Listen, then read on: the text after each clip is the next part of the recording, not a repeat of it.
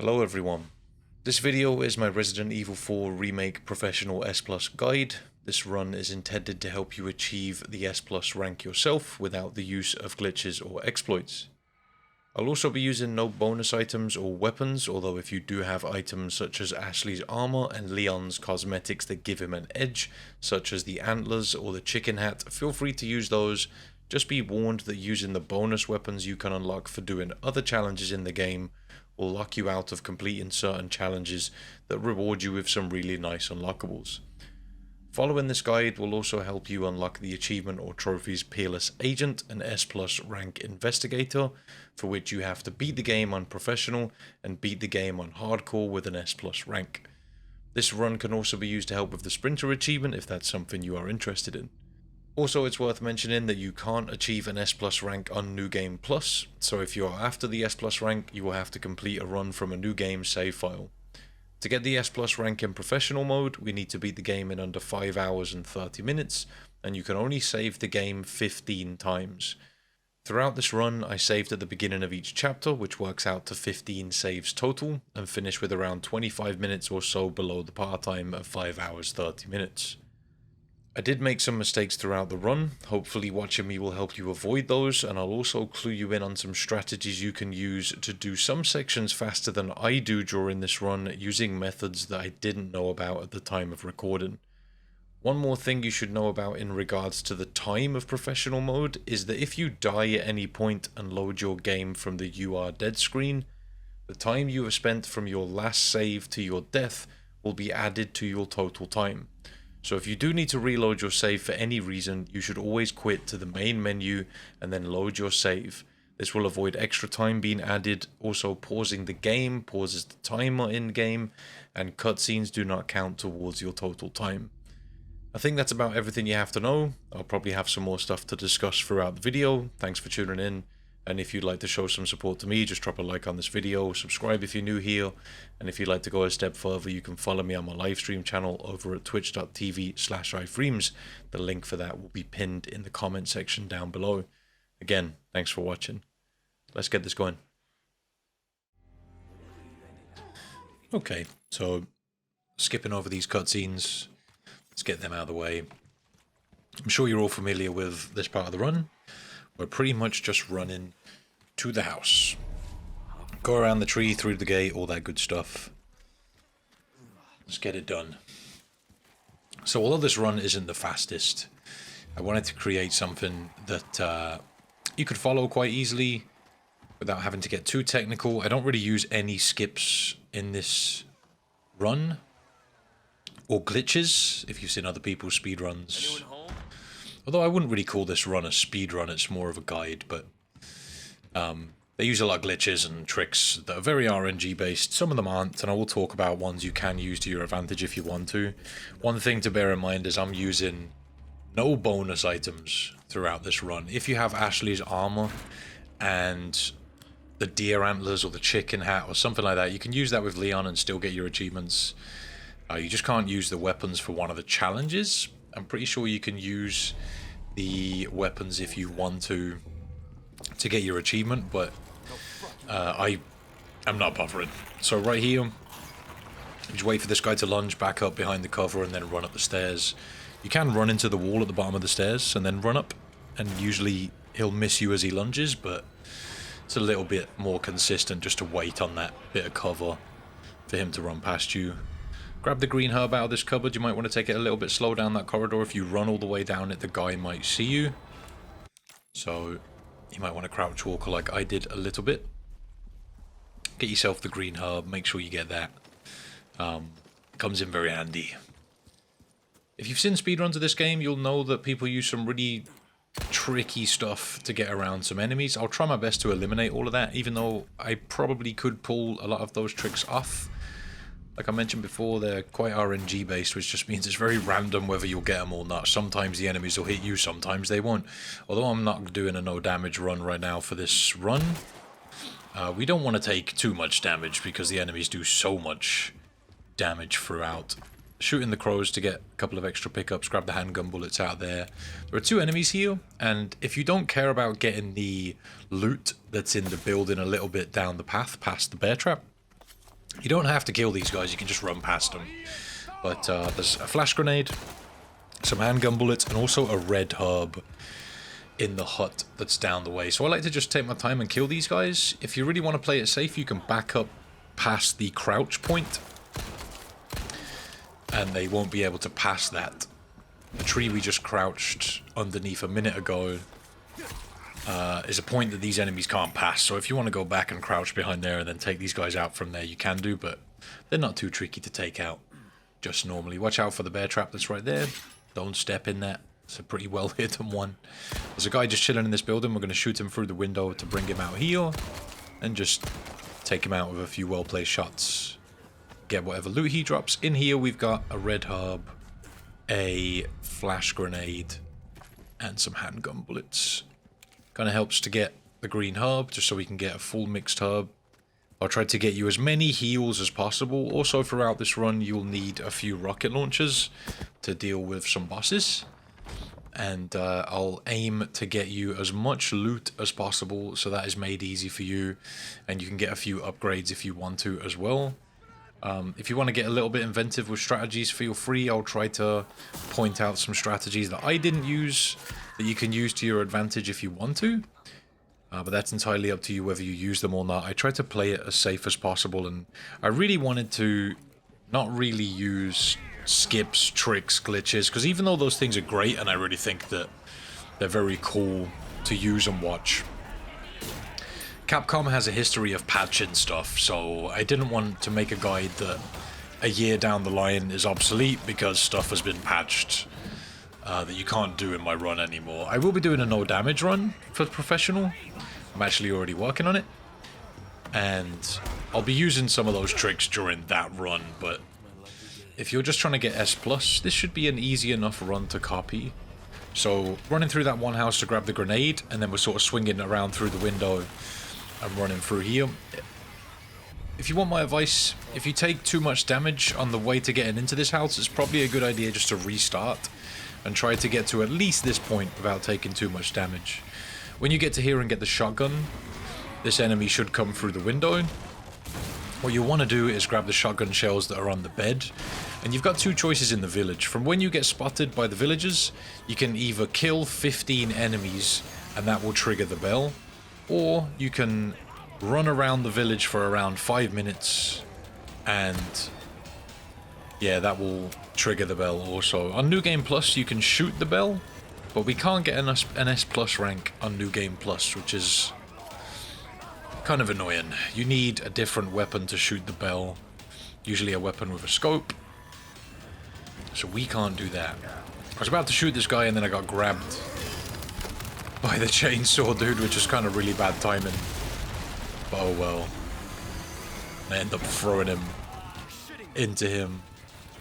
I didn't take any damage from that though. I guess it was kind of a stroke of luck that the cutscene played while I got grabbed. It just means I didn't take any damage, which is kind of nice. You should have, if you've picked up all the pickups I've picked up, 2 first aid sprays and 2 mixed herbs, so you've got plenty of heals to get you through this section.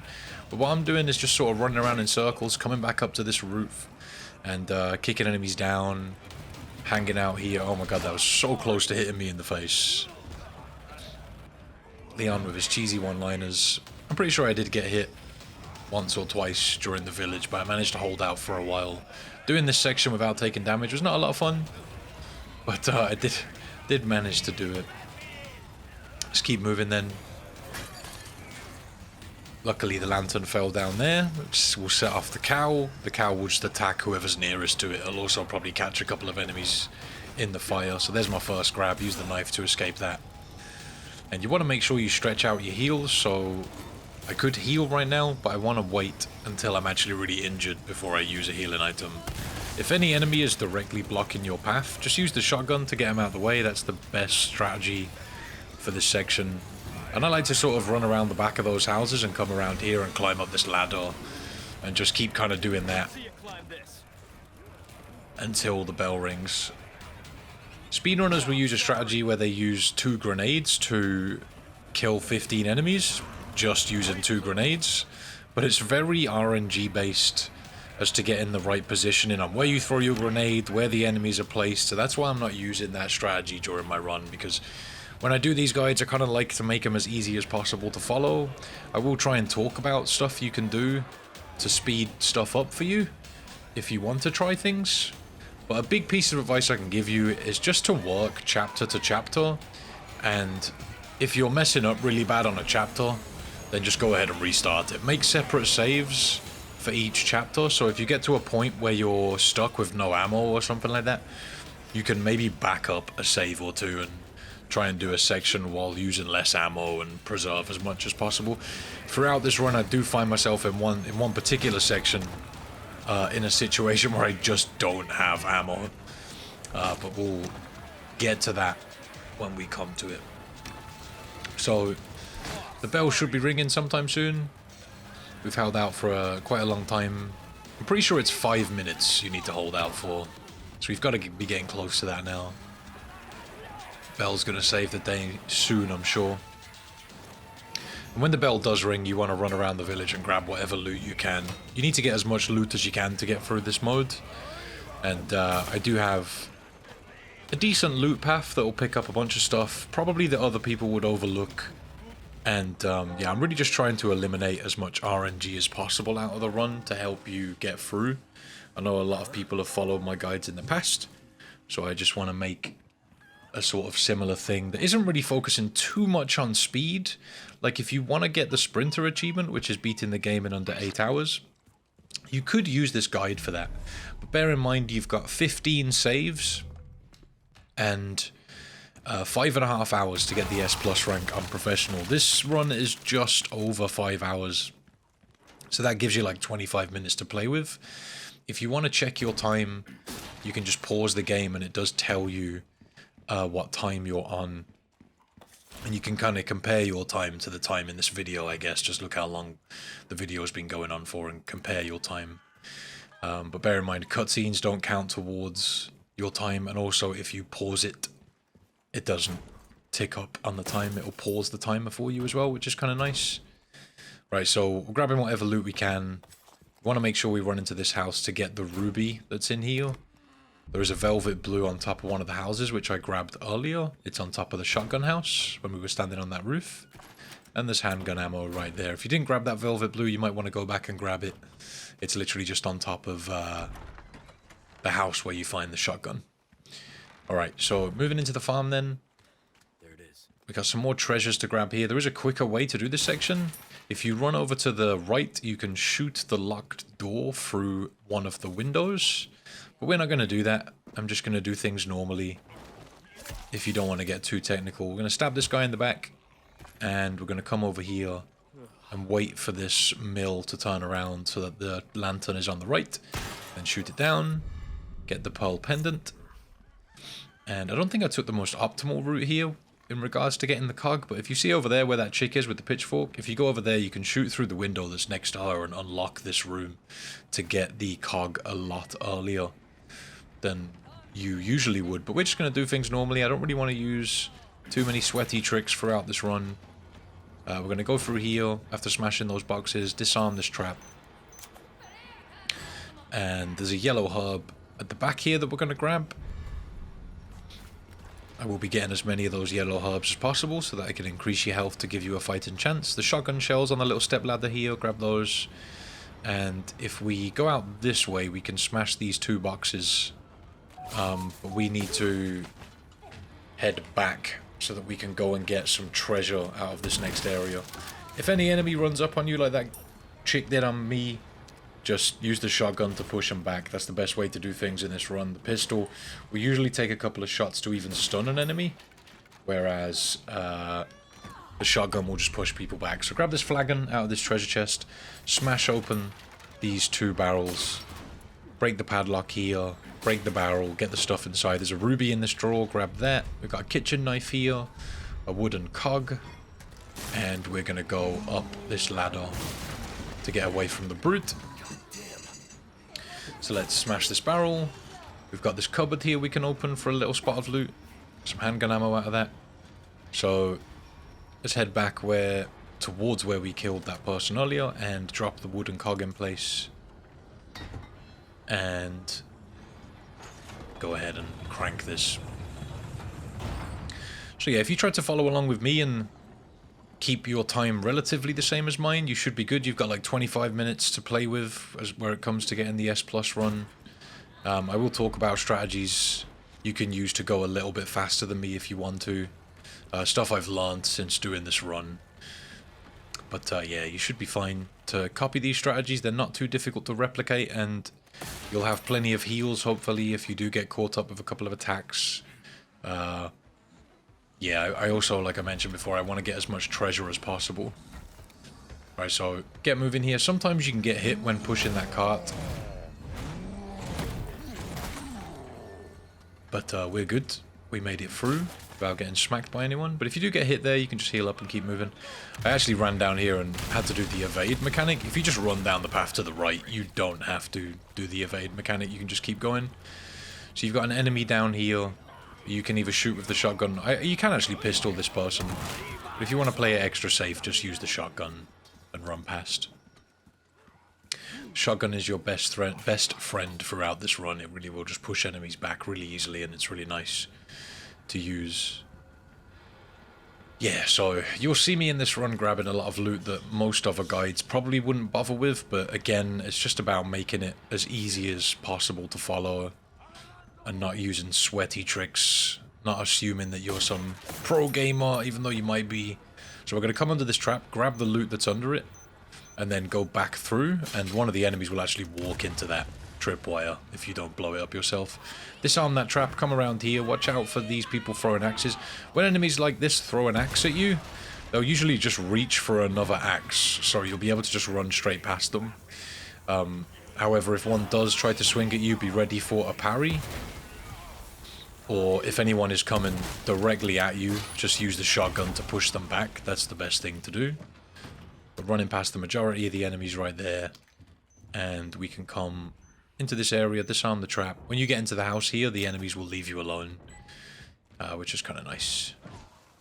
If you feel like this chapter's been a struggle, and you've taken a lot of damage and used a lot of heals, you might just want to redo it because it's chapter 1.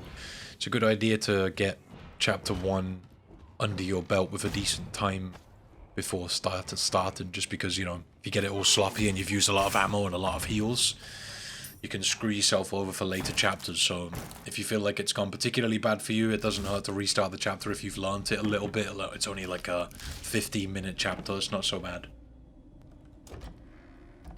It pays to get a good start when doing this professional run. But there we go. That's chapter 1 completed, and we're well on our way. 15 more to go. This is a much longer run than I'm used to doing with Resident Evil games. Takes a long time to commentate, sitting here, going over what you've got to do. So when you gain control of Leon, you won't have any of your gear. Again, you want to be saving the game at the beginning of each chapter. When you finish a chapter, just save it. And if you're having a particularly bad time during a chapter, what you want to make sure that you do is quit out to the main menu and then load your save. Don't just load it from the "You Are Dead" screen, because it will add on to your time. The time you've spent in the game from your last save to your load will be added onto your time. So just make sure you quit to the main menu. Coming through here, we're going to deactivate that bear trap that's furthest away from Leon as he's coming through. That's the one we're going to have to pass over on the way through the door. Jump over here past this guy. This dude can sometimes hit you on the way back, but jumping past him is really consistent, and you should be fine just to run past him like I did. But on the way back, sometimes he can hit you. But if he does, you could continue, but you're more than likely going to not make it to the door. So if you don't make it to the door in time to jump through it, your best bet is just to quit out the game and load from the main menu and try again, just till you get this down. A little bit of practice, and you'll have it down in no time. That section can be particularly annoying. You have to be pretty quick about getting back to the door after turning the valve. You can kill those guys, but it's just a waste of resources, to be honest, and a waste of time. Considering how close they are to the beginning of the chapter, you might as well just go ahead and run past them. Alright, so now that we're here, we're going to go through the door. First interaction with the merchant. Let's go ahead and chat to him. Sell him the Hunter's Lodge Key, the Pearl Pendant, the Velvet Blues that we've got. We'll sell him a couple of kitchen knives as well. You don't have to sell the kitchen knives. If you want to keep them so you've got some extra melee weapons, that's fine. It might make sense for later to do that, but it's up to you whether you want to sell them or not for a little bit of extra cash. So coming down here, you'll have an enemy approach you. Get ready to take them out. You can use the shotgun or the pistol. Shotgun is obviously easier and quicker. It's up to you how you handle that. I've got plenty of resources here. There is a yellow herb that we want to get in the village. So when we get here, we're going to jump down and just quickly smash this barrel. It's quicker to smash barrels by slashing with the knife, by actually aiming with it and using it, rather than pressing the prompt to smash the barrel. It's quicker just to do it. You gain control of Leon faster. Actually got unlucky here and this guy grabbed me. Just give him a little stab and keep moving. I blew up that barrel to take out the enemy on the way in. It's up to you how you handle that. You can do it on the way out or the way in of that building, depending on what you feel is best. Just use the pistol, shoot this guy's dynamite to get rid of him, and we want to head into this building. See if you can shoot the guy with the dynamite on top of the building. If you can't, when you come in here, you're going to go ahead and grab the small key out of this case, come in, shotgun this guy in the face, and grab the flash grenade that's in this locker. You want to be relatively quick in this building because enemies will start stacking up on the door, like so. I ended up getting grabbed because I got greedy and went for the other loot. It's up to you if you want to grab that or not, or leave it behind. You want to make sure you spend a little bit of time in that building, but still relatively fast, just because if you do it really quick and you just go straight up the ladder, the dynamite guy, if you haven't shot him on the way into that building, will more than likely throw a dynamite at you and kill you. So spending a little bit of time on the bottom of that floor grabbing the flash grenade can sort of time it well, so the dynamite doesn't get thrown at you as you reach the roof. Alright, so using the shotgun to clear out a couple of enemies. We've got a few enemies up here, one with a dynamite. Try and shoot that guy's dynamite if you can. I managed to hit the parry on the dude approaching, but there is a barrel next to the guy at the end with the dynamite, so you can shoot that too. If you do manage to shoot the dynamite, you can turn around and shoot the barrel now to take out some enemies. If, like me, you ended up shooting it, you'll want to just chuck a grenade at the enemies, just to slow them down so that you can open up this valve. And it sort of buys you a little bit of time for your exit as well. We just want to jump down here. We've got a guy with a dynamite chilling next to us, which is always scary. All the way down, and we're just going to bail. Sometimes there will be enemies at the exit here, so look out for them. I took another hit, which is kind of frustrating, but there's not much I can do about it. Just keep moving. I am going to work it out so that we have plenty of heals, so don't worry.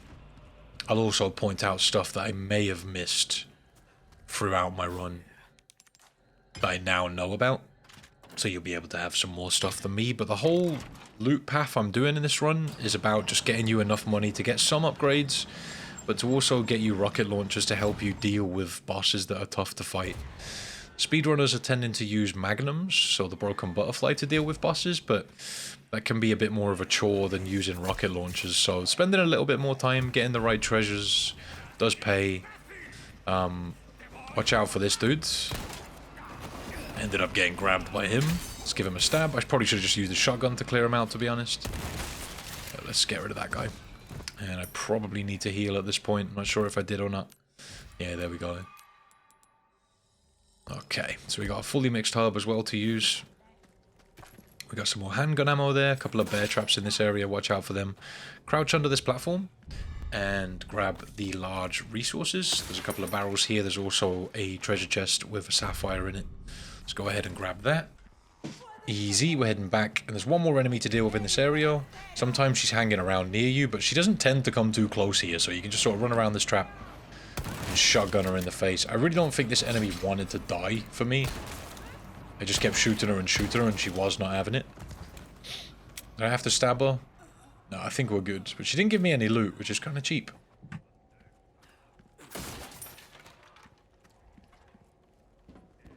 Alright, so coming up here then, there's a crow you can shoot for a little bit of extra loot. And we can also smash this barrel to get some more loot. Up in the trees here, in the area with the bear trap, is another lantern with a sapphire on it. We can shoot this and then shoot this to get another pearl pendant. And in this area is a chainsaw guy. Now, if you're feeling cheeky, you can just run past him, but if you want to play it safe, just come back here and wait right next to this stone statue. And he'll sort of do a lunge attack, but I got really lucky and he walked into the bear trap. So I just went and meleeed him and then ran past. But yeah, you can use that stone sort of grave thing, or the sacrificial altar, whatever it is, to just get him to charge at you and run around the opposite side and just head for the tripwire, duck under it, and he'll end up running into it. So coming through here then, look out for the bear traps. You don't want to stand in them. They're just an inconvenience. I don't think they actually do any damage to you, they just slow you down. Alright, so in here we've got a ruby, and in the back corner of this room there's also a small key for you to grab. That'll help us get a little bit of treasure later on in the run. So make sure you grab that. We've got a cupboard here to open that has a kitchen knife in it for us, although it may be different for you. So have a little search. There's 1,000 pesetas on the little dresser next to this puzzle. The solution here is crops, pig, baby. And we want to get the crystal marble out of there to solve a puzzle in a minute. Run to the other side of the table here and wait for this guy to come in. And you can just pistol him if you just stay on the opposite side of the table to this guy. You should be fine just to take him out. Missing my shots, but that's fine. There we go. Sorted. Alright, so up we go then. We've got a red hub on the left. And that's all the enemies in this chapter. We're nearly done with chapter 2. Let's use the marble. We want to rotate this down and then 180 degrees around like this, and that'll pretty much solve the puzzle. When you get in here, there's some handgun bullets on the sides, and you just want to open this drawer and grab yourself the insignia key, and you're away. That's chapter 1 and 2 done. Alright, 2 down, 14 to go. Progress, progress. Alright, so when you gain control here, skip the cutscene, move forward, head down here, and we're going to go outside and around to the right to save the dog that's trapped in the bear trap. You too, huh? Just go ahead and interact with him. He can help you out in the El Gigante fight a little later in the game. I think it's like 1 or 2 more chapters ahead. I think it's actually the next chapter. Alright, so moving down here then, we're going to smash this crate, get whatever's inside of it all the way around, keep going. And we're just heading back into the village now. Alright, through we go. So if you didn't search the building on your left, you can search it now if you want to for a little bit of extra loot. We're going to shoot this crow, get whatever it drops. It's a random loot drop, so you can get anything from pesetas to rubies. Quickly smash the lock in this building and come on in. That'll save you from having to fight the dogs. Deactivate the trap, and you want to select the shotgun to take out the enemy that's waiting on the other side of this door. Hop through the window, shoot this guy as well. A lot of the time, they'll just get knocked back by the shotgun, so be prepared just to run past them if you just knock them back. I wouldn't wait around to try and kill them, it's just a waste of ammo. All we're really trying to do is get them out of the way. In this box, when you enter the church, is a viper. Make sure you slash twice so that you don't get bitten by it. Get the viper, come in here, open up these couple of cupboards. There's also a couple of boxes back there that I didn't open. If you want to go and smash those. Although we do come back to this area. Also in the church on the table is a first aid spray in a box. I didn't grab it during this run. But if you want to open it up, it's just on the table. We just went past where we got those shotgun shells. In that drawer is always a set of shotgun shells. You want to grab them. We're selling the Viper and a couple of treasures that don't require gems to the merchant. And we're going to buy the flash grenade recipe as well from the merchant. We do need that throughout this run. Sorry for talking over dialogue with the merchant and just other things in general, but it's got to be done so that I can explain to you what we're doing. We're crafting, I think I just messed with some herbs there, but if you haven't got any flash grenades, you'll want to craft one now. You should have enough stuff to do so. I've got 3. We haven't used our flash grenade that we got from the start of the game. But yeah, go ahead and craft one if you want to. Right, so let's grab the pesetas here. We're going to smash up all of this stuff. Get those 2 gravestones smashed that's next to that gravedigger, and you'll get the merchant request grave robber done. We will be completing quite a few requests throughout this run in order to go ahead and get some extra spinels. So let's keep moving. Smashing this stuff open. Let's keep going, keep going. And back here you can find a large resources. Also an elegant headdress in that treasure. I'm not sure if you can get that in chapter 5 when you come back to that section. But we're not gonna worry about that too much. If you didn't have any flashbangs by this point, you'll have the resources to make one now from grabbing that. And you will need a couple for this chapter. So hopefully you haven't used them all. Let's hop down. We want 2 flashbangs for this chapter at least. Just keep moving. We will be using the flashbangs a lot throughout this run, so be careful using them. So I shoot this guy's bottle out of his hand, and then start on the right and move to the left when that guy pulls his arm back to throw. It's a good technique to get used to with the enemy's throws. They kind of, when they pull their arm back, it's kind of where their projectile is going to go. So if you run in a straight line until they pull their arm back to throw and then change direction, they'll miss. So it's a good little strategy to learn to copy.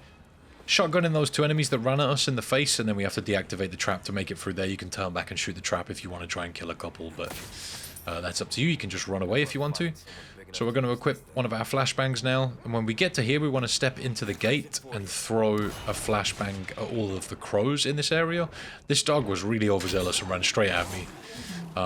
But yeah, you can shank him once you knock him down with a flashbang. We're going to take the other dog out with a pistol. And all of the loot here that's been dropped is from the crows. You can also get the achievement for killing 3 enemies with a flashbang here.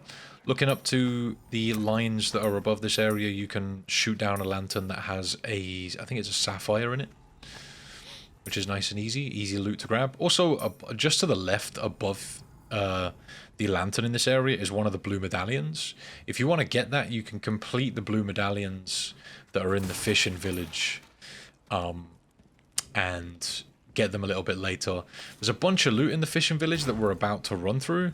We're not going to get it all now though. We can actually go back there in chapter 4 and it's all completely free to grab because there are no enemies there, whereas right now it's completely full of enemies, and it takes a couple of minutes to backtrack there and get a bunch of loot where we can get extra money, extra ammo, extra heals. The blue medallions are there, there's treasure there.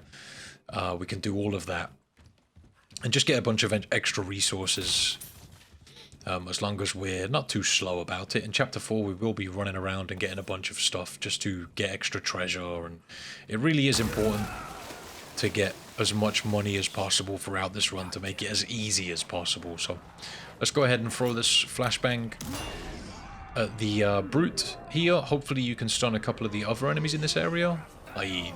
these ones. You can head to your left here, or you can follow my path, which is this way. I feel like this path is a little bit easier, but it's a little bit longer, so it's up to you if you want to take it or not. Let's head around this guy. Up here, bunch of enemies. Let's go ahead and deactivate this trap. Hopping down here then. We can use the trap to our advantage if the brute doesn't blow it up. He sort of swung into it and blew it up for me there, but you can look back and shoot it to take out a couple of enemies if he hasn't hit it. It's up to you. We've got the chicken egg and the boat fuel in this room. We want to pretty much get straight back out of here. Be ready to shoot any enemies that are at the door. Also be ready to evade the brute. That attack is pretty easy to evade. Just be ready for it as you come out that door, because he'll swing at you a lot when you come through it. Okay, so we got this guy with the bow. We want to kind of avoid his first shot and then shoot the trap to sort of stun him for a second. Makes him flinch. And then we can jump back down here and exit the fishing village. Taking the route that is longer at the start sort of brings more enemies out of this area for the way back, which is decent. And we've got these few to deal with on the way out. This one managed to get a crossbow shot on me, which is kind of rough. I'm getting beat up. Let's go ahead and use a heal. Keep ourselves alive. And yeah, we're out of here. So, not the easiest section, but not the hardest. Let's get ourselves some extra loot there. And we're gonna move on. So we've got Del Lago coming up. This boss fight is a lot more difficult than it is on the easier difficulties, but I think they actually patched it to make it a little bit easier in regards to the amount of damage you take when you bump into the debris that's in the lake. So you'll notice that I'm taking a ton of damage when bumping into the little floating debris in the lake, but you shouldn't take as much damage now. I think they actually reduced it with one of the newer patches, but the fight should still take as long. You just want to make sure that you're avoiding Del Lago when he jumps out of the water at you. I'll try my best to direct what you want to do. Make sure you get the loot that I just grabbed. There's a yellow hub in one of those little shacks. We do come back to this area in the next chapter, but make sure you grab that yellow hub.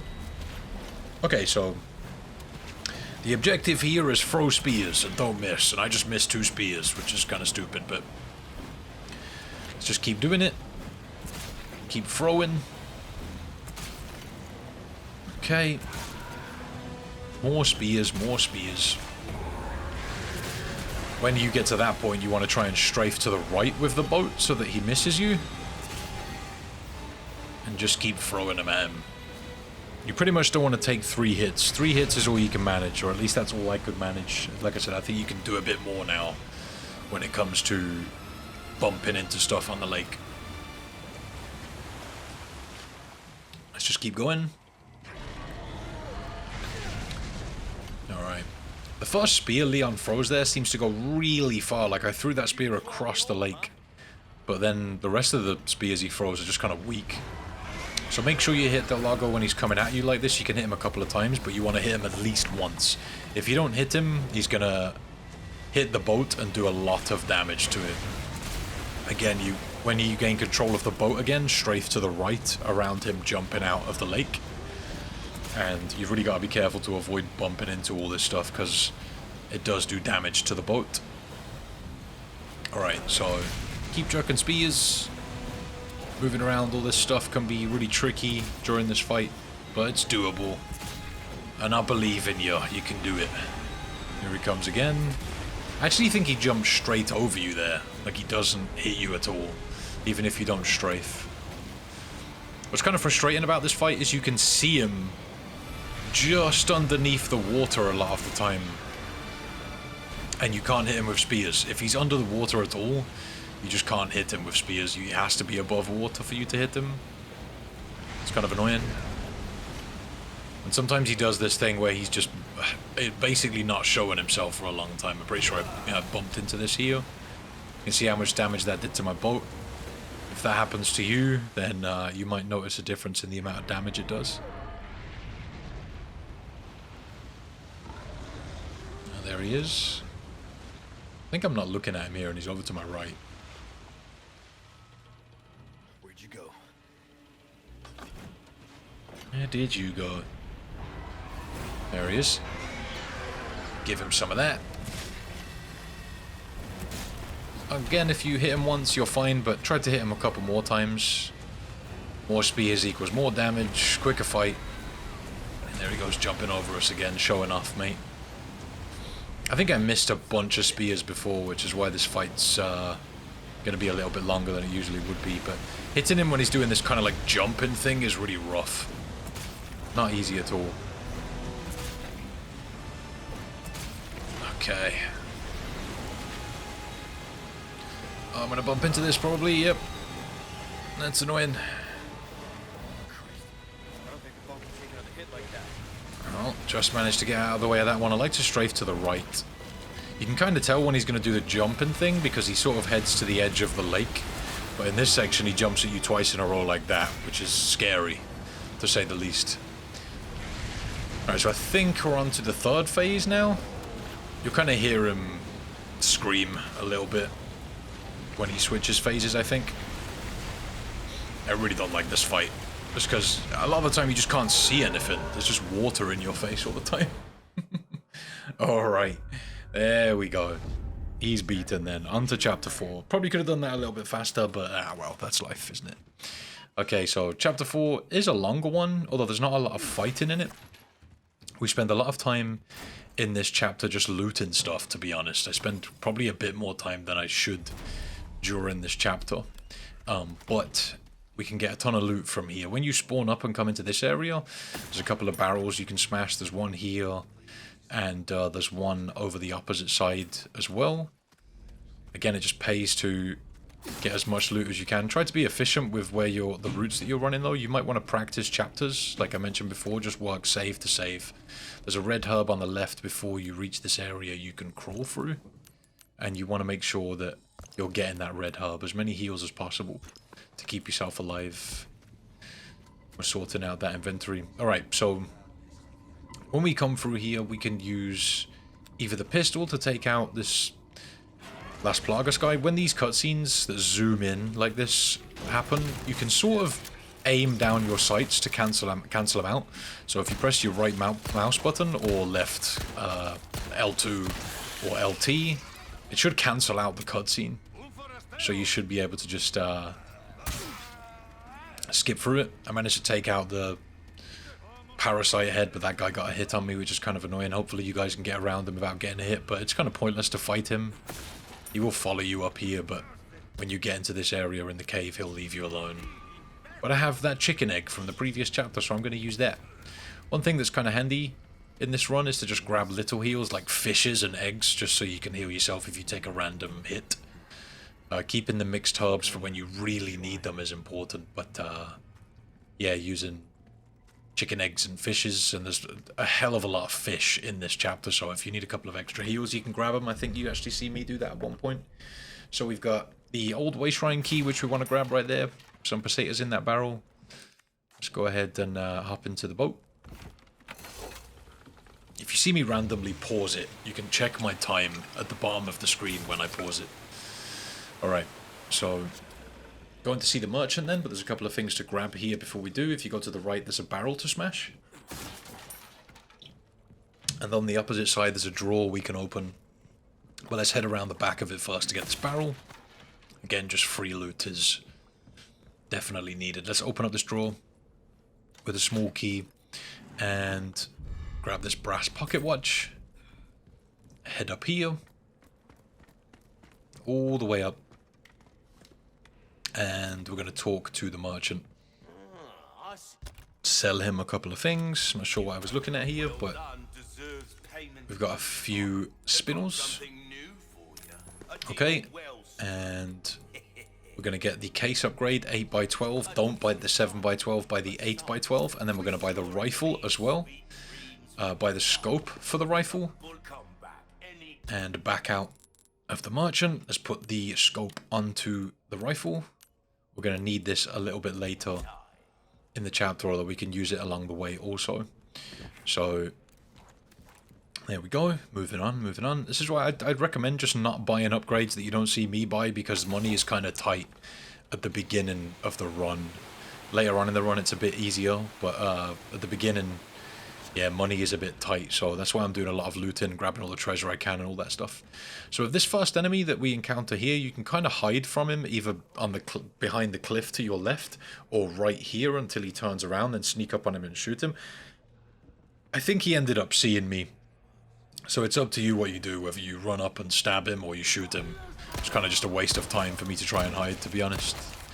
But you can do it, if you're a little bit more patient than I was. Just take him out however you see fit.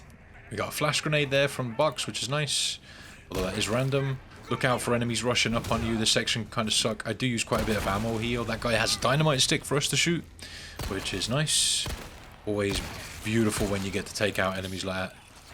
The reason I'm taking out these enemies is because on the way back we're going to get overcrowded by them if we're not careful. So to keep it nice and safe, let's just go ahead and deal with them from a safe distance and just keep ourselves alive.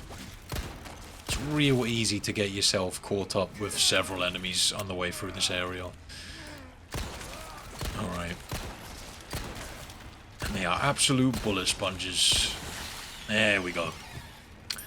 And if you've looted alongside me, you should have a bunch of handgun ammo. Again, that's why I loot a lot, just so we have more ammo than we probably need for most sections. This guy got a slap on me, which is really annoying, but he gets shotgun to the face. Let's go and stab him while he's on the floor.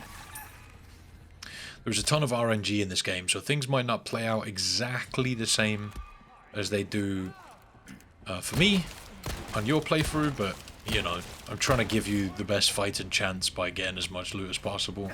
I didn't manage to get the melee on this dude, so he managed to get a hit on me, which is really annoying. If you throw an enemy to the ground like this, you can run up and just stab him, which is really nice. You take a little bit of damage, but you also get a free kill, kind of, you know. Alright, so grabbing up the loot, we got barrels and all this other stuff. We should have a bit clearer of a run through now. There's one enemy at the end here who'll throw an axe at you. Watch out for his axe throws. Almost hit me. I almost strafed right into that. I shoot his thing out the sky. I ended up shooting the guy with the dynamite in the back though, which was kind of a nice shot. Proud of that one. Alright, so he's down. I'm not sure if he's going to mutate or not. He didn't. There's also an enemy right here. I'm going to shotgun him. Beautiful. So in this area we've come to is a yellow herb, which is why I'm here. Shoot this lantern down to slow these guys down. Managed to parry that axe. It's always nice when you get the perfect parry on this difficulty. Alright. You can also parry those Molotovs, and it just sends the flames away from you, which is kind of nice. Right. Let's keep moving. Alright. Got this guy that's on fire with his parasite head. You can see how much pistol ammo I've used in this section just by fighting for a small amount of time. But we will be running around and looting a bunch, so we'll get a bunch back before we get to the next fighting section. This chapter has like a lot of looting, so grab up the yellow herb, smash the barrel, get whatever you can out of it, grab all the stuff off these guys, and there's also a lantern up here we can get, which is in the same area as the yellow herb. It's velvet blue, a little bit of extra treasure. Before anyone tries to tell me, I'm well aware that you can do these sections faster just by running past enemies if you want to, and that's entirely up to you if you want to do that. You can save some loot and maybe some time as well. Definitely some time. I just want to make sure that anyone following my guide has the safe option, because running past enemies can usually be really risky, and in this section, because there's so many enemies, they'll stack up really quick on the way back, and you can find yourself just swarmed with enemies on the way back, which is what was happening to me a lot when trying to practice this section. So rather than fighting against RNG, I'll just say at least try to kill the majority of the enemies. So these are the 3 buttons you have to press here. Hopefully you caught that. They can be a little bit fiddly on mouse and keyboard to press the right one, but we got there in the end. We got these 2 enemies. Using the shotgun to try and clear them out. They do not want to die. Hopefully I can finish them off with the pistol here. It should be pretty hard from them shotgun blasts. That guy didn't mutate, which was nice. More enemies coming, but I think at this point I'm just going to leave and jump down here where we got the yellow herb and all that stuff, and then head out this way. And now we can go and unlock this gate and leave. You shouldn't have too much trouble. Hopefully you've managed to slap off most of the enemies there. I know it's a frustrating section, which is why I did it the way I did, because I just kept getting bombarded with enemies and getting hit a bunch of times, and I just feel like if anyone's trying to copy my run and it doesn't really feel that consistent to me, I should probably just take it slow and safe. So heading left when we leave on the boat, and we can come to this area. And this area has a couple of barrels here for us to smash first of all, but also a way shrine for us to open, which has is that a splendid bangle in it? Yeah, splendid bangle. And also there's an alexandrite and a lantern up above us right there. A couple of easy treasures to grab along the way. There's a lot of looting in this chapter, like I mentioned before, which is really important, to be fair, to this run. Like I mentioned before, there's a ton of RNG in this run, so like I could end up getting shotgun shells out of a crate, but you could get pesetas. So there can be things that happen where I've got more ammo than you, or I've got more gunpowder, say, or resources, whatever, but this is why I do a lot of looting in these runs, because I feel like if anyone is using this for a guide, they'll end up being in a better position if I do a lot of looting. Just be mindful of your time. If you feel like you're doing a chapter and it's taken you too long, then you might want to redo it and just make sure that you're keeping up with the time as well as much as possible. It's like 25 minutes to play with, but just don't, you know, dawdle around. Make sure you're keeping it productive on each of the chapters that you're doing. So after going to this middle boat, we can get the Red 9, also another Alexandrite. We can smash up the barrels on the lake so that we can get extra pesetas. Come over here to the chicken village and get yourself a golden egg and a bunch of chicken eggs. There's also a velvet blue here as well. There's the golden egg. So we're going to use that golden egg to kill a boss later, so don't sell it to the merchant. Do not sell that golden egg.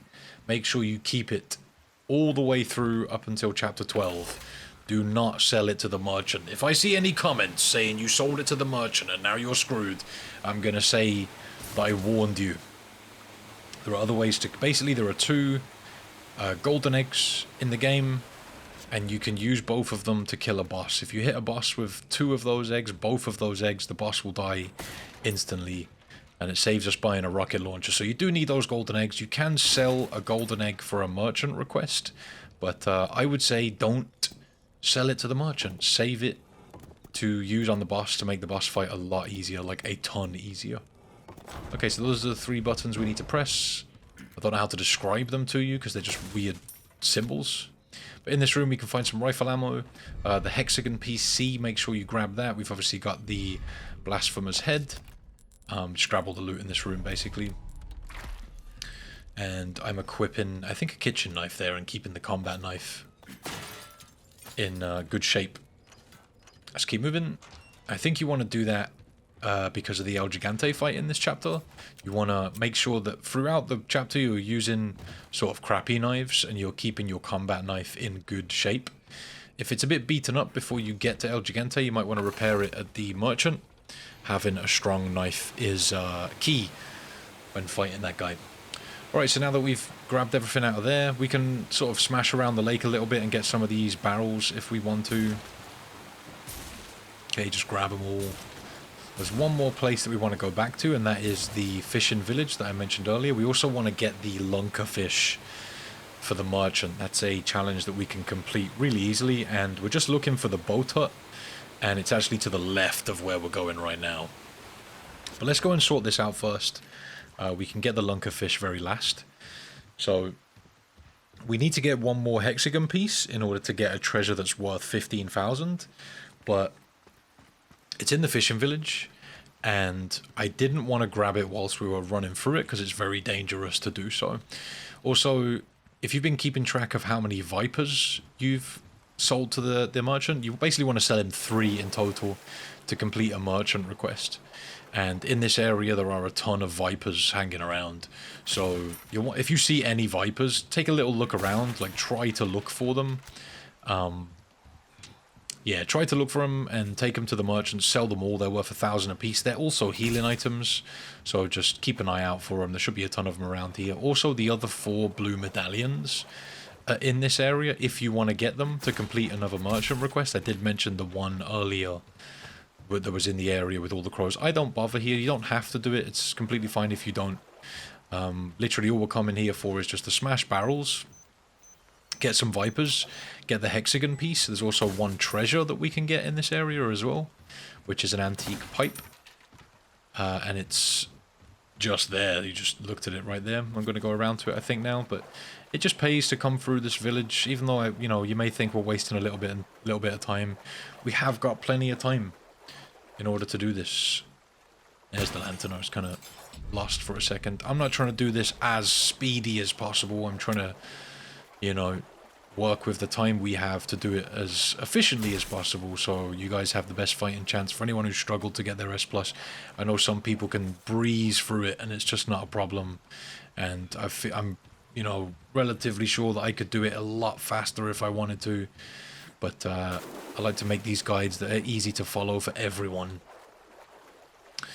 and don't cause too much stress. And this is also why I mentioned just making separate saves throughout your run. Just save chapter to chapter and save them separately. That way, if you need to go back because you've messed up, you can go back easily and just redo chapters and sort out your time. If you overwrite the same save again and again and again, you'll get to a point where you can't go back 3 chapters because your save is stuck on a certain chapter, you know? You've saved over the same thing, so you can't go back and redo stuff. And I'll keep mentioning it, but if you are messing up on a chapter and you feel like you really need to restart it, make sure you quit to the main menu. Same as if you die anywhere, make sure you quit to the main menu and then load your save.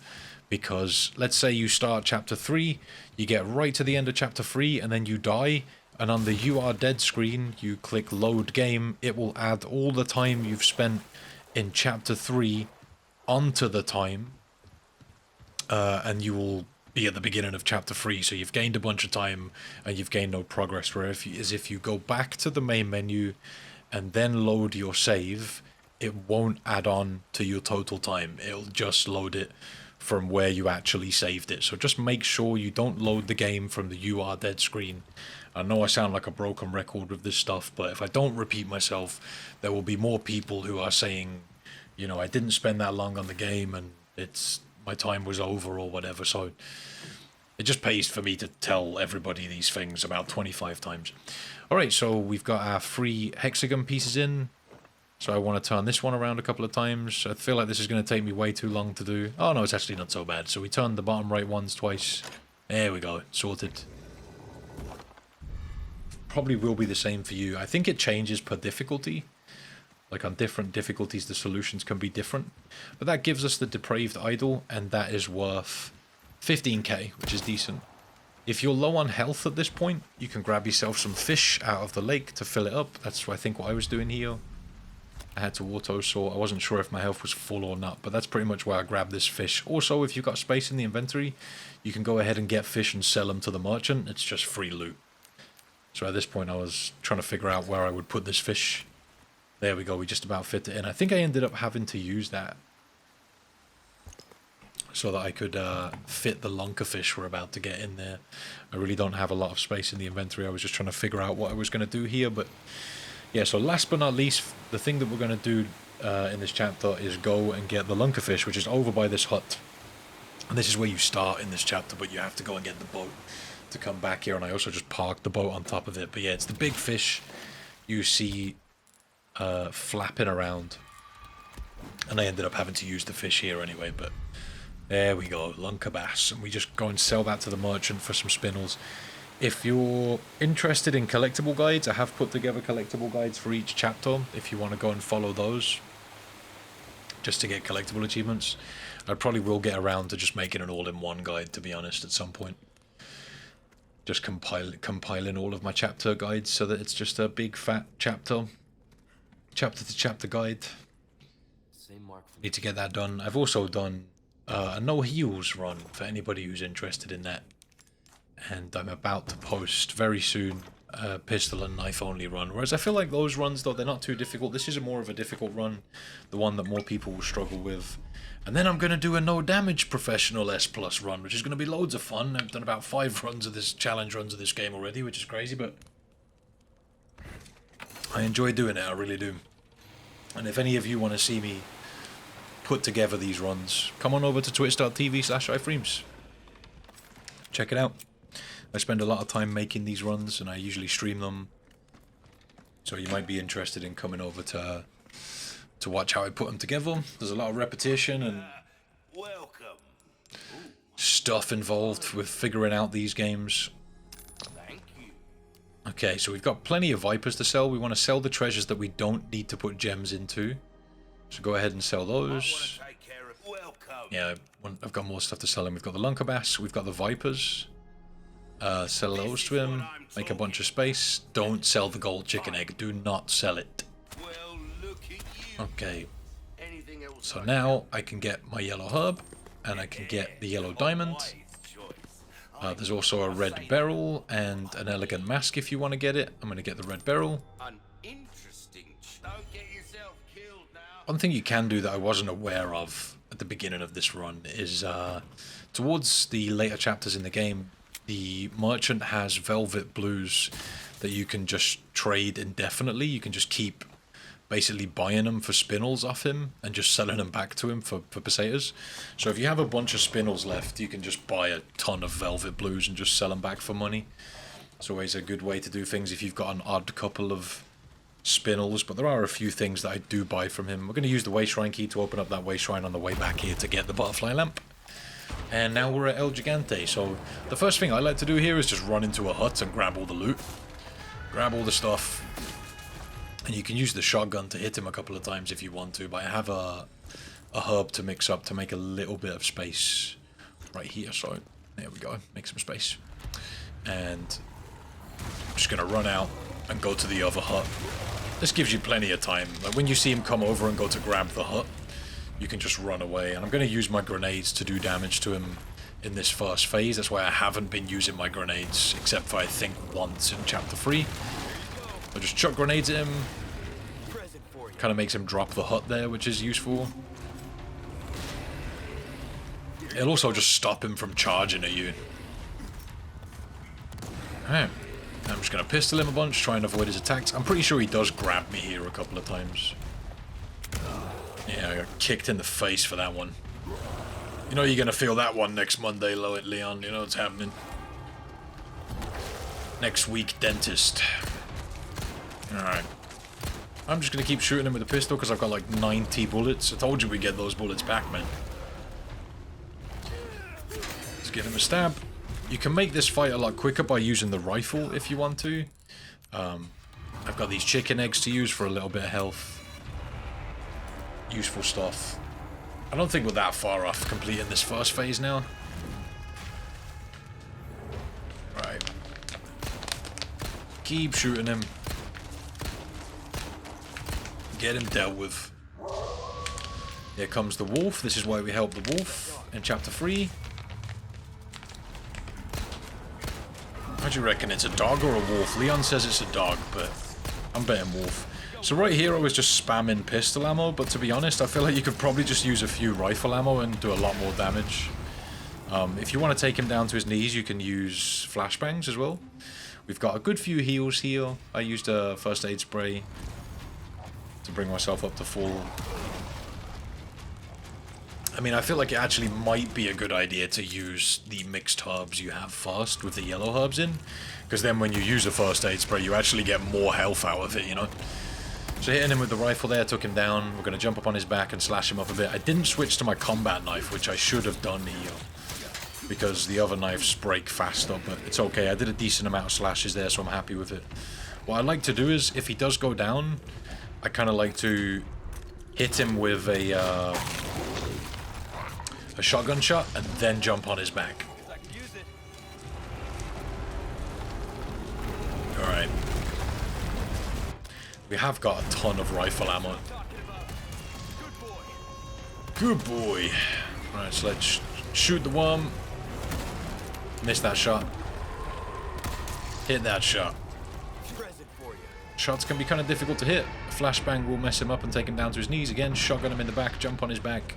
I got my combat knife out here now, so we can do more slashes. Definitely a good idea. We shouldn't be far off beating him, to be honest. We're doing pretty well. We can make another flashbang here. And we'll just put him back down on his knees if we want to do that. Sorted. Here he goes. Nah, he's not going down this time. There we go. Get him down. And he's done. Beautiful. Easy. Thank you, Mr. Wolf. Appreciate it. Yes, yes. Okay. He's giving us a woof woof. Let's go. Alright, grab up the loot here. And we are out. Still got plenty of ammo, which is decent. I've got like 80 pistol rounds, 17 sniper rounds, and I'm not sure how many shotgun rounds I didn't see. Let's see if I pull it out. I don't know. So in this section, any barrels or whatever you didn't smash on the way through the first time, you can smash now if you want to. The barricade down below has also been broken. One thing I didn't mention earlier is that you can use a grenade to blow up the barricade that's below you in this area if you want to. But to be honest, it's like a 30-second time save. It's really not too much of a bother. And I feel like it's a waste of a grenade, to be honest. You kind of need them for the El Gigante fight or just future fights. Watch out for the Viper in this crate. you want to get it just because it's worth 1,000 pesetas to sell to the merchant, but also it's a healing item if you're desperate. So, all right, so we're almost done with chapter 4. Then I know this has been a very long chapter. I like to spend my time looting a bit though, just to help you guys out with money for the rest of the run. It does make things a lot easier, man. All right. So we can use the sniper to take out this wolf. Again, that's one of those cutscenes where you can aim down your sights and it will stop the cutscene as soon as it starts. So you gain control of Leon faster, saving yourself a little bit of time. And use the church insignia here to get into the church. I was trying to skip the cutscene there. I didn't get to see my time. But I think we're about around the 1 hour mark or so throughout the run. And like I said, this run is about, I think the total time at the end is 5 hours and 5 minutes. So you've got 25 minutes to play with. But do your best to keep an eye on what I'm doing, replicate it, and maybe throw in a few improvements that I'm talking about. Try to stay, like I said, on point and not get too sidetracked. And if you are struggling to find your way, pause your game. Just pause it. Your time won't continue if you pause it, and you can just check what I'm doing and figure out where you've got to go next. And if you feel like you've really messed up a chapter, I would advise just redoing the chapter. And make sure, again, I'll keep saying this, just make sure you quit the main menu and load your saves from there so you don't mess up your time. Alright, so this green one, I like to look at the point. That's the little tip of the Illuminados symbol thing. I think that's what it is. And then just kind of try and match up the symbols to the other bits and pieces. Not too much of a difficult puzzle, to be honest. I usually start with the green one and work my way from there. Alright, so that's chapter 4 done with. We can just smash these barrels, walk into this room next to us, and finish this chapter. Beautiful. Let's go.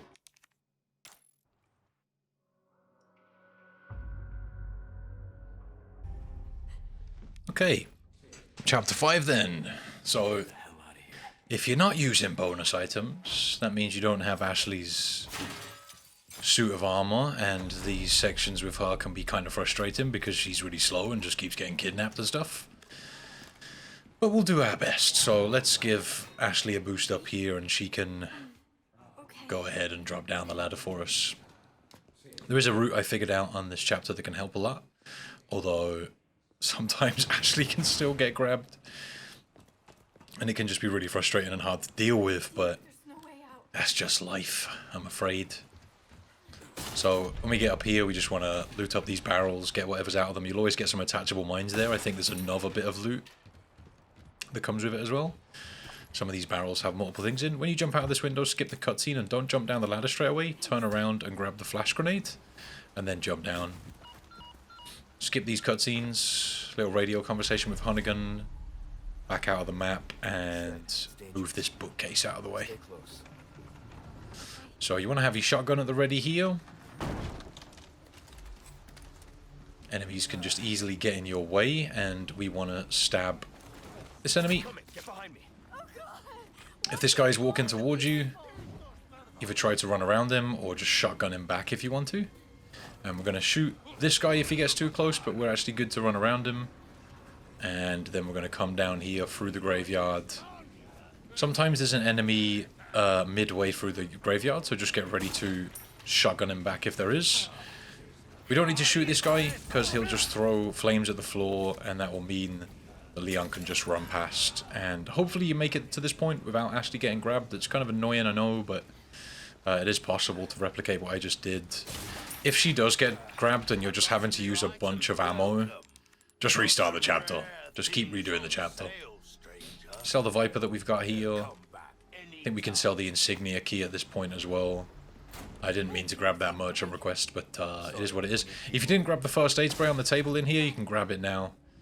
It's just on the table as you come through that first door. Smashing up the barrels, getting what's in there. We've got this guy in the way. Just blast him up with a shotgun, jump through the window. And when you get into this room, you want to wait for Ashley to catch up to you. So just wait here. Let Ashley catch up. She is slow as hell at opening doors. So we're going to come through here and immediately go to the left. Run around the enemies. Hopefully Ashley doesn't get grabbed. She should be good to follow you.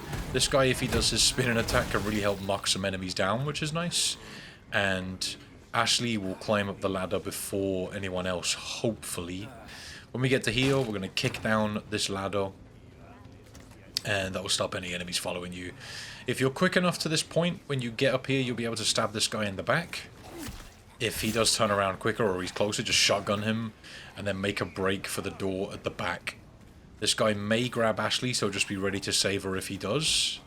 There should only be these two enemies here, and because you've come through the door, this guy will sort of stand there a bit confused and end up dropping Ashley.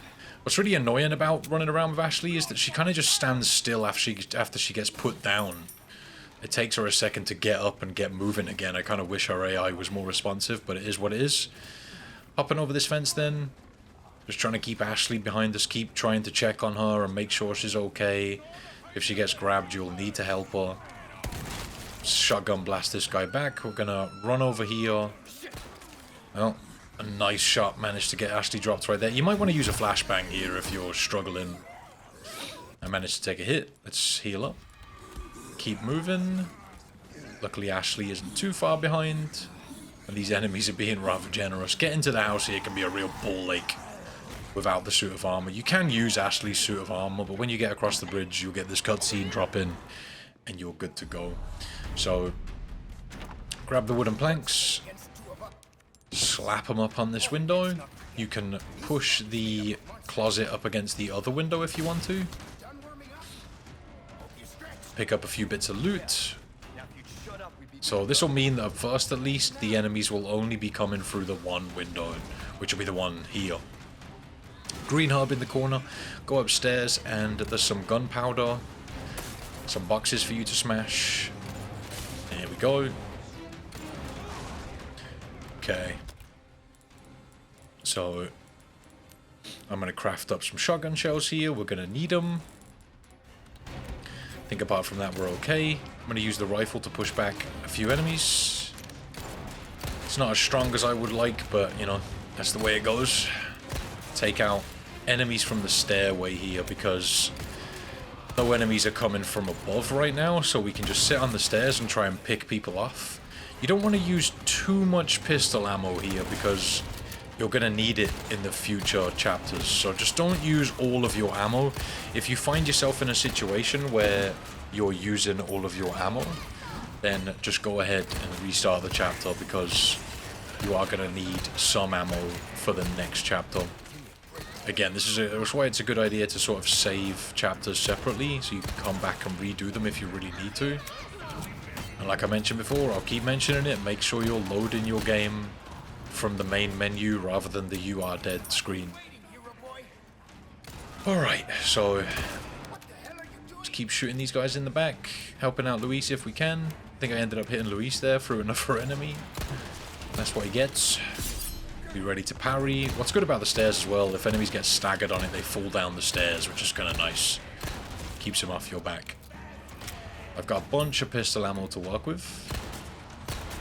If you do run low, Luis will chuck you more. See how spongy these enemies are. The reason I haven't been upgrading the pistol though is because we need a rocket launcher for Mendez, so I don't want to use too much of my resources before then. Alright, so getting ready for any enemy just charging up at me. Use the shotgun to push them back. If you need to run back a little more than that, you can do. We got some extra wooden planks here. Got this guy trying to charge up at me. Shotgun him back. Not having any of that crap. Alright. Do your best. Keep pushing him back. I think this section is linked to how many enemies you kill, so you're just gonna have to do your best to keep pushing them back. We can use grenades if we need to. You want to save some of your ammo for the end of this section when you have to fight the brute. He drops an emerald and we want to grab that, but when you kill him it's pretty much done. Any enemy goes to the floor, make sure you stab them, just like that. Grab up what loot you can from the enemies that you've taken out at the bottom of the stairs. Use this rifle to your advantage. Keep popping them. I know it's not easy, Managed to take that axe straight to the face there. Still got about 50 pistol ammo left, which is nice. Alright, I got hit the wall and cutscene saved me, maybe, I think. Let's go ahead and push this guy back. They just keep coming. So if you can, what you want to do here is try and push any enemies back that get too close, and then kick the ladder down upstairs. If you don't manage to do that like I didn't, you'll want to go downstairs and pick off enemies from there. Enemies will sort of stop coming from downstairs at this point, and they'll start climbing up the ladders to upstairs. So you'll be in a good position just to defend downstairs if you can. Just make sure you're being careful, using the shotgun to keep enemies away from you. I need to reload here, so I'm actually in a rough spot. Doing my best just to stay alive. I took another hit. That guy missed his grab. Let's go ahead and use the only mixed herb I have left. Whoa, oof. Big slap. Alright, push him back, push him back. Only got one enemy left down here, which is kind of nice. Sorted. Do your best to keep everything loaded, man, because you don't want to be caught with your pants down like I just was there a second ago. So like I said, you'll have less enemies coming from downstairs now and more enemies coming from upstairs. So you'll be able to defend downstairs a little bit better after you have the cutscene with the ladders.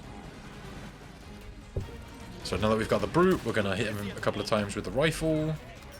Throw a flashbang at him. That'll stun up everyone else. We can melee him or stab him if you have the knife. And start blasting him up with the shotgun. Missed that shot. Managed to get the dodge off there. Let's reload. There we go. Keep blasting him. Alright. He's got to be close to dying now. Not sure what I do here, whether I throw a grenade or something. I'm using the pistol. I'm getting pushed. That guy was actually looking at Luis, I think. For some reason, he wasn't paying attention to us, which is nice. I will take it. Alright. So I could have got a melee off from the... Oh, God, someone just hit me. Not sure what that was. Let's use a couple of green herbs. Unfortunately, we don't have a mix, but that's fine. There we go. Let's get out of there. I don't think I managed to get the emerald, but I'll take it. That part is tough enough as it is. Doing that section, no damage, is going to be horrible. I managed to save a bunch of ammo, and there is a reason for that, because this section we have to fight a bunch of enemies. You don't want to be too strapped for ammo during this chapter. I still have like 5 shotty shells, like 50 odd pistol bullets, which isn't bad. Some rifle bullets, a couple of nades, and we can get a bit of ammo throughout the chapter. But if you get to this chapter and you are really strapped for ammo, you might want to go back and redo chapter 5 and just try and manage your ammo a little bit better. Alright, we got a kitchen knife there, a few pesetas. Grab whatever's in these boxes. Let's go talk to the merchant. Sell him our insignia key, the wooden planks that we didn't use, and we can also sell the red 9 here. Bolts can go, submachine ammo can go. We're not using any of those. Let's sell all of those up. I think apart from that, we're good. We need to save our money here, so I'm not upgrading anything. We need to save the money to get a rocket launcher for Mendez. So, keep saving all of that. Stab up these boxes. And, not sure where I'm going back for. Let's see what I'm doing. I'm going to tune up my knife, I think. Yeah, get my knife repaired, because it's not in good shape at all. Broken, in fact. Grab up all the little bits of loot that are around this area. And then move on. On this difficulty, when you come into this area, there's an extra enemy that isn't usually there on other difficulties. He's just to you at my left here, in front of you. And you want to wait for the guy that's just ahead of you to sort of turn his back. You can sort of see him through the cracks of the wood. And you can see him there sort of facing us. He's just turned around. So now's the time to go and stab this enemy and get rid of them. Let's go ahead and get the next one. Stab them as well. Sorted.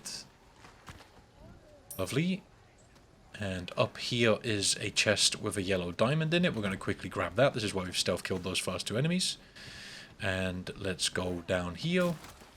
And we want to grab the items that are in the shack just ahead of us, because there's a large resources which we want.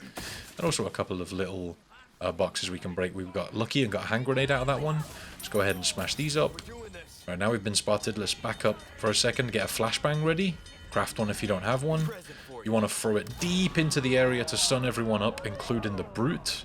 And watch out for these traps. You can kick the brute if you get a chance, or stab him if you get a chance. Ashley's getting grabbed. Let's save her with the shotgun. Keep moving. Oh god, it's sweaty. It's a sweaty part. But we don't want to use too much ammo here because we need it a little bit later in this chapter. Evade this guy if you need to. When you get to this point through the gate, if Ashley hasn't been grabbed, she should get left alone and she should just pretty much catch up to you. So when we get to here, there's a guy camping on this corner like he's playing Call of Duty. Just try and pick him off through the doorway and use your pistol to get rid of his parasite head. Reloading. Nearly done. There we go. A couple of barrels to smash here. A couple of velvet blues. That was actually really good RNG for us. And we've got a treasure in here. Alright. Whatever's in these barrels too. Let's move on. I'm fine. Apparently she is fine. Alright, so I'm going to craft myself some rifle ammo for the next section. And I think I really don't do that often throughout this run. I usually just craft up. I use the large resources to craft up flashbangs. But it's fine. Just keep going. Keep moving. We've got submachine gun ammo there, which is only good for selling, but it's still something. We're going to come up these stairs and stab this guy in the back.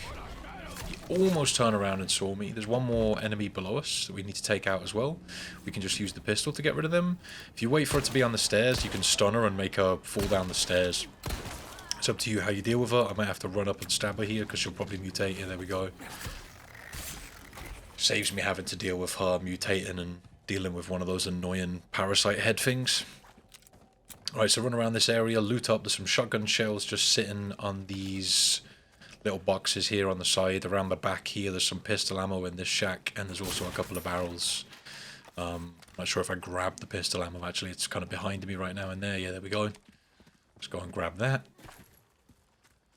We want all the ammo we can get for dealing with these chainsaw sisters. If you want to make this section easier, you can focus on one of the chainsaw sisters, and the right one will drop the crank that gets taken. But to be honest, it's kind of difficult to deal with anyway. Like, it's hard to keep track of which one you're shooting, so you'll probably end up doing what I do and just running around picking them off where you can, because there's other enemies that are spawning in. And what's really sucky about it is after you've done all of that during this chapter, you have to fight Mendez at the end. So you've pretty much got 2 boss fights during this chapter, which is why I said we kind of need ammo as much as you can possibly get, basically. So open up this way shrine, get whatever's in it. Okay. What I might do for future runs is try and upgrade the rifle a little bit to deal with these sisters a bit easier, but still, money is so tight because I'm using a rocket launcher for Mendez. Some people tend to use magnums and just not use a rocket launcher for him, and that'll mean you can acquire more upgrades for your weapons. If you don't want to get a rocket launcher for Mendez and you just want to upgrade your guns and fight him normally without them, that would work too. I choose to use the rocket launcher. I think it's a little bit easier and quicker, to be honest, but it's up to you if you feel like upgrading your weapons would be a better idea when fighting him. You'd have 160k to play with, so that's entirely up to you. Right, so I think the sister on the right has the crank, so doing your best to avoid their chainsaws. The reason we shot off these padlocks a second ago is so we can come back through these doors to escape them. And we can come back into this area and have a little bit more distance. There's other enemies around, so be careful, look out for them. I think someone just chucked an axe at me. That guy had a good throw on him. Trying to hit my shots here, but it's not easy. Kind of just want to take your time, hit what you can, not waste ammo as much as possible. Trying to line up collaterals, to be honest. I actually managed to hit both of them there, which is kind of difficult, but on these sort of thin platforms it's a little bit easier to do. Very hard to keep track of which enemy is which, and they both look identical, you know what I'm saying. Hitting what shots I can, backing up. There is actually a cheese area for this. If you head down the bottom and over to the right, you can sort of get to a point where the chainsaw sisters won't follow you. These guys are here though, waiting on corners for me. Again, COD players. They're familiar with Warzone. Alright. Watch out for getting sweeped. Get ready to block with your knife if you need to. I'm gonna come over here now. Try and hit a shot from up here when they chase us through. Missed. Frustrating when you miss shots, man, but you're trying to be, you know, quick and accurate at the same time, and that just isn't easy. So if you come back around here to where you entered this area, when you reach this point, the sisters just won't follow you. So you can stand here and pick off some shots when they come towards you. You can see I'm running away already. Now she's coming back. So if you want to, you can sort of stand here, lure them over to you, and then run back over here, and they'll sort of stop. They won't come any further, allowing you just to hit easy shots. I think that one's dead now. Stay down, all right? Sorted. Grab up the sapphire, head back this way, and look out for any enemies that are in your way. Here's the other chainsaw sister. You can do the same thing if you want to, lure them back. Missed my shot there. Using a lot of rifle ammo. It's very frustrating missing shots on this chapter. She turned around at the worst possible time there. Alright, so got this first aid spray. Let's use that. That one was from the bottom of the room of the chainsaw sisters. I am taking some hits here, man. You can tell this section is just rough. The fact that you've got to deal with Mendez in the same chapter is really, really annoying. Alright, so let's drop this down. Try and set someone on fire. Luckily we got the chainsaw sister. I hit that shot and she still didn't get stunned. Just gonna abuse her stun. Man, I've wasted some rifle bullets here. I hit the guy in the back here, which is kind of nice. Oof, it's close. Just using whatever rifle ammo I have. Pretty sure I've used all of it at this point. There we go, finally. Okay. Yeah, finally. Right, there's the checkpoint crank. Sorted. Definitely a difficult fight, man. And it wouldn't be so bad if I wasn't trying to conserve my ammo. You know how tricky it is when you're trying to keep your ammo together, and what I'm going to do right now is come and put this crank in. I don't think I'll be able to turn it yet, but I'm just going to get it put in. And Ashley has come out of the locker now, so we want to be careful and try and regroup with her so that she doesn't get grabbed. Yeah, there we go. Right on cue, Ashley. Let's use the herbs that we have to heal ourselves up. And then go and help Ashley out. There we go. Yeah, this area was definitely a bit sloppy for me, but I was just doing my best to get it done. I think I'm doing another lap here. Ashley actually managed to get away from those guys. Let's go. So use the pistol to pick some enemies off. Like I mentioned before, if you shoot them on the stairs, they'll stagger and fall down the stairs, which is nice. Okay, there we go. Let's keep going. Come on, Ashley. It's so annoying when she does this. She sort of gets dropped and just stands there. She doesn't like immediately react and come to you. She just sort of stands there. And what can happen a lot of the time is she can just get chain grabbed. She gets grabbed, the next guy grabs her, and then you drop her again, and then someone else grabs her, and it's not really about her going down. It's more about her getting grabbed. It's so frustrating. We managed to get the door open. Again, this is one of those things where if you come through this door, Ashley should get left alone and allowed to just run out of the door after you. So, providing she hasn't been grabbed before you run through the door, you should be good to go. That section sucks, though. This whole chapter really sucks. There's Ashley. Very, very annoying. Just because you've basically got to do 2 boss fights in the one chapter. Alright, dropping down here then. Smashing up these barrels. Yeah, I'll be interested to know which chapter you guys have struggled with, because this one was a struggle for me. I think there's a good few chapters that are really difficult. I'm pretty sure the chapter after this isn't easy either.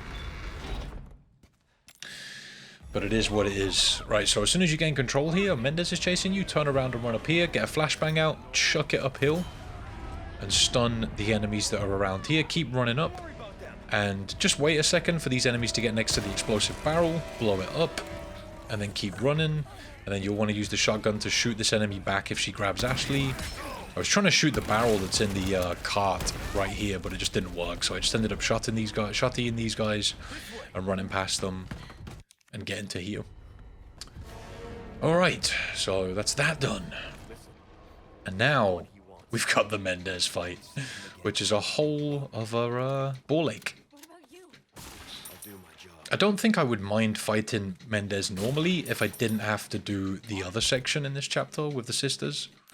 So I'm going to craft up some shotty shells here with the gunpowder we've got. I've got 14. It's not bad. So we're going to go ahead and go into our treasures. We need to make some treasures up from all the stuff we've grabbed. This is why we've been grabbing so many treasures along the way. We're putting sapphires into the flagon. We're putting yellow diamonds into the butterfly lamp. That'll make it worth 37k, which is nice. We're going to put 2 alexandrites into the splendid bangle. And I think that's all they do in regards to putting gemstones and stuff. So sell the white shrine key, the elegant headdress, the velvet blue, the flagon, the butterfly lamp, and the splendid bangle. And you'll have 168k, hopefully, or close to 168k. We've got the ammo for our submachine gun here. We've got the attachable mines as well. So, I mean, if I end up with 170k, you guys should be in a good position to have 160. So we can buy our first rocket launcher. Very nice, very nice. Alright. Come on then, Ashley, let's go. Right.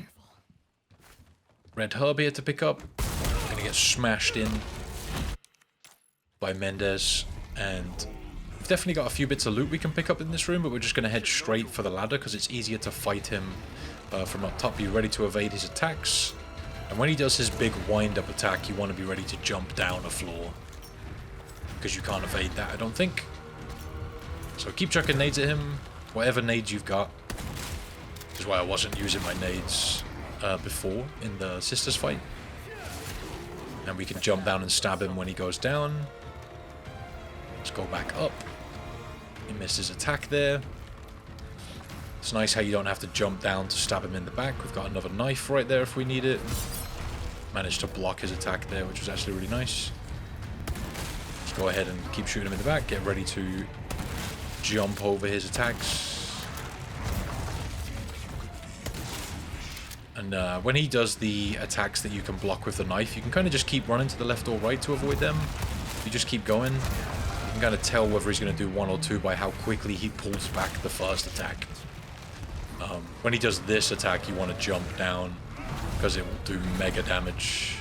And then you can go back up once he's finished it. Such a big bastard. Keep going, keep going. Shooting him in that eye on his back. So you can see how slowly he pulled back his claw there, which makes it obvious as to what he's doing. So grab up flash grenade, the resources, shotgun shells there. Everything you can possibly get. Get ready to evade him. If you don't get the evade prompt when he's pulling back like that, it more than likely means that he's going to do the big wind-up attack. So be ready to avoid that if you can. Alright, so you managed to get a grab on me here, which is pretty frustrating, but it is what it is. Stab him, get him off here, head back up the ladder. Okay, just keep avoiding him. We're going to keep shooting him in the back here if we can. I'm going to craft up a mixed herb.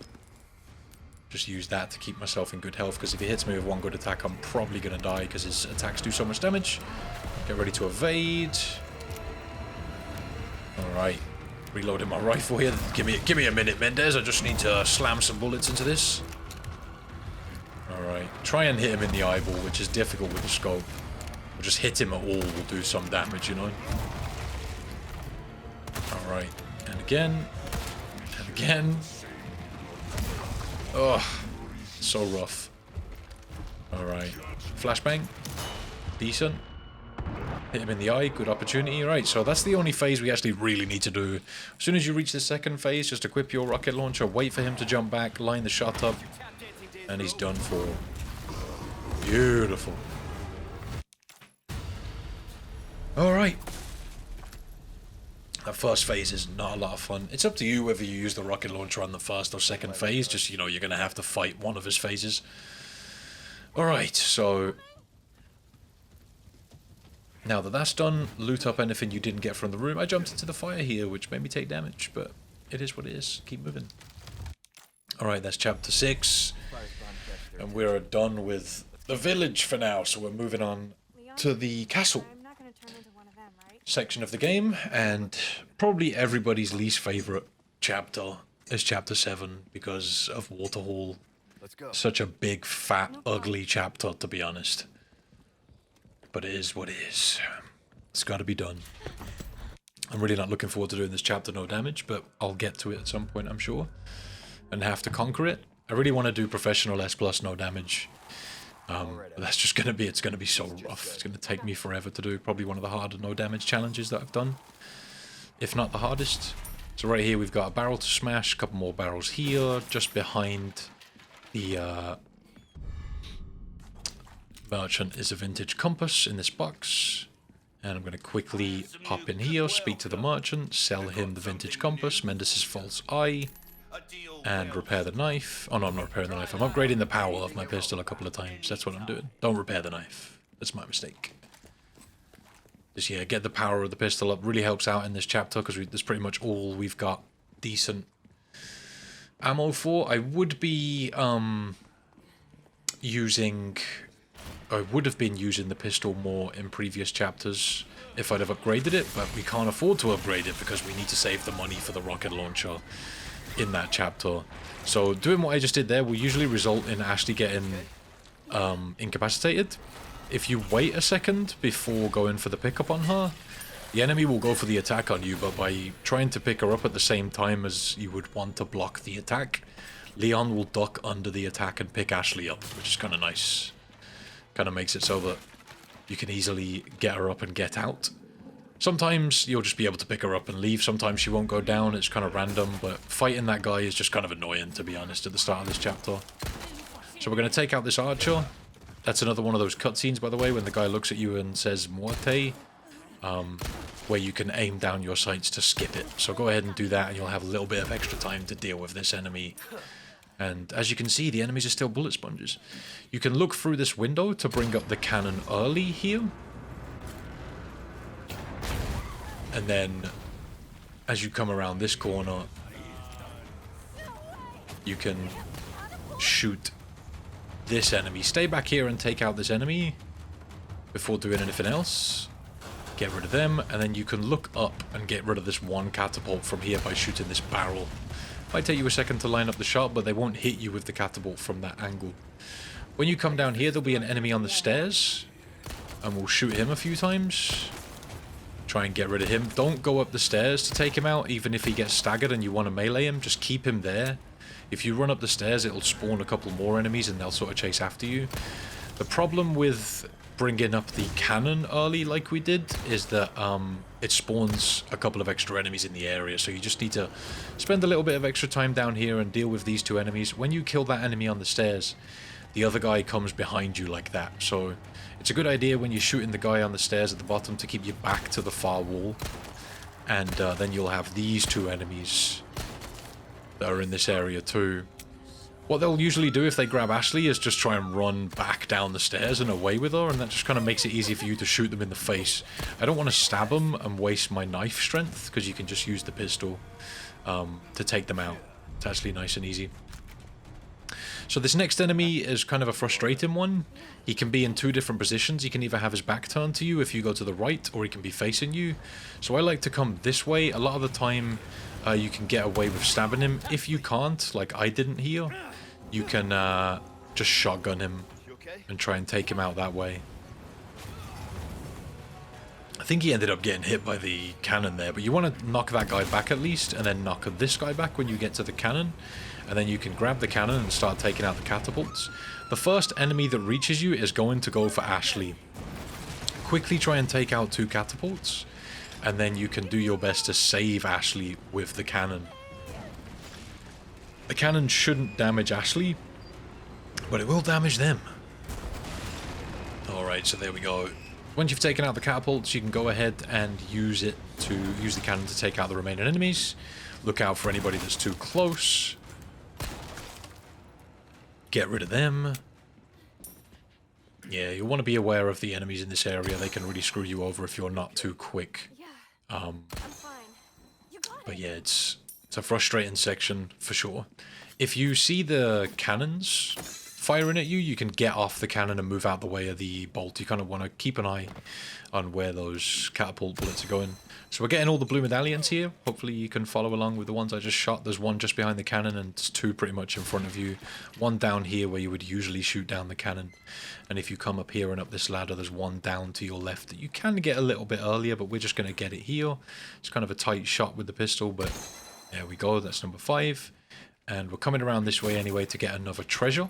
So let's go ahead and grab all of the stuff that's in this area. We'll loot all these boxes, make up these herbs.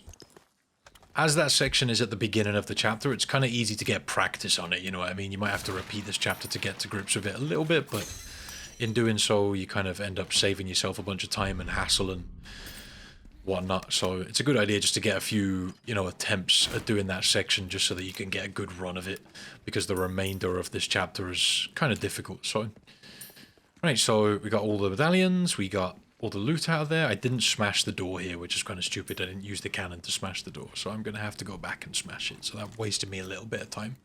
Remember to open the door with the cannon. Unlike me.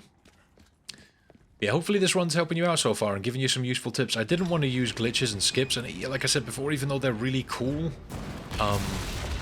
they're subject to get patched, so I don't mind using That went well. some tricks like the one I just showed you. I think that some of them are really intentional, but others are not. So, yeah, having those kind of skips involved where you glitch through walls and stuff like that, you could use those to get your S+, but they usually get patched quite quickly, so in the future they probably won't be able to be done. So, and we get in here, Look at this place. we've got a couple of vases to smash up. It's up to you if you want to get them. We're going to get them at some point anyway. Right, so as we come in here, we're going to get a cutscene with Salazar. And skip that cutscene, and then turn around after the cutscene and run this way. There'll be one enemy that spawns behind you. Stick to your left and you should be good just to run past him. Keep going. And you can put a few bullets into that guy to try and put him down, or at least do some damage. What you want to do here is run back out of the door in this section. Ashley will get grabbed, but they'll carry her back out of this door.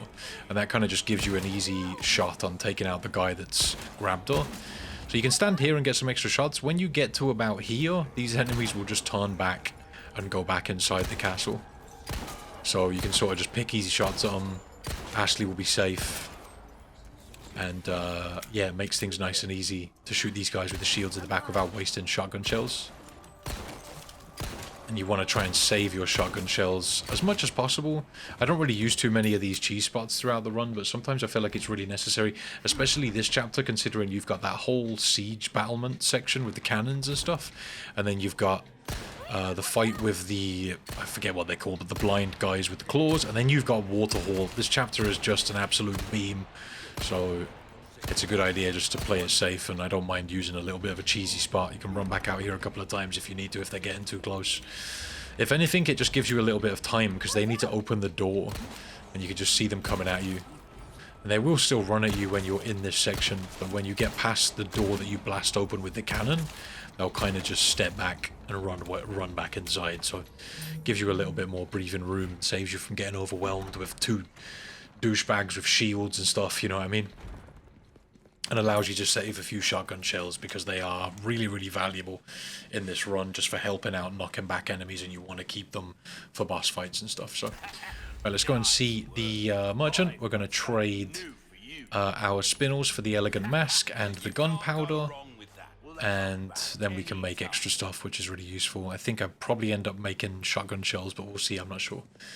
Right, so we got a couple more vases we can smash in here. Also, we're going to get a few more things, but we want to just put Ashley through the hole in the wall here so that she can go and open the door whilst we grab stuff, because it kind of takes her a few seconds. So let's open up this vase, grab that, grab whatever's in there, open up this locked drawer with one of the small keys we grabbed from earlier. We can get a gold bar out of there. And if we head over this way, there's a cupboard with a yellow herb in it right here. A yellow herb is always there, so it just gives us a fully mixed herb, which is great. Increasing Leon's health. What's going to be nice about my no damage run is that I can actually sell those to the merchant for 10k. Okay, so when we come through the door that Ashley unlocked, if we come down to the right and round these stairs, we can get an elegant perfume bottle out of this chest. And up this way, smash up all these vases to get loot. There we go, through here. And to your left is a cupboard you can open, but also a lantern you can smash down to get a ruby. We got some extra ammo there, beautiful. And when we come down to the dungeon, there's a red herb over on the left side, right here. And some handgun ammo, and also when we come down this way and go to the left instead of right, there's some shotgun shells sitting right there. That stuff is always there. So it's guaranteed loot, which is always a bonus. And we're going to drop through the floor now, grab the dungeon key. Gotta fight this big, giant, blind guy, which is always fun. Right, so moving on. You can crouch walk for a little bit. I was trying to figure out if you can actually sneak through this away from him, but I don't think you can. He ends up just breaking himself free at a certain point. And if you come to here and sort of chill in this area, he'll run past you and stand here, and that'll give you a free stab. Doing this section without getting hit can be kind of annoying. One thing to remember is if you're trying to watch, if you're really watching him and he gets too close swinging his arms, you can parry his claw attacks, although it's kind of difficult to do so. Obviously on this difficulty you have to hit it perfectly, but yeah, it's one of those things you can hit if you need to. You can parry him and help yourself out. So I'm trying to use the rifle to shoot him in the back here. It's not an easy shot to hit, you kind of need to wait for the right moment. Getting behind him to stab him on this difficulty is doable, but it's actually really difficult. A lot of the time he'll hear you. So it's a good idea just to use a rifle to shoot him in the back. And just take your time, be patient, wait till you have an opening, and just hit him in the back. You want to wait for the parasite to be inside his back rather than going for it when it's exposed. He's kind of raging around when it's exposed, so wait for it till it's all curled up like this, and then shoot it in the back. Takes a good few shots, but it is doable. Alright, one more time probably. Oh, he's still alive. You can see how much damage this guy takes, man. Really not an easy fight. Not sure if I did take damage here. I very well may have, because sometimes he just runs at you. And I think he's just tracking the last shot you took.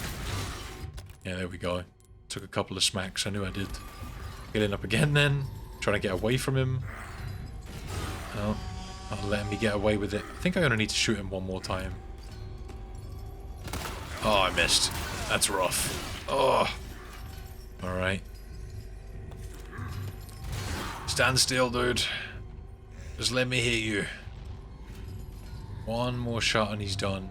Right, here we go. Maybe here. Oh, I got him in the back.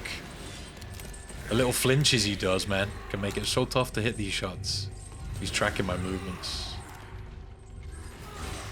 He does not want to let me get him, does he? Let's just take our time. We'll get him eventually. Move over to this side. Maybe I'll get the chance here. Oh. Oh. Oh god, this is tight. Run. Oh man. Just let me shoot you in the back, dude. Just let me do it, please. There we go. Just one more shot was needed. Sorted, okay.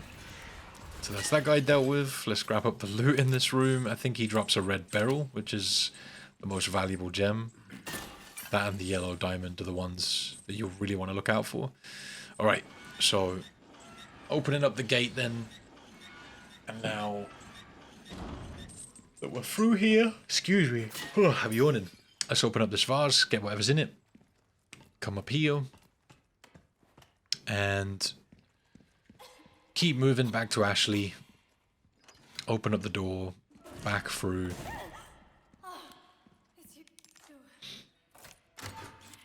Slap this open. Nothing. You were right about the animals, though. All the way up. And You okay? in this room we can find, I think there's a spinel in here in one of the drawers. We got some stuff there. Green herb, yeah, spinel. No, it's just on the side, it's not in a drawer. And we can grab some potatoes out of that barrel. It might be different for you though. Let's craft this up. There we go. And we need to solve this puzzle. You can pull one of the cords here to save yourself a bullet. Right here. There we go. And grab the bloodied sword and go ahead, smash this vase. Well, it's just a replica. Only a couple of you. Golden sword there. Rusted sword there. Iron sword there. So we're going to put the rusted sword here. We can put the blooded sword here. And the golden sword there. And then finally the iron... No, the iron sword right there. And that's the solution. So, still got a chunk of this chapter to go. This is a very long chapter. Watch out for the Viper that's in that box. That's a free healing item. Beautiful.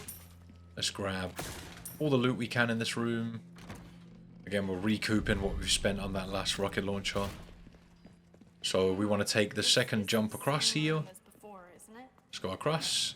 Leon, what are you doing? Go ahead and shoot the Me? stag. Is that the stag? Or is it on this side? Oh, it's on this side. There it is. Yeah, we need to shoot this. We can actually pull the cord. This one's me. I think it's snake is the one you've got to pull on this side, and Ashley does the other one anyway. But you can do it from the normal side. So we're going to jump down here anyway and grab the golden hourglass. It's a nice and easy treasure to get. We've got a vase here to smash as well. That's pretty much all the loot that we get out of the bottom floor. We can get some more, but we'd have to come back to this area and it's just going to waste too much time and we'd have to deal with extra enemies, which we don't want to do. Let's go ahead and break open that vase and come along this way. We want to pull this cord then because I don't think Ashley got around to it. We stopped her because she needed to push down the ladder for us. Grab whatever loot you can on this top floor out of these vases. Come out here and to the right to open this cupboard. We've got some handgun ammo. And we're going to come down here. Skip this cutscene with Salazar. And now is the nightmare section. This section is really, really tough. And you will need ammo for this section. I think I ended up coming out of this section with like 2 handgun bullets remaining. And that was it. Really, really difficult. That's just the way it is.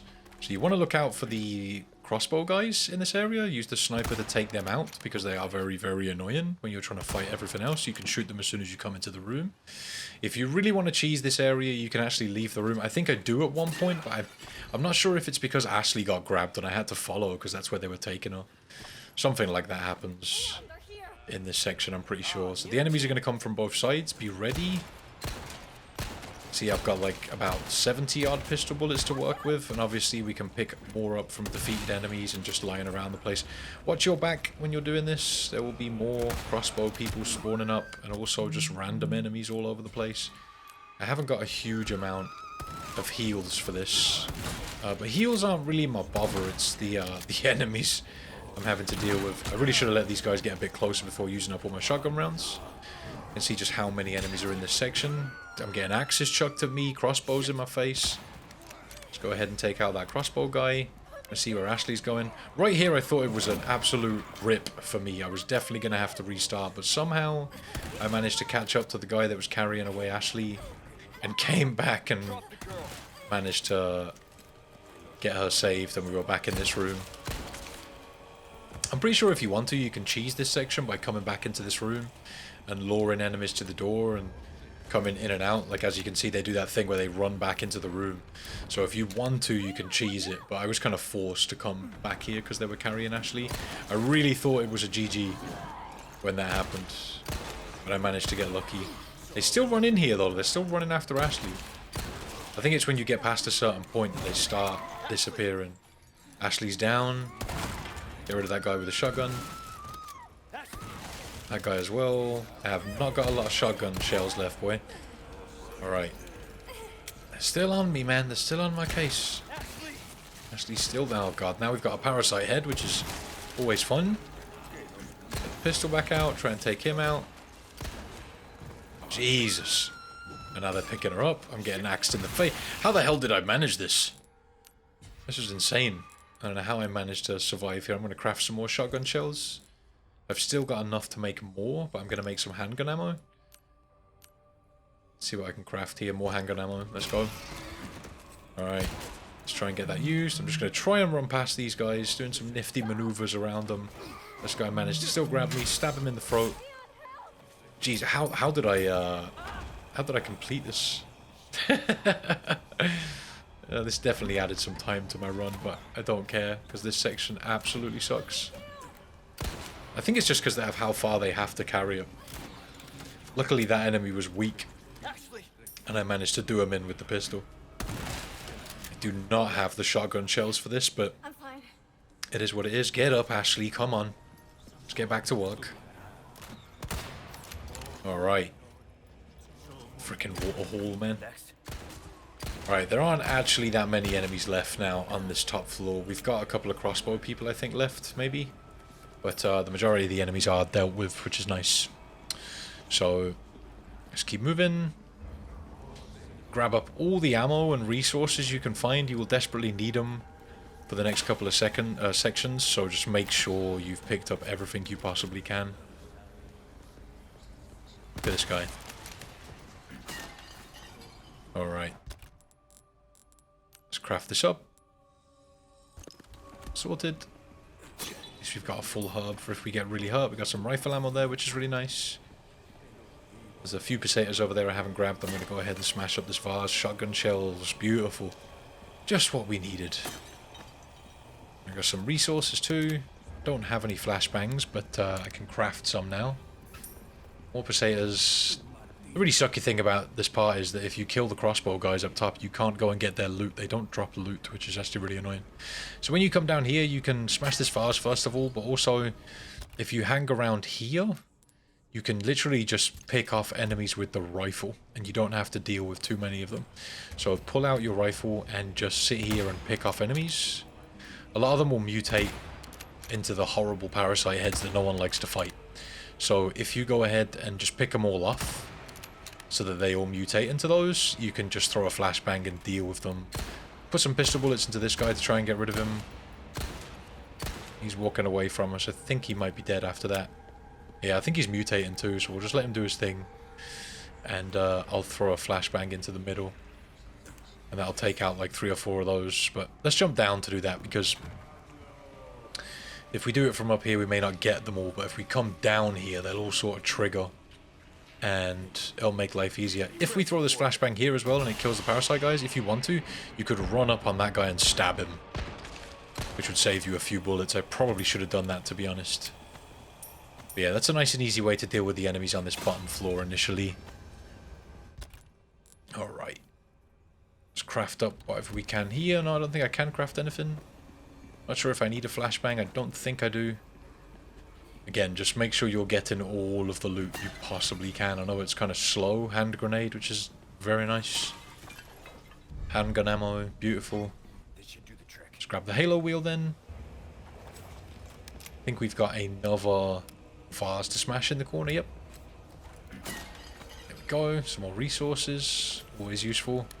We've still got a fair amount of pistol ammo, which is nice, because the last section we've kind of got to defend Ashley, so you need a long-range weapon, and I've got a few rifle bullets, but the pistol is obviously the best option for us. We don't want to use too much rifle ammo.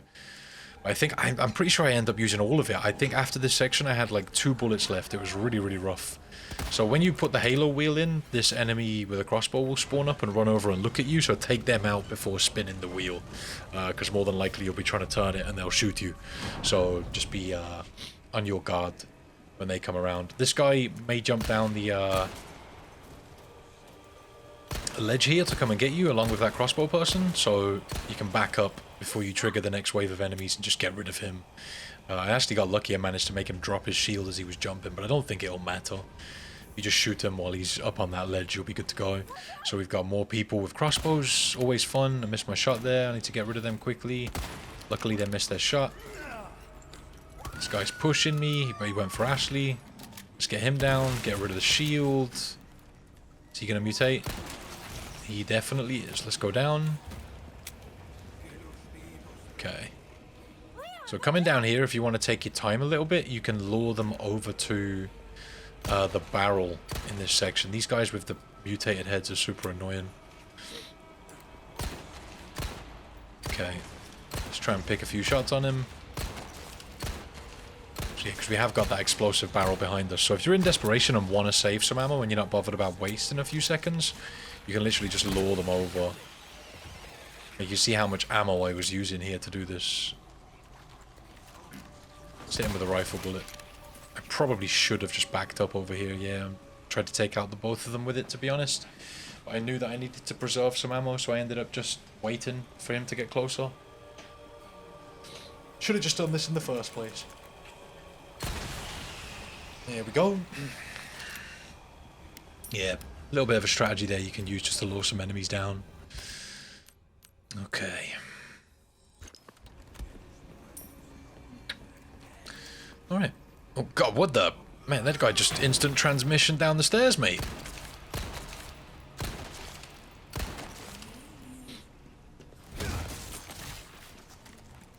Okay, let's reload. Twisty son of a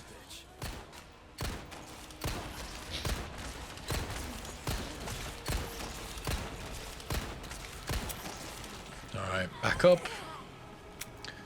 These guys do not want to die. Yeah, using this area is kind of useful.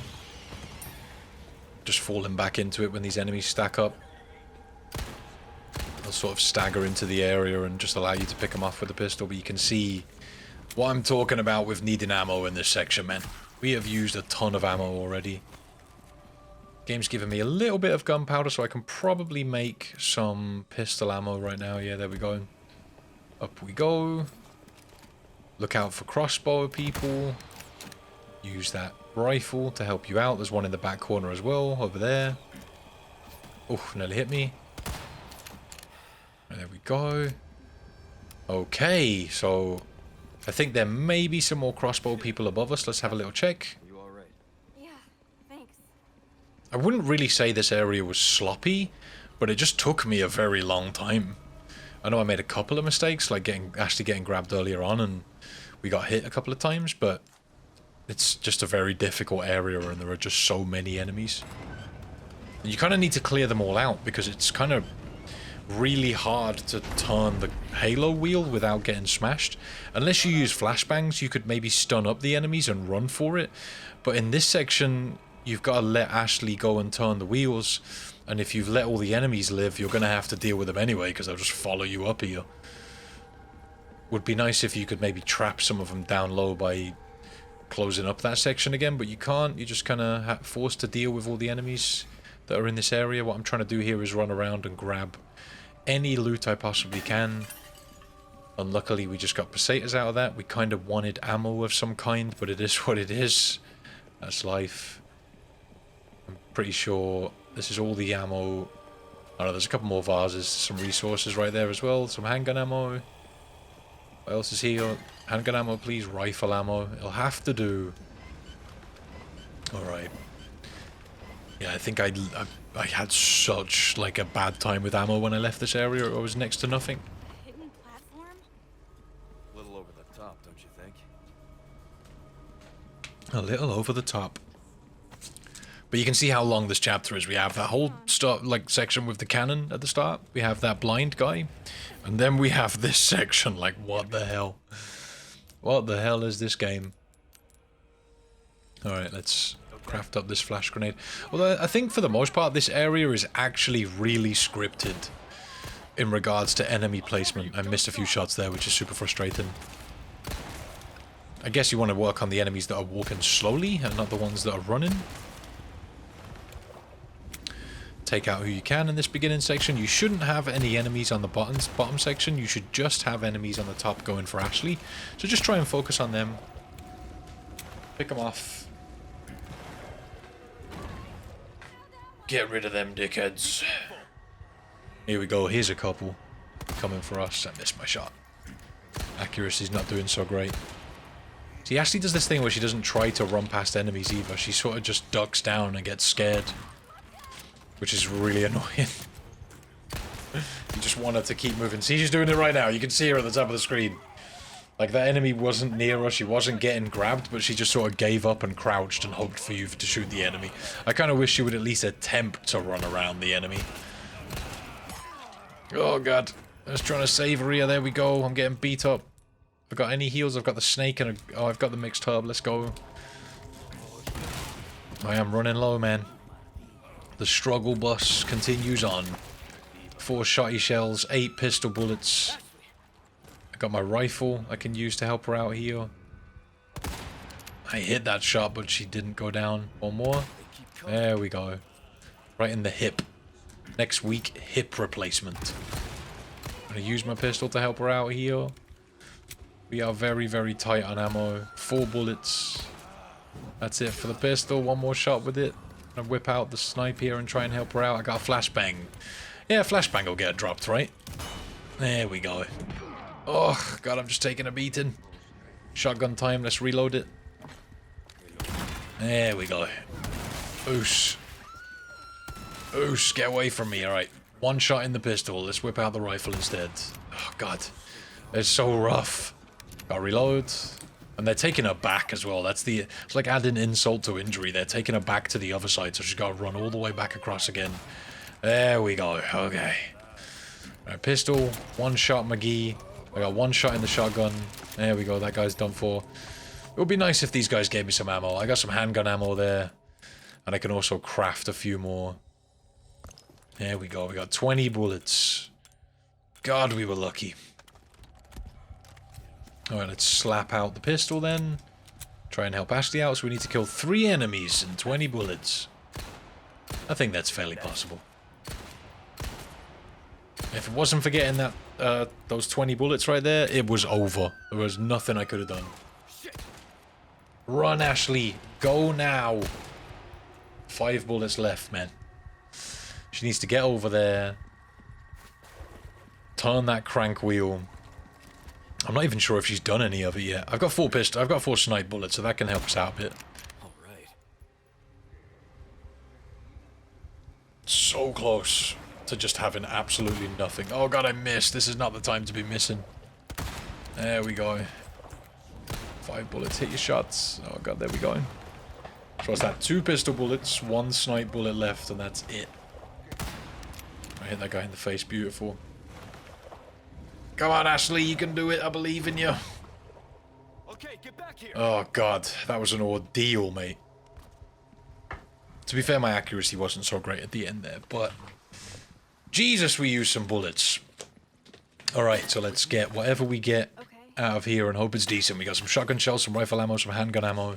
It's something. Okay, we can work with that in the next chapter. Definitely a rough one.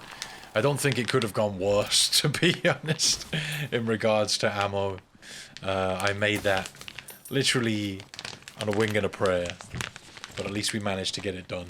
One thing you could probably do to help yourself out a lot in that chapter is use more flash grenades and try and stab enemies and save your ammo a bit more.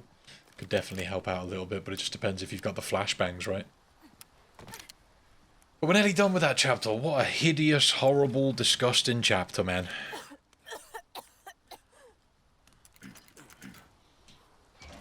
I was so happy to have that section done when I did it. Took me far too long. It's like literally about half an hour on a chapter.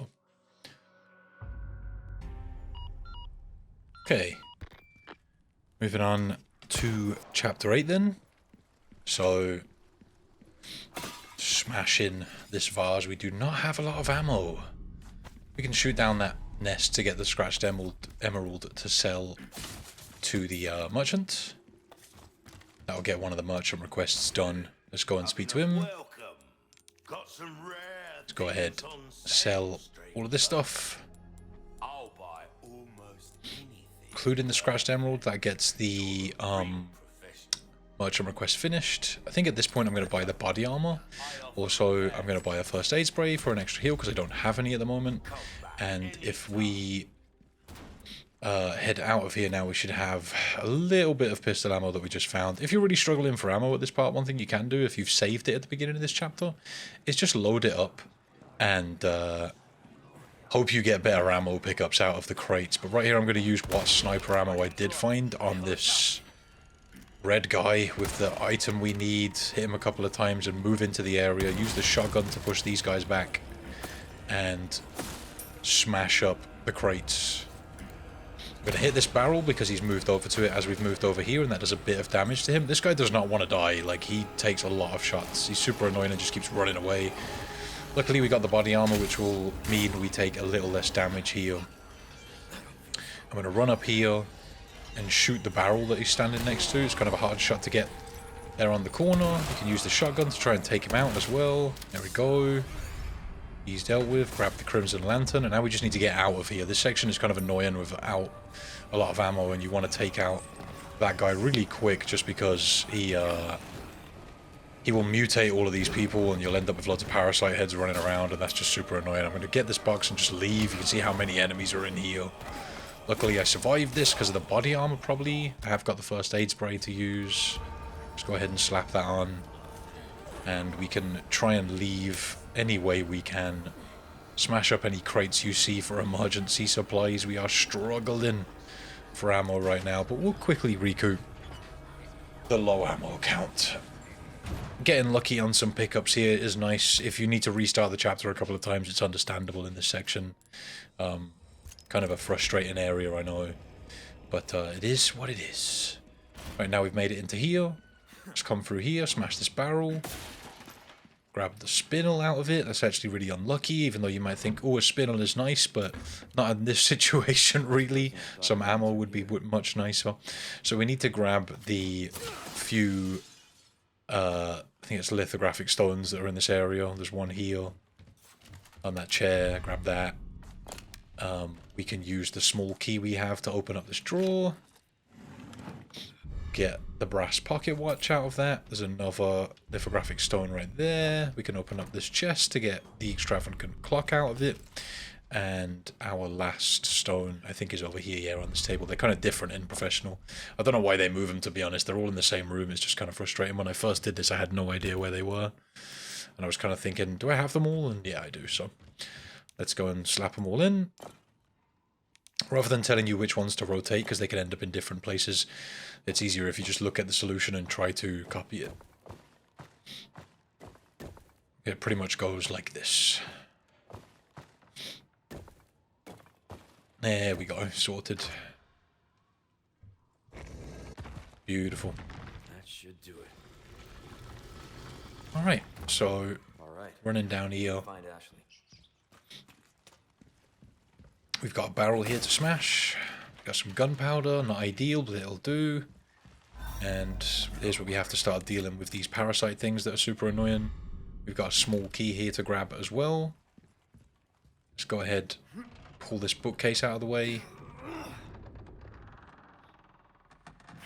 Sorted. And we can use the sniper to try and take this guy out, but he comes at us pretty damn quick. The shotgun will pull the parasite off his back, and you want to shoot it as quick as you can because it will just jump on him again. Take this guy out, get whatever pickups they drop. We got gunpowder and pesetas. Again, not ideal, but it'll have to do. I have got one flashbang. Shoot this thing down. Could have used the knife to bring that down to save a bullet, to be honest. I probably should have done that. Some more handgun ammo. We'll shoot this one down here too. And we're going to use the flashbang. I don't think I hit it. There we go. Kind of a waste of a shot. We'll use the flashbang here. Watch out for the crossbow guys that are above you. Use the flashbang here to throw back into here. And keep on moving through this area. We got some handgun ammo off the parasite that we killed that's in that room. You want to make sure you get him. The flashbangs will get them killed, but it also killed the other one that's in this area above. That was kind of a nice throw. Got a couple of barrels here and a pickup that's behind them too. We got a hand grenade out of that. Take that. All of these barrels are random drops, so it's kind of frustrating. And you're just hoping you get good stuff here, to be honest, if you're low on ammo. But we're going to run past a ton of enemies. Just keep going. Run past these guys. You should be fine just to run past them. Watch out for these two people here. They're super frustrating and can easily grab you. We got freed by a smack. Thank you very much.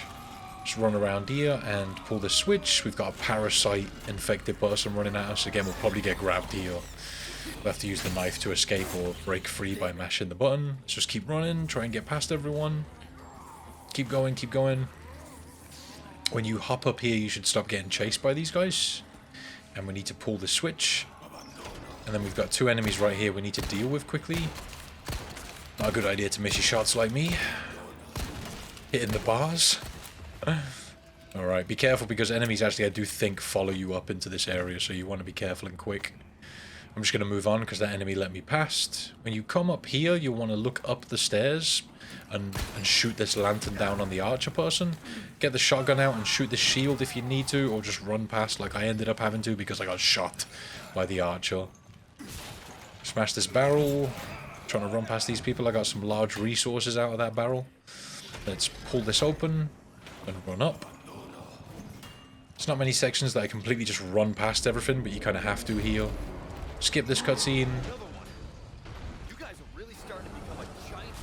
Okay, just gonna drop down here, and let's go ahead and wait right there. Keep going, run, run, run. And right here you're gonna have a couple of enemies. Watch out for this guy trying to grab you. We're gonna let the giant take him out. We've got to wait for a second. We've got one shotgun shell to destroy this shield if we need to. Wait till he's nice and close, and then we can duck behind this wall. Wait till he throws. There we go. Let's go. Let's drop down. Duck in here. Run past this guy. Avoid that smack. Pull this switch. The archer actually destroyed that box I was about to destroy. I'll take it. Thank you, Mr. Archer. Alright, so we're going to wait for the giant to throw again. He can kill enemies with the boulders he throws too, which is kind of useful.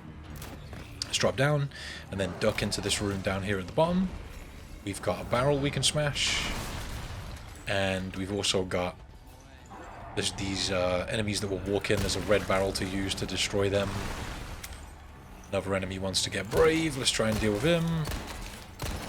There we go. Grab whatever he picks up. Another enemy. Managed to get smacked. Lovely. Enjoyable. Give him a kick. Just die. There we go. Thank you. Right. I think I've got a healing item. Yeah, I've got a couple of herbs. I've also got a snake. We can use that to get some health back. Beautiful. Alright. So there's another barrel at the end here if you want to go and get it. I'm not sure if I do. I might just make a break for the ladder. Yeah, I'm going to go and get that because I am desperate for ammo. Let's reload the sniper rifle up. Some more handgun ammo, I'll take it. Right, let's wait for this wall. And when he throws again, we're going to go up the ladder. There we go, let's go. All the way up. And keep moving, keep moving. Okay. So if you have a rocket launcher, I think you can... We got a small key here to use as well. Let's open this up. I think there's an ornate beetle in there. Yep. If you got a rocket launcher, you can shoot that guy, the troll, and kill him early.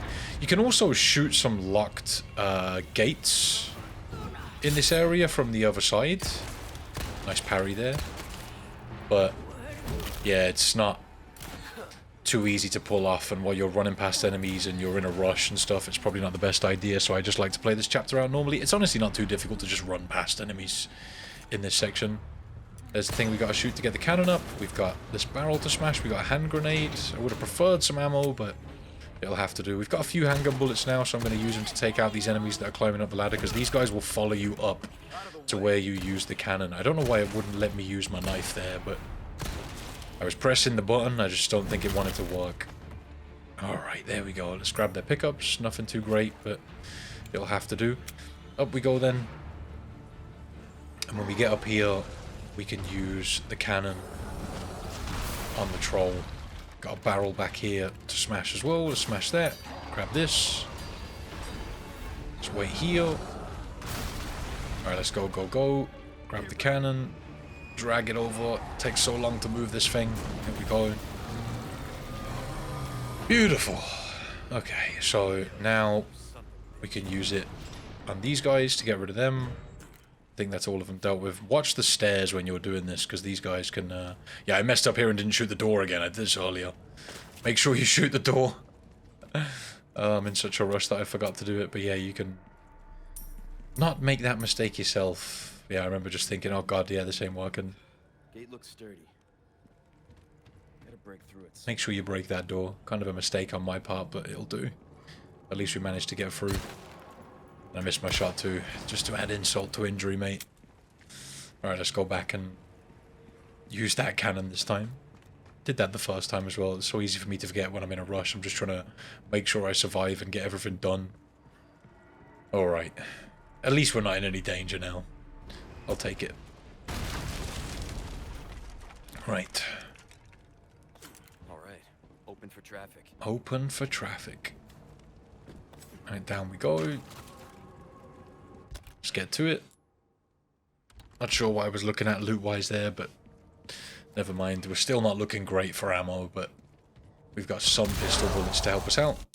Let's go ahead and skip this. Sorry. And then turn around when you gain control again and head this way. And this will be the end of the chapter. Ashley, where are you? Sorted. So, it's chapter 8, right? On to chapter 9 then. This is another long one. There is a skip that I didn't use here that you guys can use. Is this chapter 9? Yeah, chapter 9. He's in trouble. We can't just leave him, right? Alright, so when we get here, we can smash up a few vases to grab some items, and there's also a yellow herb here on the shelf. Don't forget that, an easy one to miss. So smash up all the barrels you see. There is a bunch of loot in the maze, which is nice because we actually do really, really need it right now. I got a few shotgun shells from somewhere, I think. I also got some small resources there if I want to make some more, but we'll see what I do along the way. So, shooting one of the crows, ended up getting a ruby. The enemies are being generous, but not in the right way. I'm getting stuff that I don't really need. In a situation where you need ammo, and you get rubies and pesetas, it's kind of annoying. But it is what it is. We'll make it through. So this is another long chapter. The flag's been lowered. Let's hop down, head around this way, and we're going to come around here to destroy these boxes. There's a Viper in the big one, so watch out. Get the Viper, it's an extra healing item, we'll take it. Smash all the boxes you see. Keep going. And this first dog will show up, but usually run away if you don't shoot it, so... Shoot it a few times now, push it back. And grab the first aid spray here, and there's also another crate to smash there to get some bullets out of or whatever. Another one here, we ended up getting pesetas out of it. This is the way we've got to go next, just up here. You want to be careful of these dogs when you come around this corner. You need to be quick through here. So don't smash the crate just yet. Come to here and equip a grenade and throw it at the dogs. You'll kill a couple of them, hopefully. This one managed to survive. Let's take him out with a pistol. I think I did some good damage to him. But it saves you just having to fight 3 dogs at once just to use a grenade there. Didn't really get good loot out of them, which is frustrating, but, you know, what can you do? Shotgun shells out of that crate, which is definitely needed right now. Hopefully your ammo situation is doing better than mine. Alright, that dog's going to jump out of the bush. Be ready for him.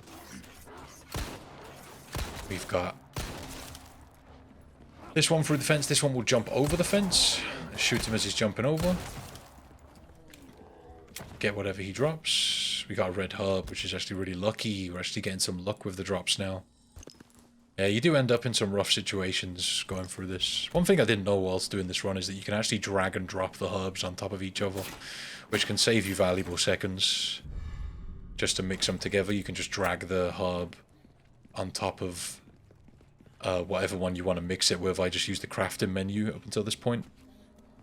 It does save a little bit of time to do that though. Alright, let's pull the switch then. That's switch number 2. One more to get. And let's go ahead and hop down. Right, so through here and around the corner is where we killed that other dog so we can grab his loot. This is just heading back on ourselves a little bit basically, but there's another box here to break, so let's go and get it. Let's go back this way and check all these corners. Watch for the dog jumping through the bush here. Don't take too much to kill, but this set of dogs can be really annoying because one of them has a mutation if you're not careful. Shoot the middle one first, then the one on the right, and then the one on the left. If you shoot them with enough bullets, you won't have to deal with a mutated dog. And they trigger jumping out when you get too close to them or when you start shooting them a bunch. So don't run straight up to the cage like I mentioned before with the other one, because it will just break open sooner. If you stand back with your back to the hedge, you'll end up being able to hit them with more shots. So, are you ready for a dog to run around the corner here? You might not want to actually tell Ashley to get on that. You might just want to wait until the dog comes around the corner because it can jump you a lot of the time, which can be pretty frustrating. Alright, so coming up the stairs, and this is where the last switch is. Ashley's going to get rushed after we pull this switch. When you start heading back, some enemies spawn in and start going after Ashley, and you have to go and protect her.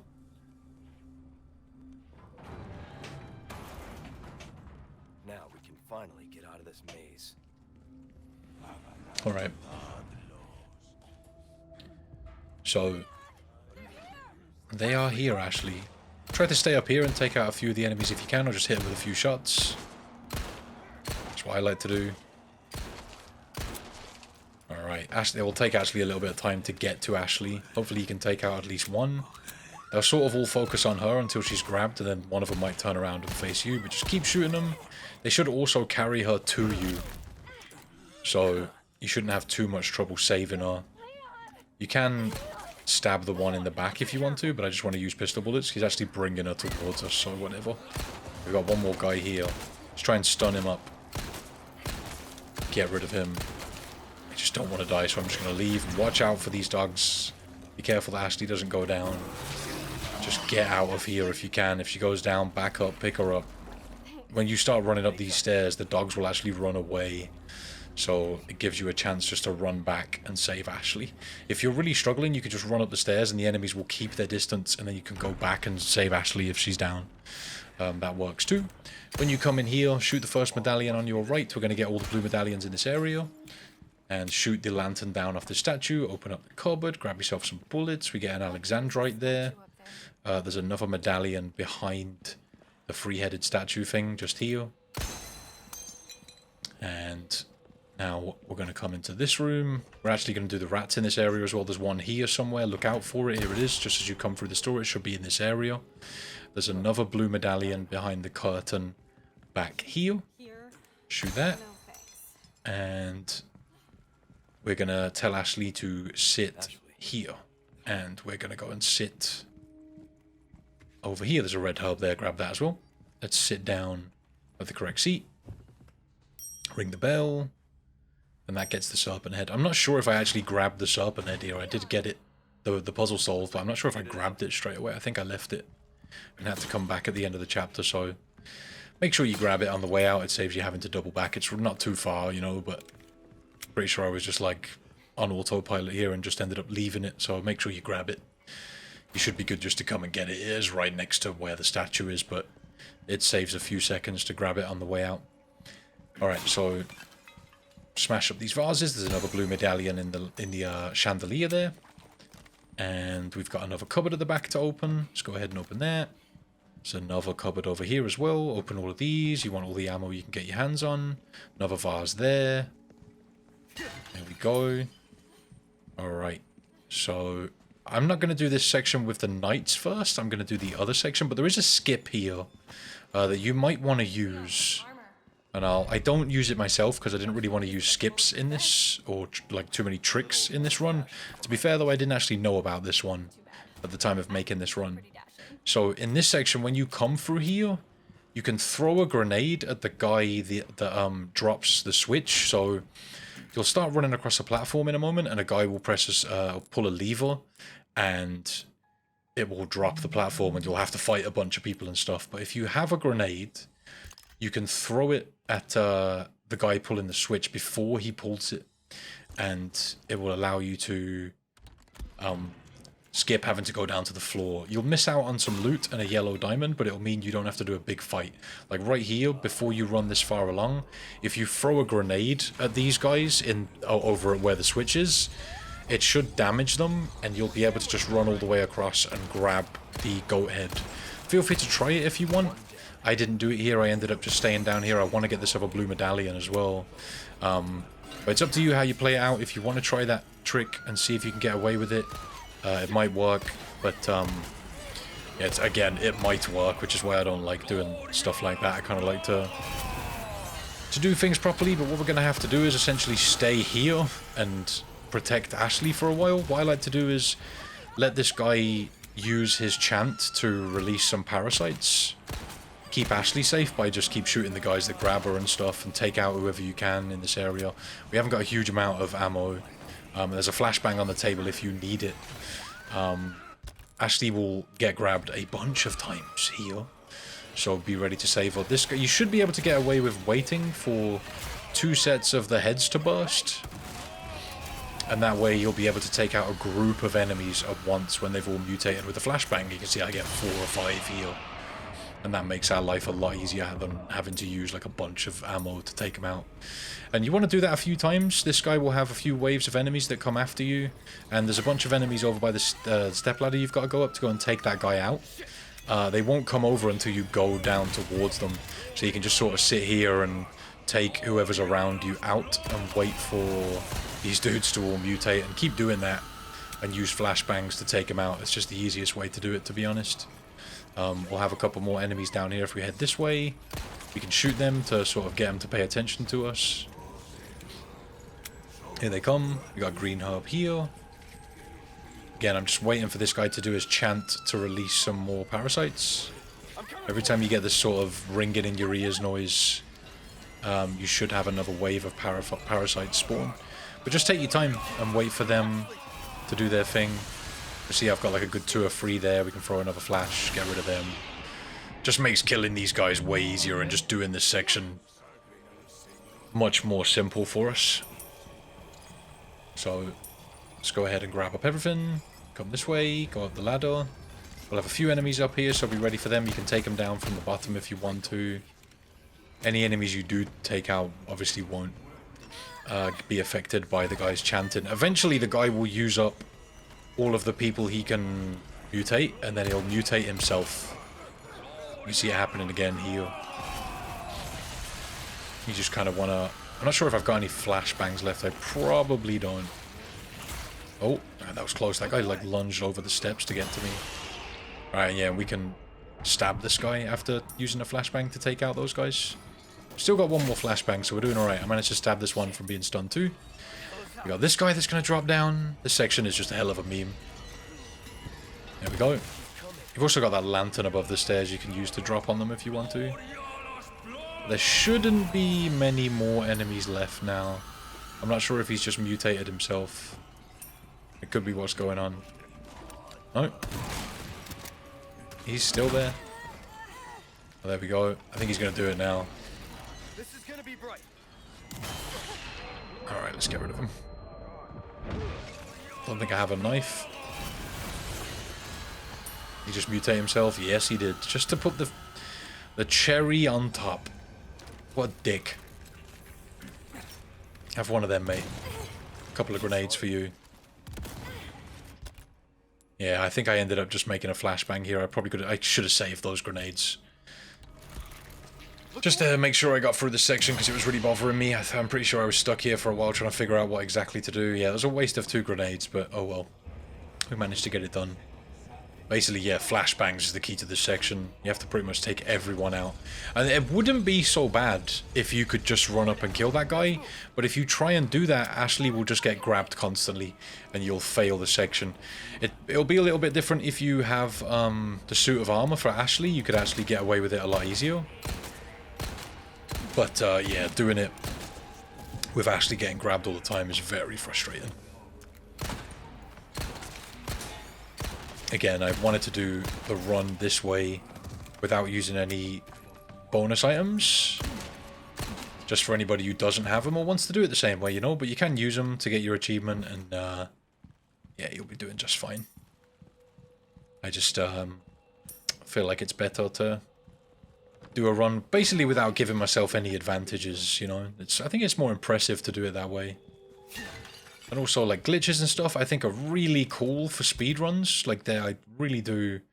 And obviously I know how speedruns are judged. You know, there's a set of rules and you've got to follow them. And a lot of the speedruns you guys have probably been seeing for professional are basically any percent runs, which basically means the use of glitches is allowed. Even though when I post runs with glitches in it, people usually complain at me, but I bet they're not. At the people that have been doing glitches in their runs, but but I suppose it is what it is. Slight dig at those people there.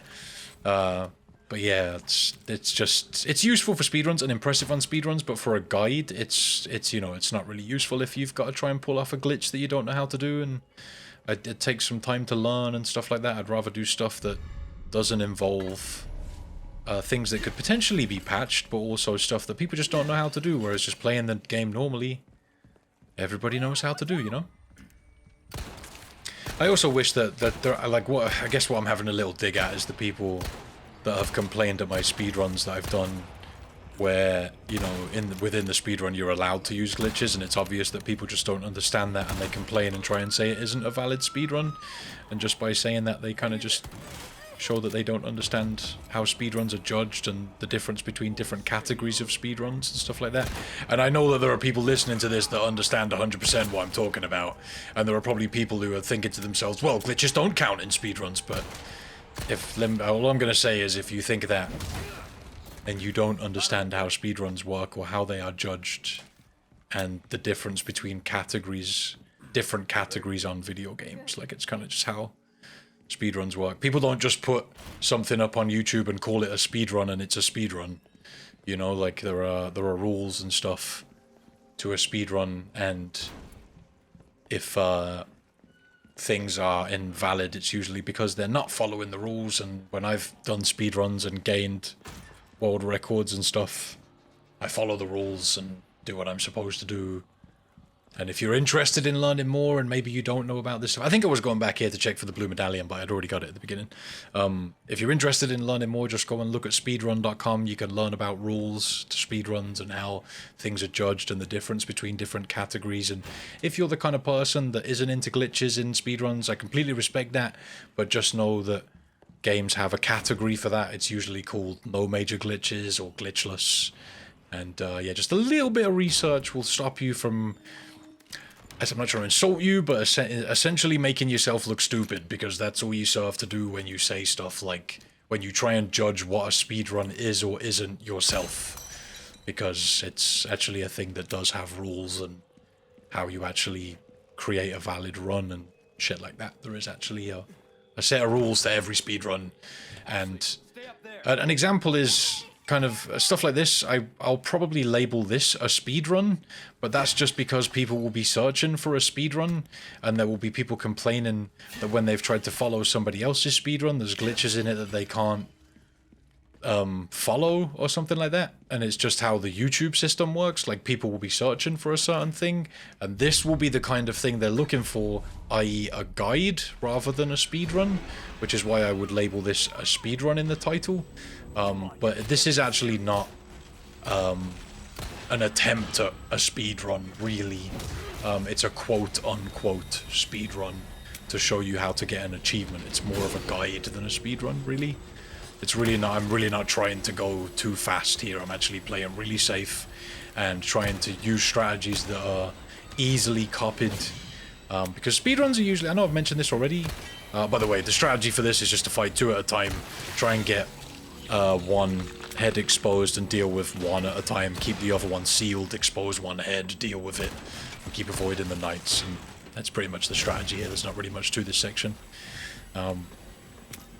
But yeah, I'm not trying to seem like a know-it-all or anything like that.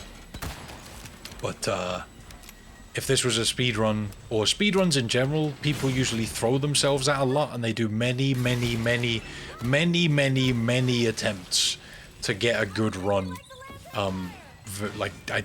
Very few people get onto games and just do a speedrun in one attempt and all of a sudden it's done. It takes them many attempts, and they're literally throwing themselves at the mercy of RNG within a video game to try and get a good time. And that's what a video, like, kind of, this is the opposite of. This is a run that you could copy quite easily, which is kind of the point. So even though I label it speedrun guide, it's just because it's something people will be looking for without actually understanding what they're looking for. You know what I'm saying?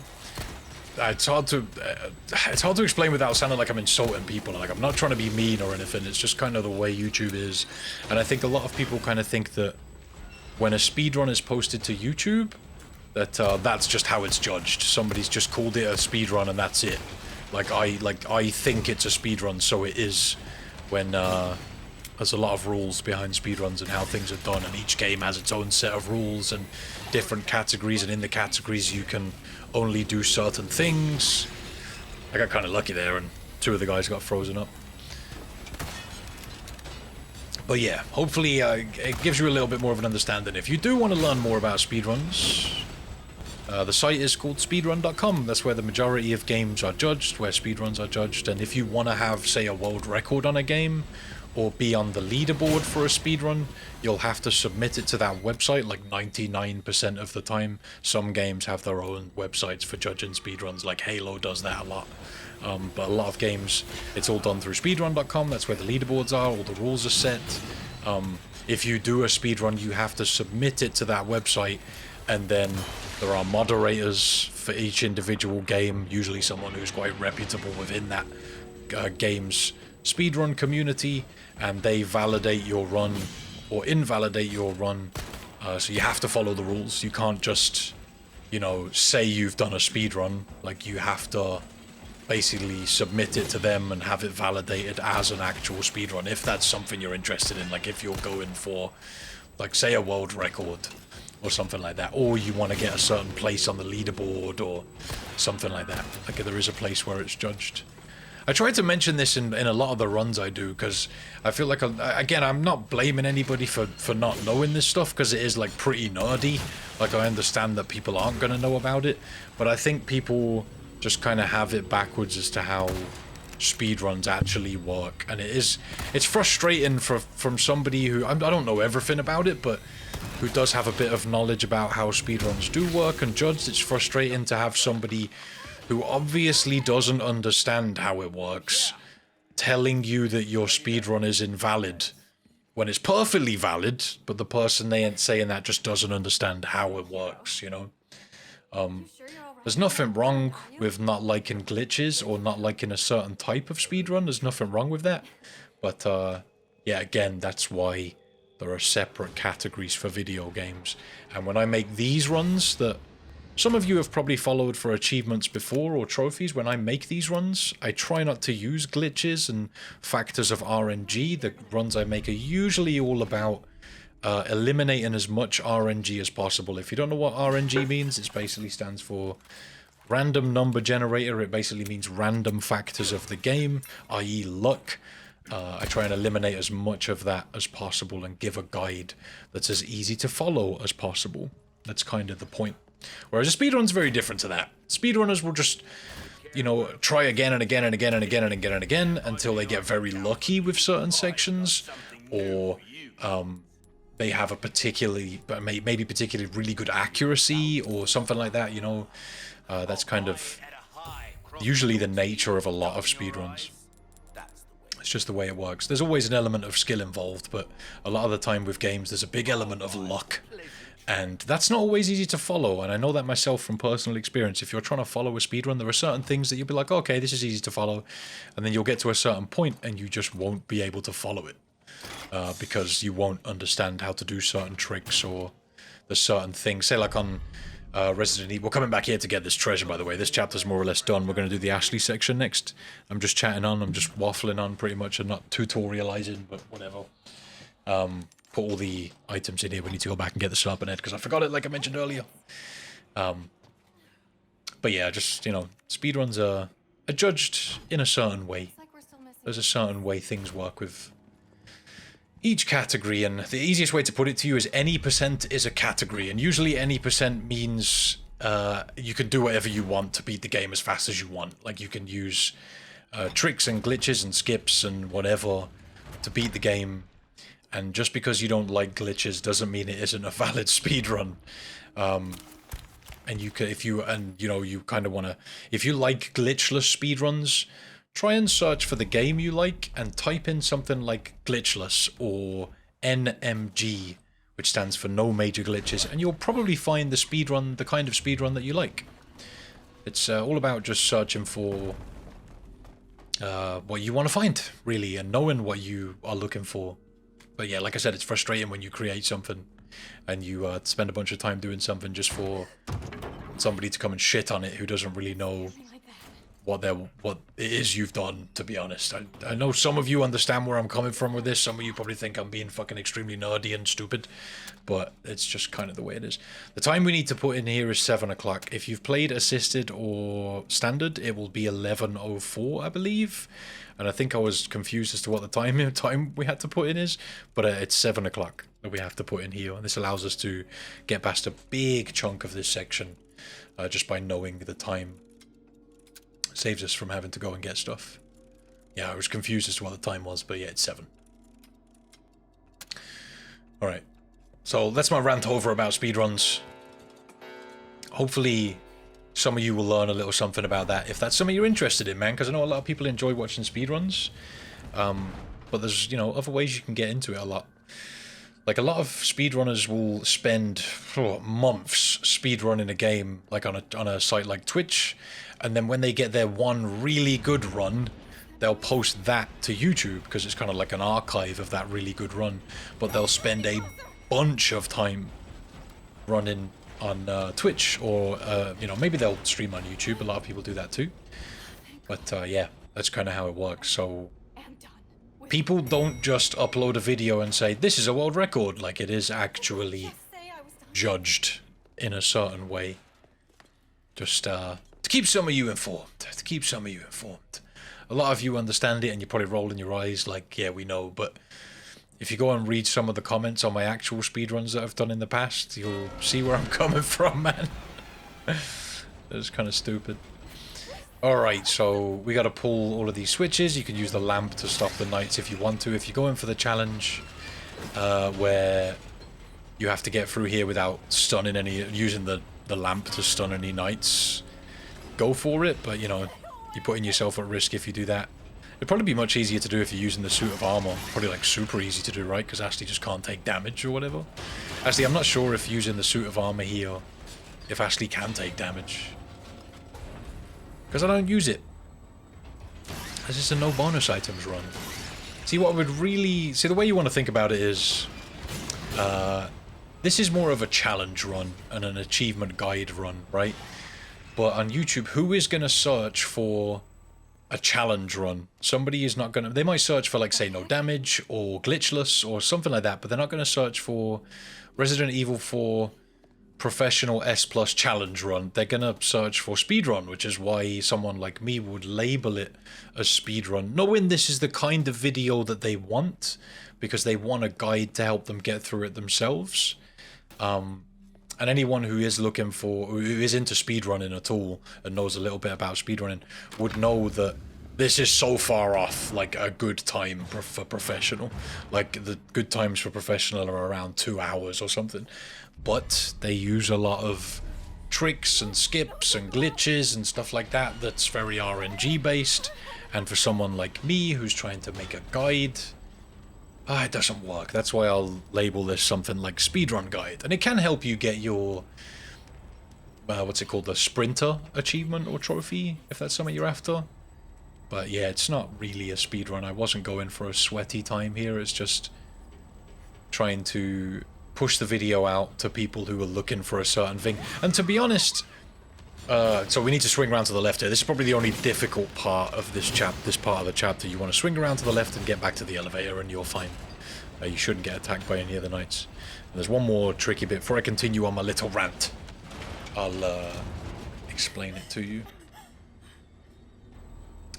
So when we get up here, we're facing the opposite way. We need to turn around. And yeah, you need to run up to the left side first, start on the left, and then move up to the right. If you want to play it extra safe like me here, you can just bring the knight down and run around it like this. Just bring it down and run around to the left like this, and you should be good just to continue on. It's a much safer strategy. Stuff like that. Even though I know how to do it quickly, I don't want to use the riskier strat. I want to use the safer one so other people can copy it and not have too many problems. But yeah, it just comes down to what people are searching for. I've been in that situation before where I'm looking for a guide for a game, and I'll search for, say, a speed run because I'm trying to get through a game in a certain amount of time, and I find, say, a speedrunner who's run the game and I'm trying to copy them, but then I'll reach a point where I can't. A good example is something like Resident Evil 2 Remake, where the knife does more damage. Now, a speedrunner who has sat there for months playing that game, repeating the same thing, is not going to be explaining that whilst doing their run. They're going to be focusing on getting a good time, so they're not going to spend all that time saying, oh, you want to use the knife here because it does more damage, you need to be on 120 FPS, you can't do this on console. They're not going to do that, you know what I mean? Which is why, like, say, this guide, for instance, is done in 60 FPS, because I want to make sure everyone can copy everything that I do, and nothing I do in this run is going to get patched. Like, everyone can still copy it a few years down the line, it'll still be the same, unless something gets added or something like that. And hopefully we understand each other a little bit more now and you get where I'm coming from. There are some tricks in this game that probably aren't going to get patched that I know about, but I still feel a bit iffy about using in this guide just in case they do get patched out. So we're using some gems here to get rid of some stuff. Feel free to copy what I did. You should have the same gems as me if you've been following along. And we can get our rocket launcher now. So I'm going to buy a resources large, resources large, resources large. You can buy those off the merchant now. You don't want to let him fill up on those, to be honest, because he only has 3. And I think he gets 1 back for every merchant that you will come across. So if there's 2 merchant places in a chapter, he'll have 1 in each place. But if you don't use them throughout the chapters, you'll have to but you'll lose out on them, basically. So our 3rd rat is here. There it is. Let's get him, and that's done all of the pest control. The 2nd rat was by the cubic device. If you haven't got it, you can go back now and get it. Sorry, I was talking a little bit through that section. You can go back to where you got the cubic device and get the 2nd rat if you didn't get it. I was having a bit of a rant at that point, but watch out for the 2 camouflage bugs here. Let's take them out. 1 on the side and 1 on the roof. And I'm just going to run past these guys. You'll probably get hit in the back when you run past them. I tried to do a little bit of a serpentine up these stairs to avoid getting hit. And you'll usually take 1 hit when you get up here, but that's fine. This section can really suck because the bugs.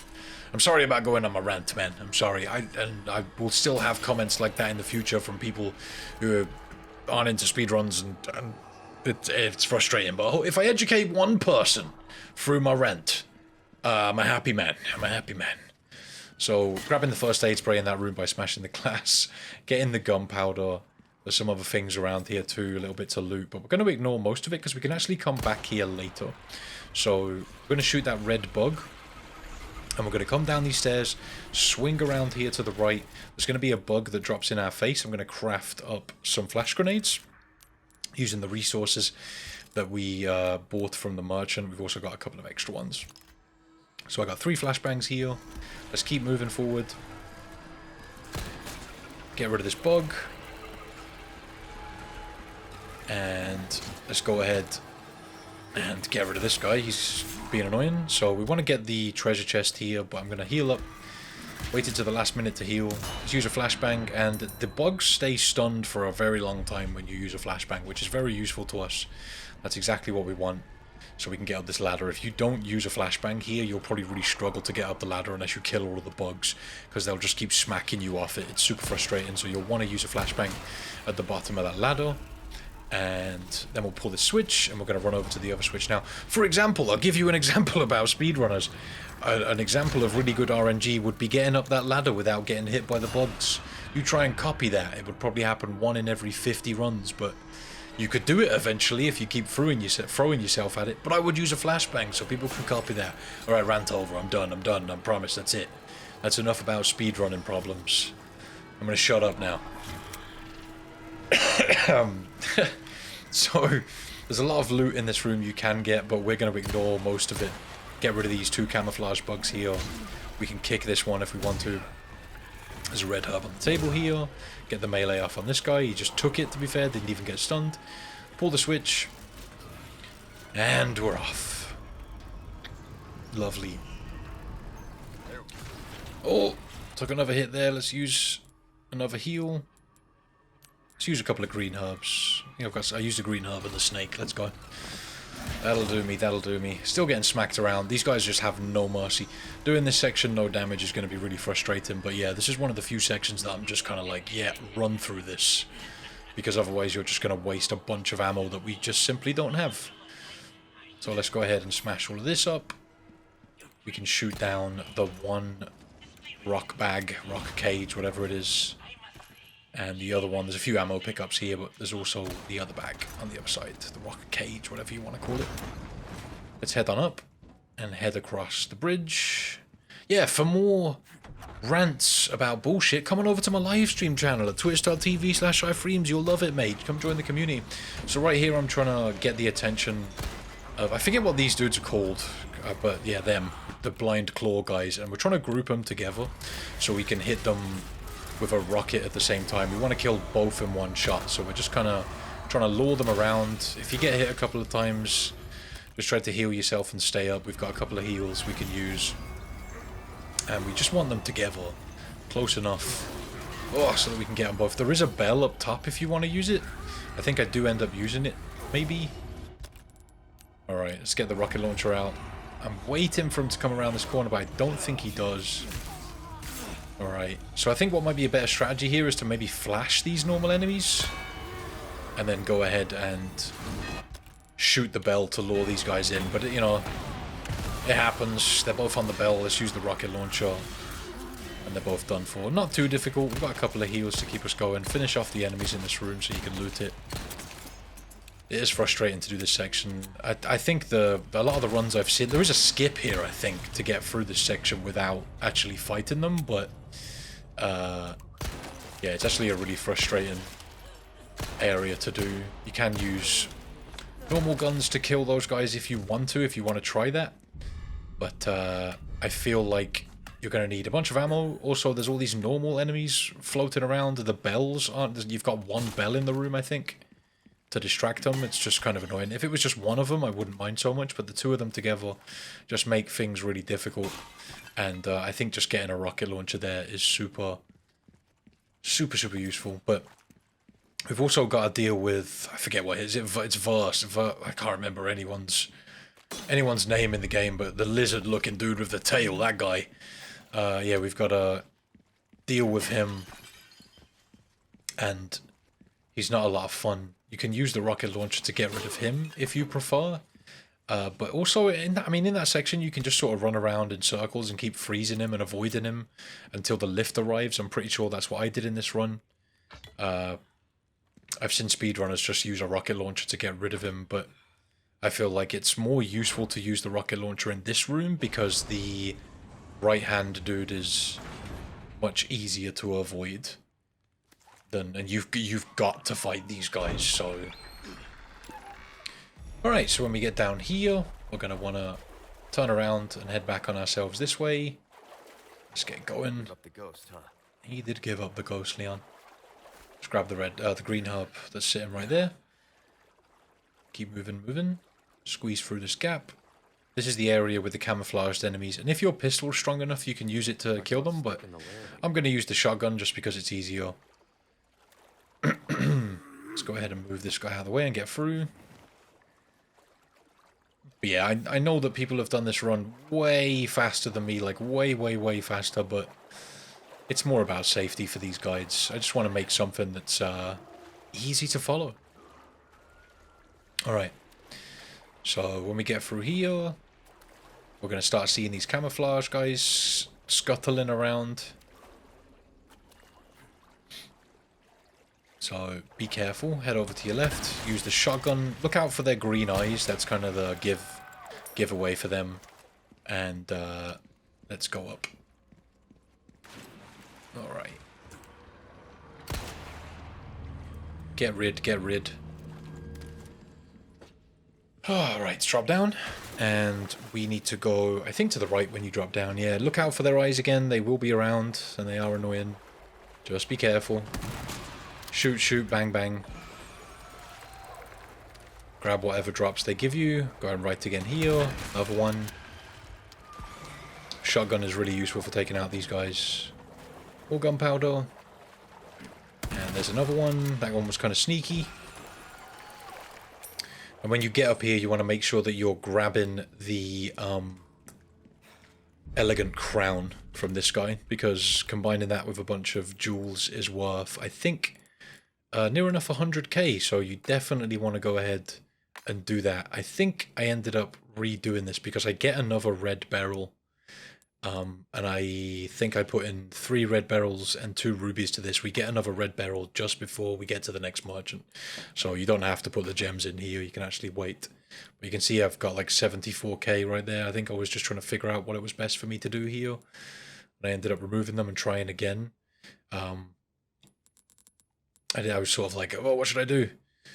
But yeah, I ended up scrapping the whole idea in this section. Kind of a time waste. This is just another area where you can save time because of my own stupidity. So we got 2 duos. That gives us 76k, and I was just like, at this point, like, ah, whatever. Move on. Did I do it again? No, no, we tried 3 times. Okay, let's see what I get. I think that the best combo we could have here would be 4 colours. So we'd have 2 red beryls, the alexandrite, and the yellow diamond and the sapphire, and that would give us the best combination. And we'd get the 4 colours bonus, which takes us up to 86k. But I end up getting another red beryl, so just ignore what I was doing there. You don't actually want to put the gemstones in just now. I end up putting the 3 red beryls and 2 rubies into it for a better price. I think that comes to like 98k.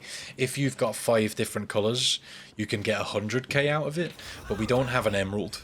That's the only thing. We don't have an emerald, and that locks us out of getting the 5 colors bonus. But to be honest, I think at this point my plan originally was to go ahead and use another rocket launcher for this guy. So here's the red barrel, just here in this lantern. I was trying to shank it down, but that wasn't happening. There's the red barrel. So yeah, let's go ahead and remove these, and then we'll put in the red barrels.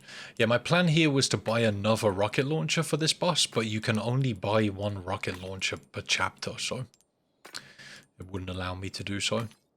There we go, 98k, so we're just off the 100k. Having the 5 colors is the best bonus you can get.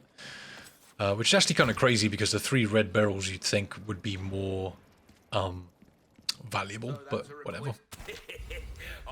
Alright, so let's go ahead and sell him that. And the ornate beetle.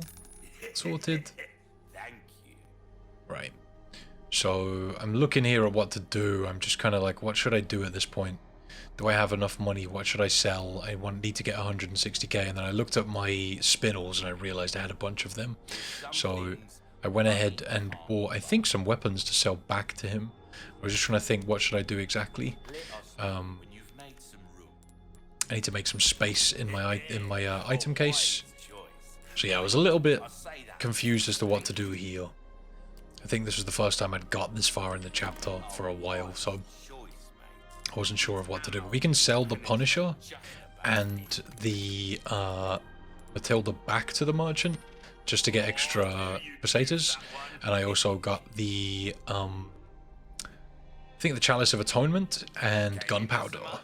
So now, if we want to, if we could, we could buy the rocket launcher. And I got to this point and I was like, oh crap, I can't buy it. I can only buy 1 at a time. So we've got a bunch of extra money.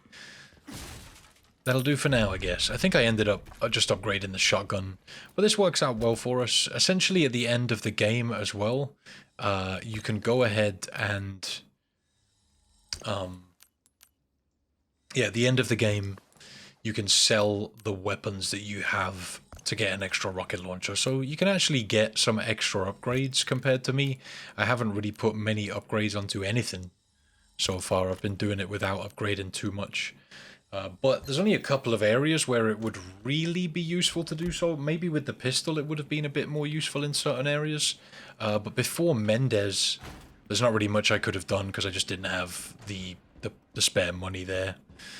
So up until like from between chapter 6 and now, we could have upgraded the weapons a little bit more. But to be honest, I'm happy with where we're sitting. And to be fair, we only just got 96,000 of that money, so we would have only had like 1 or 2 upgrades. So it's not a massive difference.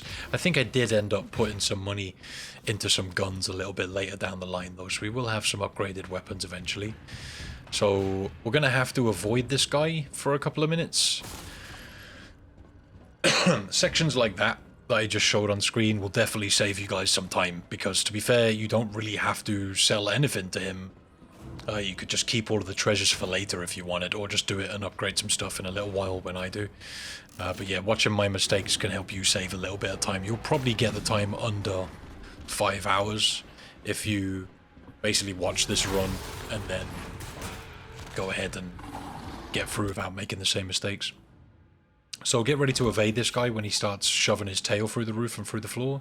You need to pull that switch in order to open up this room, and then you can come in and go ahead and pull the other switch. This guy might seem really scary, but he's actually not that bad. We've got plenty of heals, so just go ahead and use the showers to avoid him. He'll drop in. When he gets close, just try to keep your distance, because he'll use his tail spike attack quite a lot. And if you're far enough away, he just won't hit you with it. I'm pretty sure you can duck under it as well if you want to. But, yeah, I should have repaired my body armor before this fight. That's also something that I probably should have done, but to be honest, with the heals we've got, this section isn't really that hard. Just use the showers, freeze him up, come over here, open up the vent, and when you get out of here, the lift will start raising itself, and you will basically want to get out of this room as fast as you possibly can to start this elevator on the way back up. And just running around in circles will essentially just pass enough time for the elevator to arrive. This chapter is a bit of a bugger, I know. Be ready to evade him. After each time you get him in the shower, he'll jump back into hiding and start trying to attack you through the roof and through the floor again. So just be ready to evade him after you trap him in a shower and stuff. We can't go through this door, so don't go that way. But when he shows himself, just run to a shower, go ahead and use it. We got done in there. Gain distance from him. In this room you can find a yellow diamond. It's up to you if you want to leave it until the end here and come back and get it, but I would recommend trying to grab it whilst you're avoiding this guy. Just because as soon as the elevator comes, we want to get on it and leave.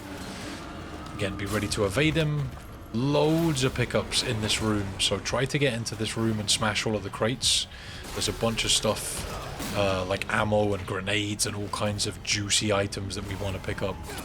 So just keep grabbing stuff. He probably will hit you a couple of times, I'm not gonna lie, but just be careful and you'll be fine. Go ahead and keep using the showers to freeze him up. I think what I might do in my no damage run is go ahead and actually try and kill this guy with like a magnum or something. Try and figure out a couple of strategies, maybe some heavy grenades that you can get, and also yeah, some other stuff. It might be worth trying to loot this area before you actually pull the second switch, because I don't think he shows up before that. When you pull the second switch, I think that's when he jumps out at you for the first time. It's kind of like scripted. Just keep avoiding him, lowering him to the next shower, just literally trying to kill time here. Again, I think a lot of people during speedruns will kill this guy, and I don't think they use the rocket launcher on the two claw guys. They use it on him so that they kill him and the elevator arrives instantly if you kill him, so you don't have to run around in circles like this. But oh well, we've got a bunch of extra money to put into guns and stuff for the future. I really don't think this is that tough. It just takes some time, you know. You just got to keep running, really. Running around in circles. He's scary to look at, but he's a big pussy cat, really. Don't worry about it. You got flashbangs too. I think they stun him up a little bit. Don't think he cared too much about that. Stabbed him with the knife. Alright. We got plenty of knives to use. We can open up this now and run through.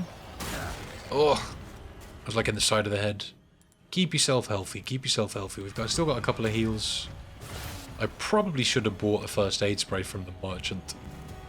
Oh, you want to make sure you're running in the direction you want to go before luring him into the shower, because if you run back through it, Leon does sort of a little animation where he presses the button and passes through the shower, and if you're facing the direction that I think his name's Vertigo or something like that. If you're facing the direction that he is in, you'll end up on the wrong side of the shower. So just make sure that you're facing the direction you want to be in before you press the button. Alright.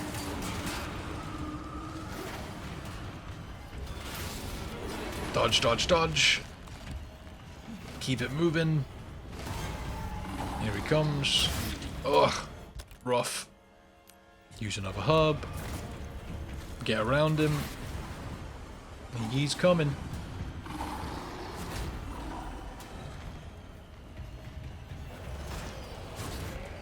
Okay. Close, it's very close. It's almost on that last light. Like it's a Dying Light DLC. Oh! Oh! Managed to sneak around in there. With some good dodges. Here's the lift. Let's get in it and go.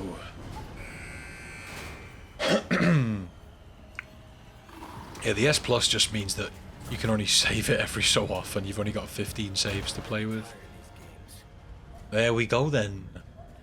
That's him dealt with. He's a tricky enemy to get around, man. But that's that chapter done. Very nice. Okay, so moving on then. We're on chapter 11. We are knocking these out of the park. Okay, so we're going to loot up that box, go speak to the merchant. We are tuning up our knife, repair that, and the body armor. We're going to buy some resources, small and large, first aid spray. One thing you'll want to do in this chapter is make sure that you're not using your combat knife to kill normal enemies, just because you want to save it for Krauser. At the end of this chapter, it's more powerful and lasts longer, so just go ahead and save the normal knife. At least I think it's more powerful than the little knives, the kitchen knives and the boot knives. I just want to feel good about myself. Make amends. Or something like that. So, we're doing alright for ammo now. We've actually recouped a bunch. We've got shotty ammo, pistol ammo, sniper ammo is all looking good. We've got some nades. We're doing okay. So when you come down here, just jump straight over, and you want to swing all the way around to your left. And just keep moving. A chainsaw enemy is going to drop in, and you want to get up here before he gets anywhere near you. Shoot this guy to take him down and run past him on the steps. Equip a flash grenade here, and you want to chuck it into this room when you get in here, because there's a chainsaw lady in here, and she's only here on professional. Run up and just pull the switch. You can kick her if you want to get a little bit of extra time away from her. And we're going to come down the stairs. Keep your eyes peeled because she will be close on your heels. That rhymed and I didn't even mean it to. You get a bunch of loot out of that crate at the bottom of the stairs, so we kind of want to grab that. My body armor took a big amount of damage there from that explosive, but that's why we get it fixed. Here comes the chainsaw lady. Use that barrel to your advantage if she is close to you. If she isn't, or neither of the chainsaw enemies are close to you, you just want to wait until they're next to it and blow it up. I actually got kind of unlucky here, and this Molotov exploded right next to me. Come down here and use the shotgun to blast these two enemies out of the way. One of them ran past me, so I'll just take that. This guy managed to sponge my shotgun shot, but Luis saved me, so that's nice. You can use the shotgun to push him back as well. Grab the dynamite, and here comes a chainsaw douchebag. We're going to use another flashbang here to stun everyone up after smashing those crates, and then we can just run past everyone. And we're going to get the shotgun ready because we're going to duck into this area to grab the treasure that's here. That's a golden hourglass. And then we're going to leave. So as that section is right at the beginning of the chapter, it might take you a couple attempts to get down. But if you're doing what I told you and working chapter to chapter, you should be alright. Just to retry that a couple of times if you mess up or you get killed. Just make sure, like I mentioned before, that you're quitting out to the main menu and then loading your game from there. If you do die, there's a section where you can definitely catch a couple of cheeky deaths. This chapter is a bit of a long one. There's definitely a few different strategies you can use in that area, but running through everyone there is just a lot easier because there's 2 chainsaw enemies, a bunch of normal enemies, and it's just not worth staying in there and using a bunch of ammo to take everything out. So yeah, we're just going to sprint through it basically and come through here. Drop down into this area and come around here once you get to the El Gigantes, and you're going to wait for the one to sort of step towards you, get his attention, make sure he's on the platform, avoid getting stumped. You might want to go close to him and sort of like give him a little run around, throw a flashbang to stun him up on the platform, and then drop the platform to drop him in. That gets rid of him really quickly. It's a really easy way to get rid of him. Just make sure when you throw that flashbang, you're near enough to the switch to pull it when it goes off. Because if you're far away and then you throw it, by the time you get to the switch and pull it, he's more than likely going to be recovered from the flashbang. And using the flashbang, The switch again here can sort of buy you some valuable time with the other El Gigante, because I think that's what they're called anyway. But yeah, with those guys, because he'll sort of back up to make sure he doesn't get dropped through it, and that just buys you a few seconds, and then Lewis will more than likely run away straight after that. So yeah, you're kind of safe when you pull that switch again. I was getting stomped on here, which was not a lot of fun, but we've got some heals. We bought a first aid spray from the merchant. Let's keep moving. Skip this cutscene, and now we just need to run over to the platform with Luis. I'm just going to take it really wide to bring him over there. Look out for these big jumps this guy does. Ideally, you want to be standing here when Luis arrives, and then you can just pretty much bring the El Gigante over and he'll jump on it. But it's not too difficult to get him over here.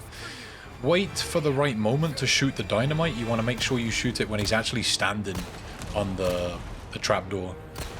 I'm missing my shots here. It's not an easy shot to make all the time. There we go. Managed to hit it.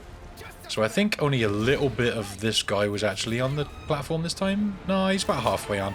But even if he's not on it by most of the way, like the majority of him is off the platform, you will still get the drop in there. So nice and easy.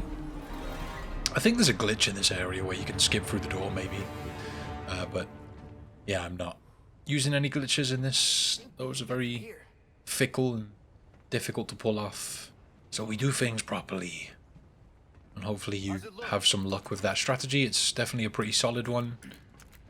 This is another section that's going to really suck to do no damage just because there's so much stuff we've got to run through. We've got the whole minecart area here. So let's go under here, smash up these barrels, grab the stuff, keep heading up. There we go, we got some green herbs. We can craft up all of this stuff. There we go. Thank you, thank you. Grab all of that. Very nice.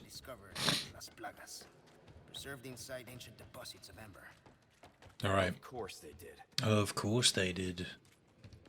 Right, so when you get here, you'll want to You're not suggesting we ride hop down when Lewis allows you to.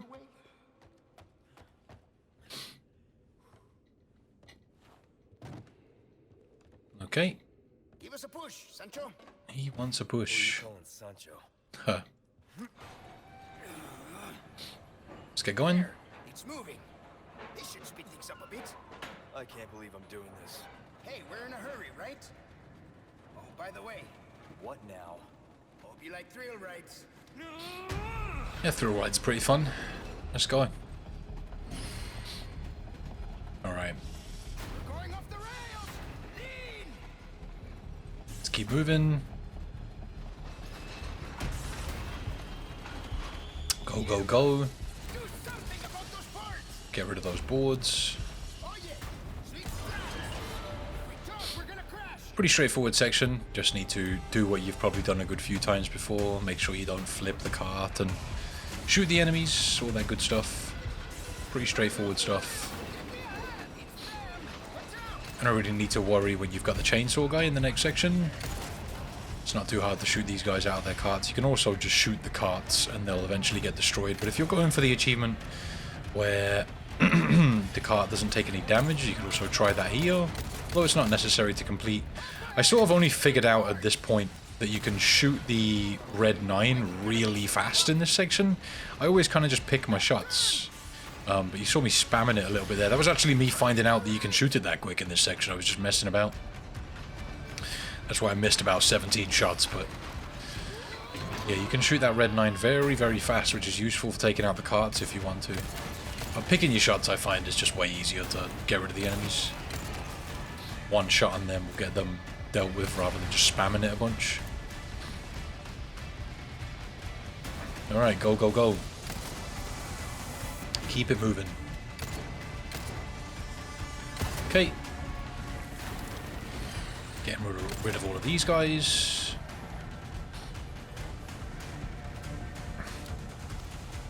Quick reload. Load that up. Okay. Keep going, keep going. So Sometimes it feels like this car is going really slowly. But, I don't know, maybe that's just me. Right. So that's the end of section 1 of the minecart. This it? Afraid not. Things are just getting started. Things are just getting started, says Luis. So coming up here, there's a few enemies that you want to watch out for. Let's go ahead and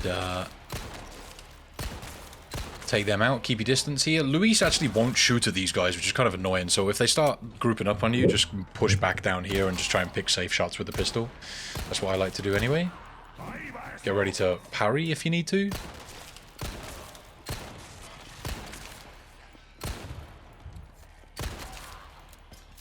Alright, there we go. Dealt with. Get ready for one of them to mutate. They might do that. And you just want to be careful.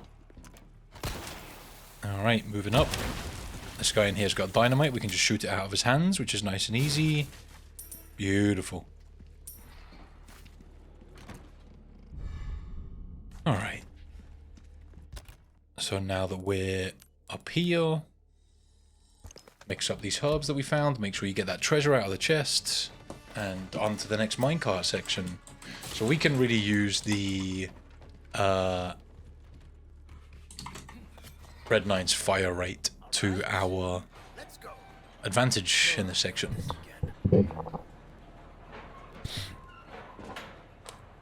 Right. Let's keep going.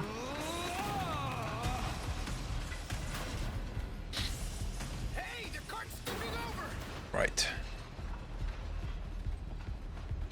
Try not to flip it, of course.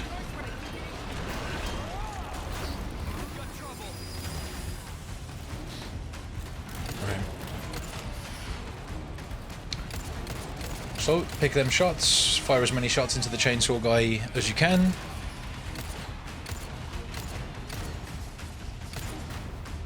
Yep. Getting rid of them.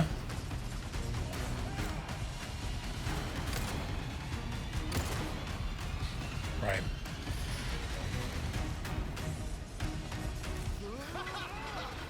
This is kind of fun. More boards.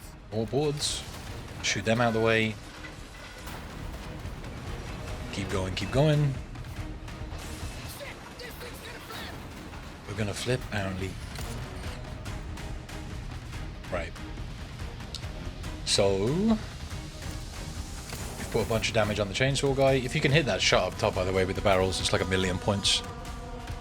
It's kind of a tough shot to make. Probably one of the toughest shots in the game.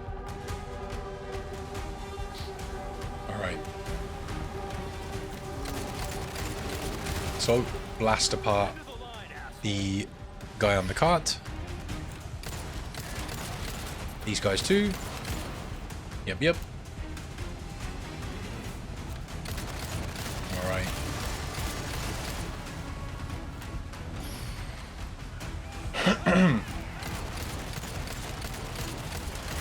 Get rid, get rid. Just by shooting their carts. I was kind of just having fun here, messing with that.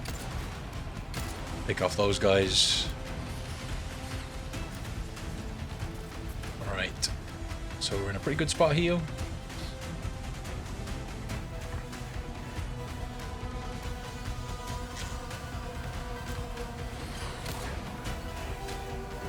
Keep going, keep going. We're pretty much at the end now. We've got one more thing to do, I think. It's just shooting a thing to redirect the tracks. Kind of a straightforward section, not really much to talk about. Just shoot the enemies. I'm sure you've done this section a good few times in your own runs.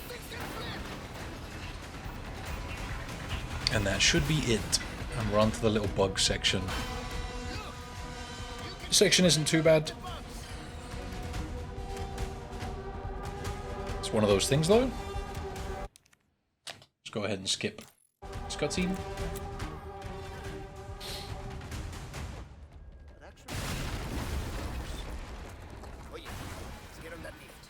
He wants us to get on the lift, mate.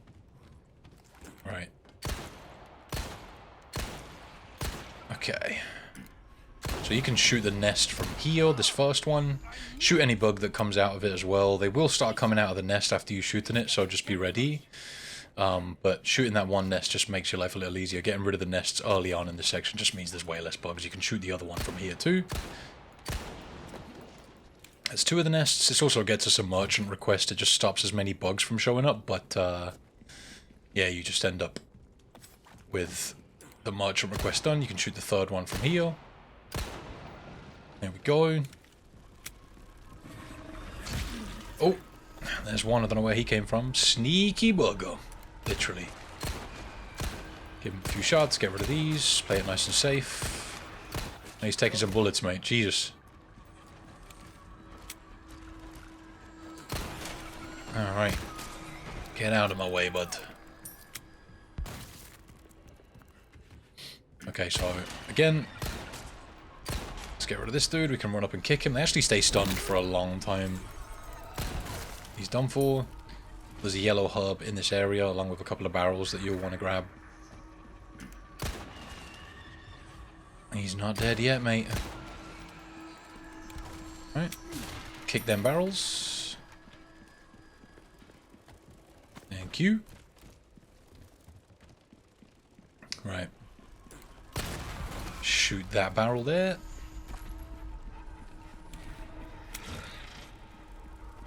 Go, go, go, go, go. Keep it moving. Alright. So, let's go ahead, grab whatever loot he dropped. They will just keep coming behind you here, and that's something you want to look out for in this section. They're kind of annoying with the way they appear behind you. Just watch out for that.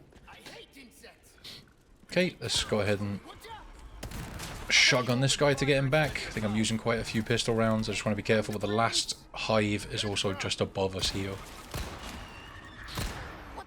Yeah, watch out, Lewis. You're in the way, mate. Go.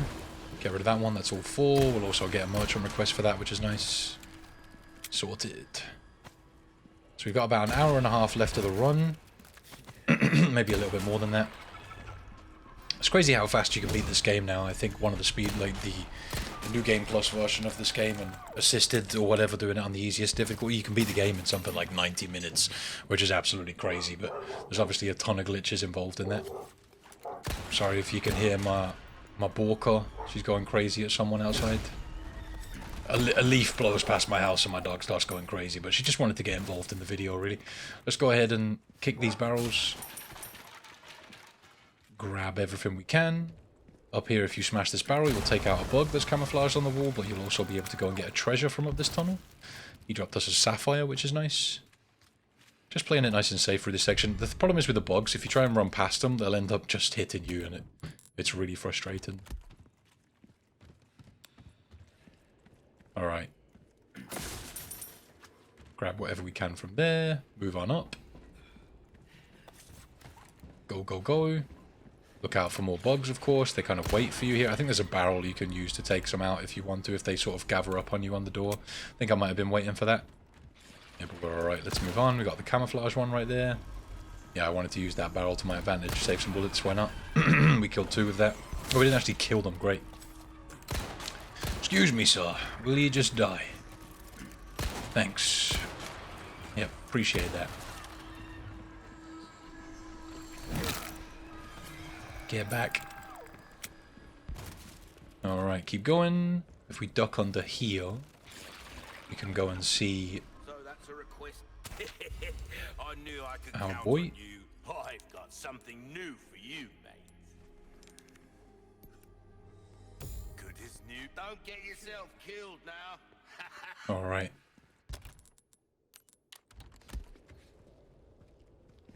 Okay. So heading this way, we can go and get our Krauser fight on. Let's go. Wait for Louis to catch up. Hurry up, mate. Come on now. Take your time. All the time in the world, bruv. No bother, no bother. Alright, there we go. Finally. We're out of that. Are you being controlled by that cult? This has nothing to do with them. Nothing to do with him. Ooh. Gave us the beef right there, mate.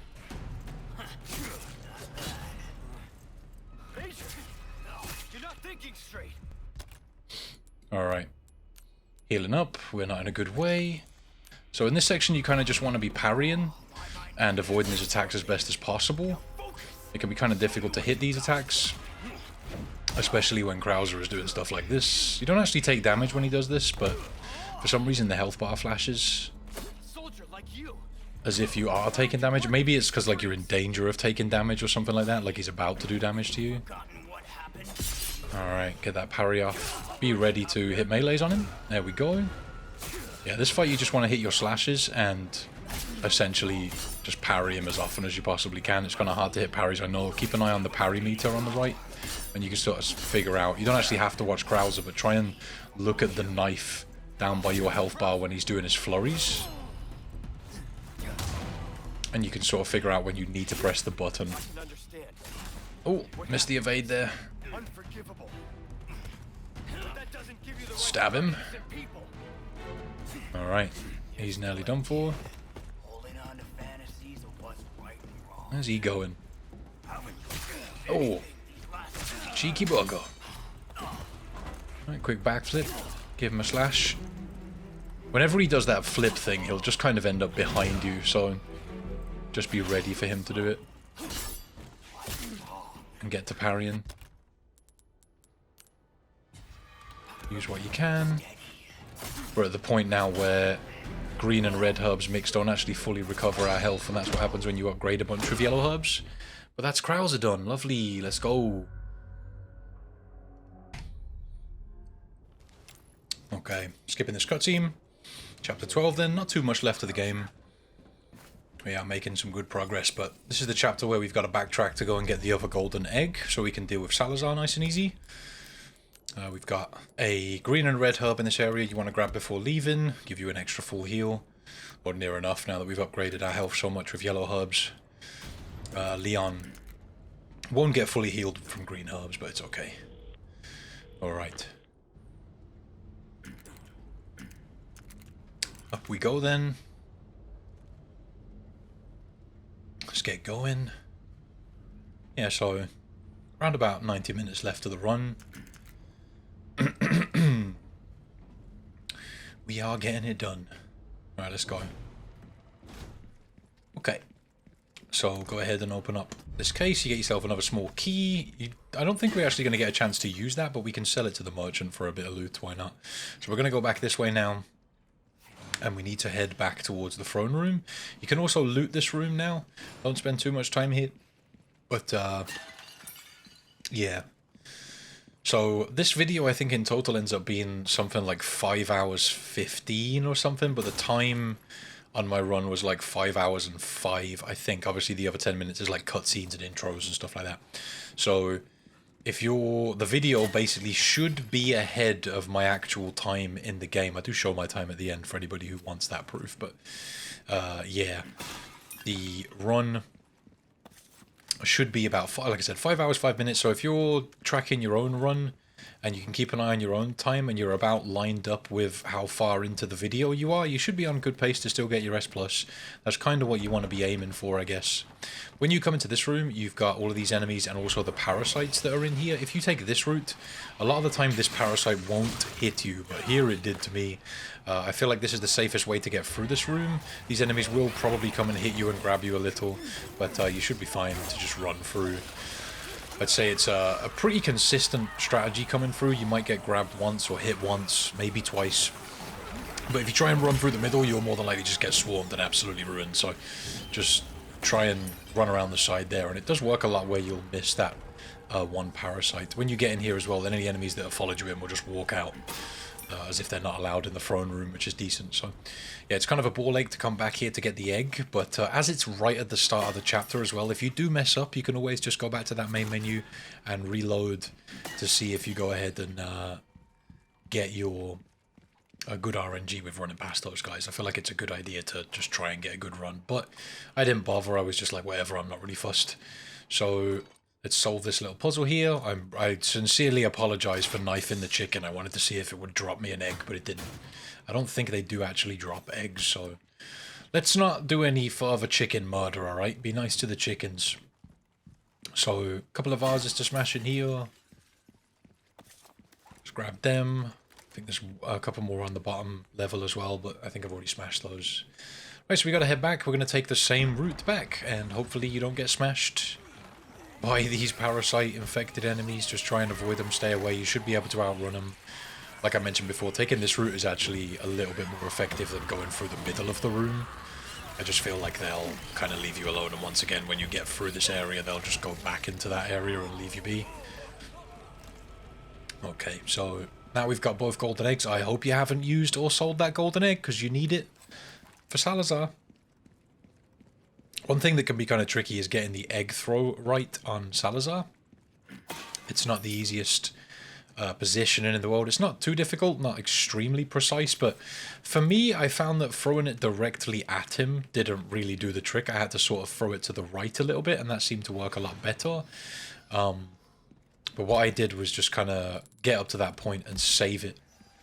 And then I practiced the throw a little bit just so I could get it into my run nice and easy.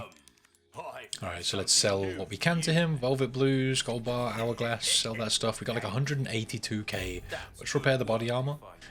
Repair the knife, maybe? No, I'm not repairing that. I'm getting some resources. There's a first aid spray there if you want it. Go ahead and grab that. And we're off. We're having a good time. Let's go. Alright, so now that we're here, we can prepare for this next section, which is the clock tower. It's kind of a rough one, but Hang in there, Ashley. doable. Right, so now that we're here,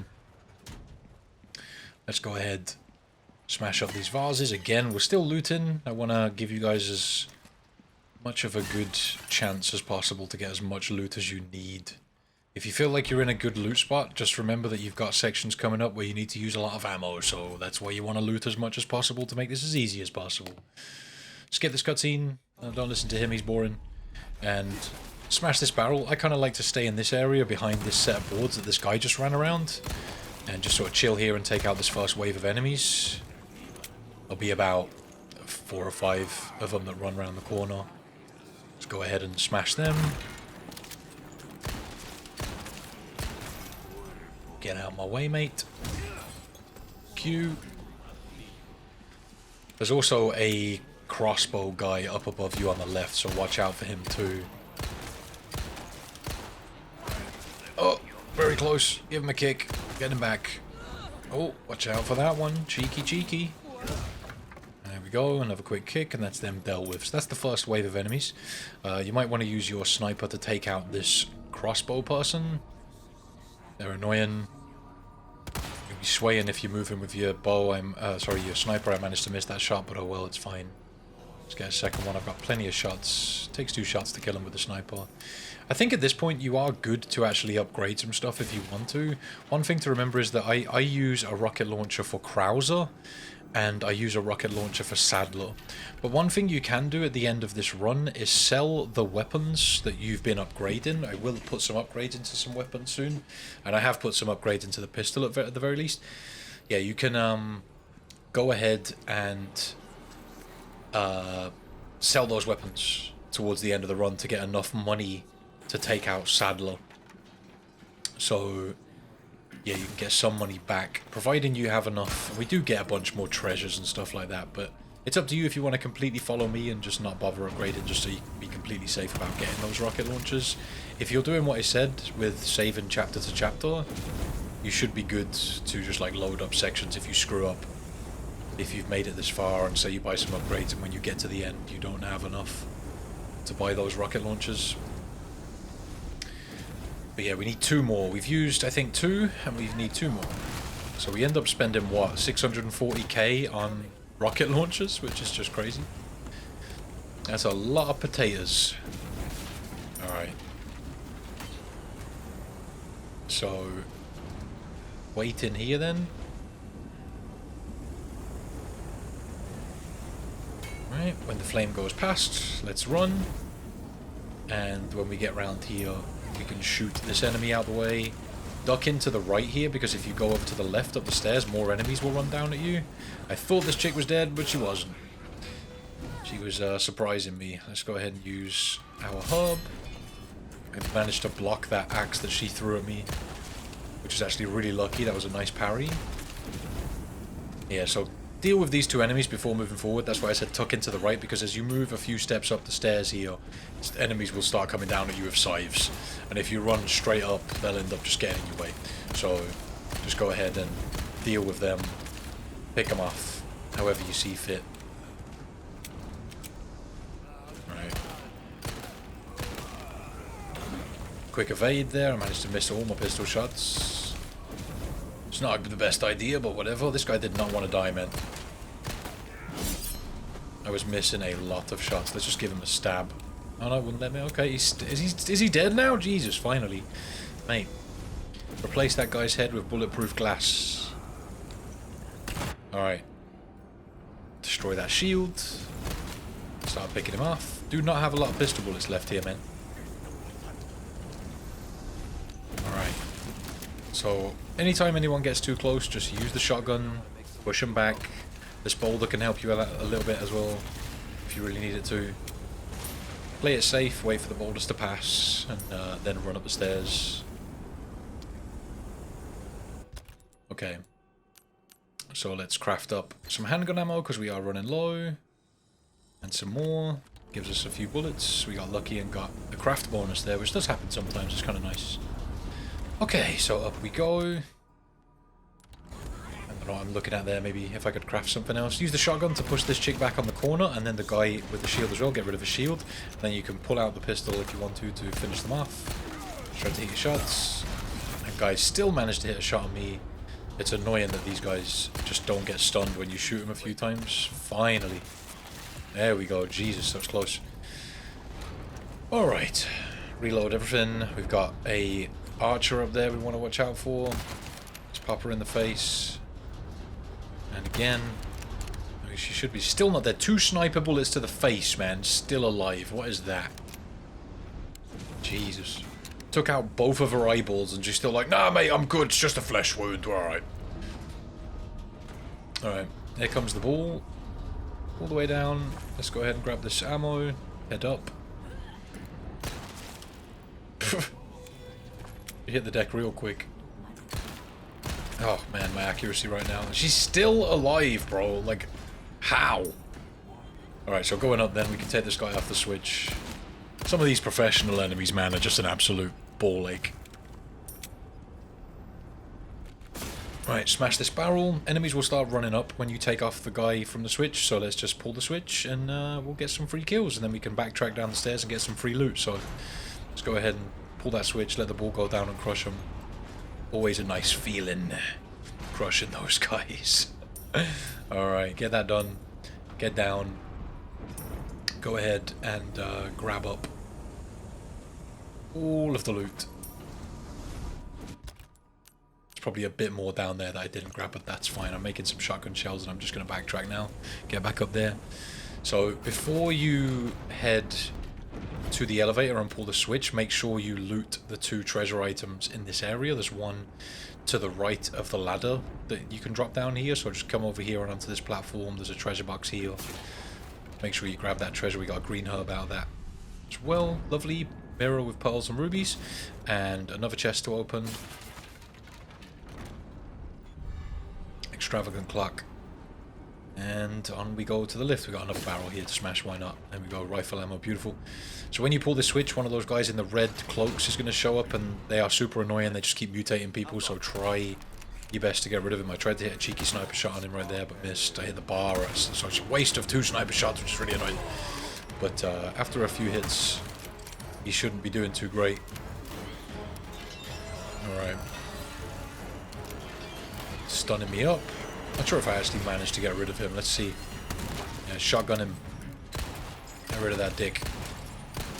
Die, mate. There we go. Jesus. Use these barrels to your advantage. Enemies will group up on them, about to jump onto the lift.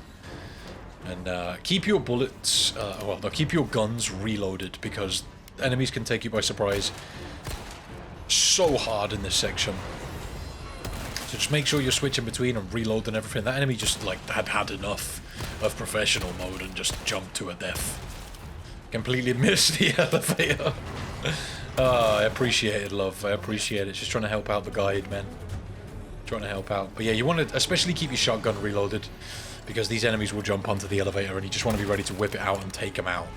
And these guys with the red cloaks or whatever the hell they're doing are super annoying, just because they frickin' keep stunning you. It's not even so much that they create the parasites, it's that they stun you all the time.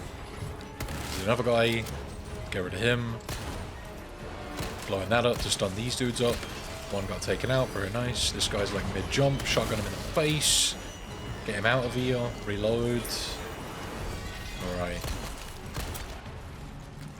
So, let's hit some shots on this guy, try and get rid of him. He just does not want to die. I feel like I actually wasted a bunch of ammo on this guy because I don't think I killed him. Enemies just kept jumping onto my elevator and I just had to deal with them. I was doing my best to keep things reloaded while getting stunned by him. Yeah, you do not want to get caught with your pants down.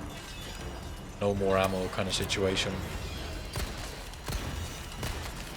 Guy just stands there taking shots, like 4 handgun bullets just to stun him. It's insane. Alright, so let's reload everything now that we're off that. Run out here. Got a few sniper bullets, we got some shotgun shells, pistol bullets, we're doing okay for ammo. Let's go ahead and take these enemies out down here. There's one. It's going to take 2 shots, isn't it? And that actually missed. Kind of hard to hit from this distance, but never mind. There we go. One more, maybe. Do I miss this or hit it? Oh, that was so close. Yeah. Bullets actually travel in this game, which is really cool. I don't think it's hit scan. Doesn't seem like it is. Up close, it may feel like it is because of how fast bullets travel, but yeah, from distance you can definitely tell that it's not hit scan and the bullets do actually travel. Alright, so come across here, you want to look up and shoot down this lantern to get the yellow diamond out of it. Another enemy archer will run up the stairs in this area, so be careful. But down to your right, you can just duck into the merchant if you want to. Just go ahead and get rid of her first.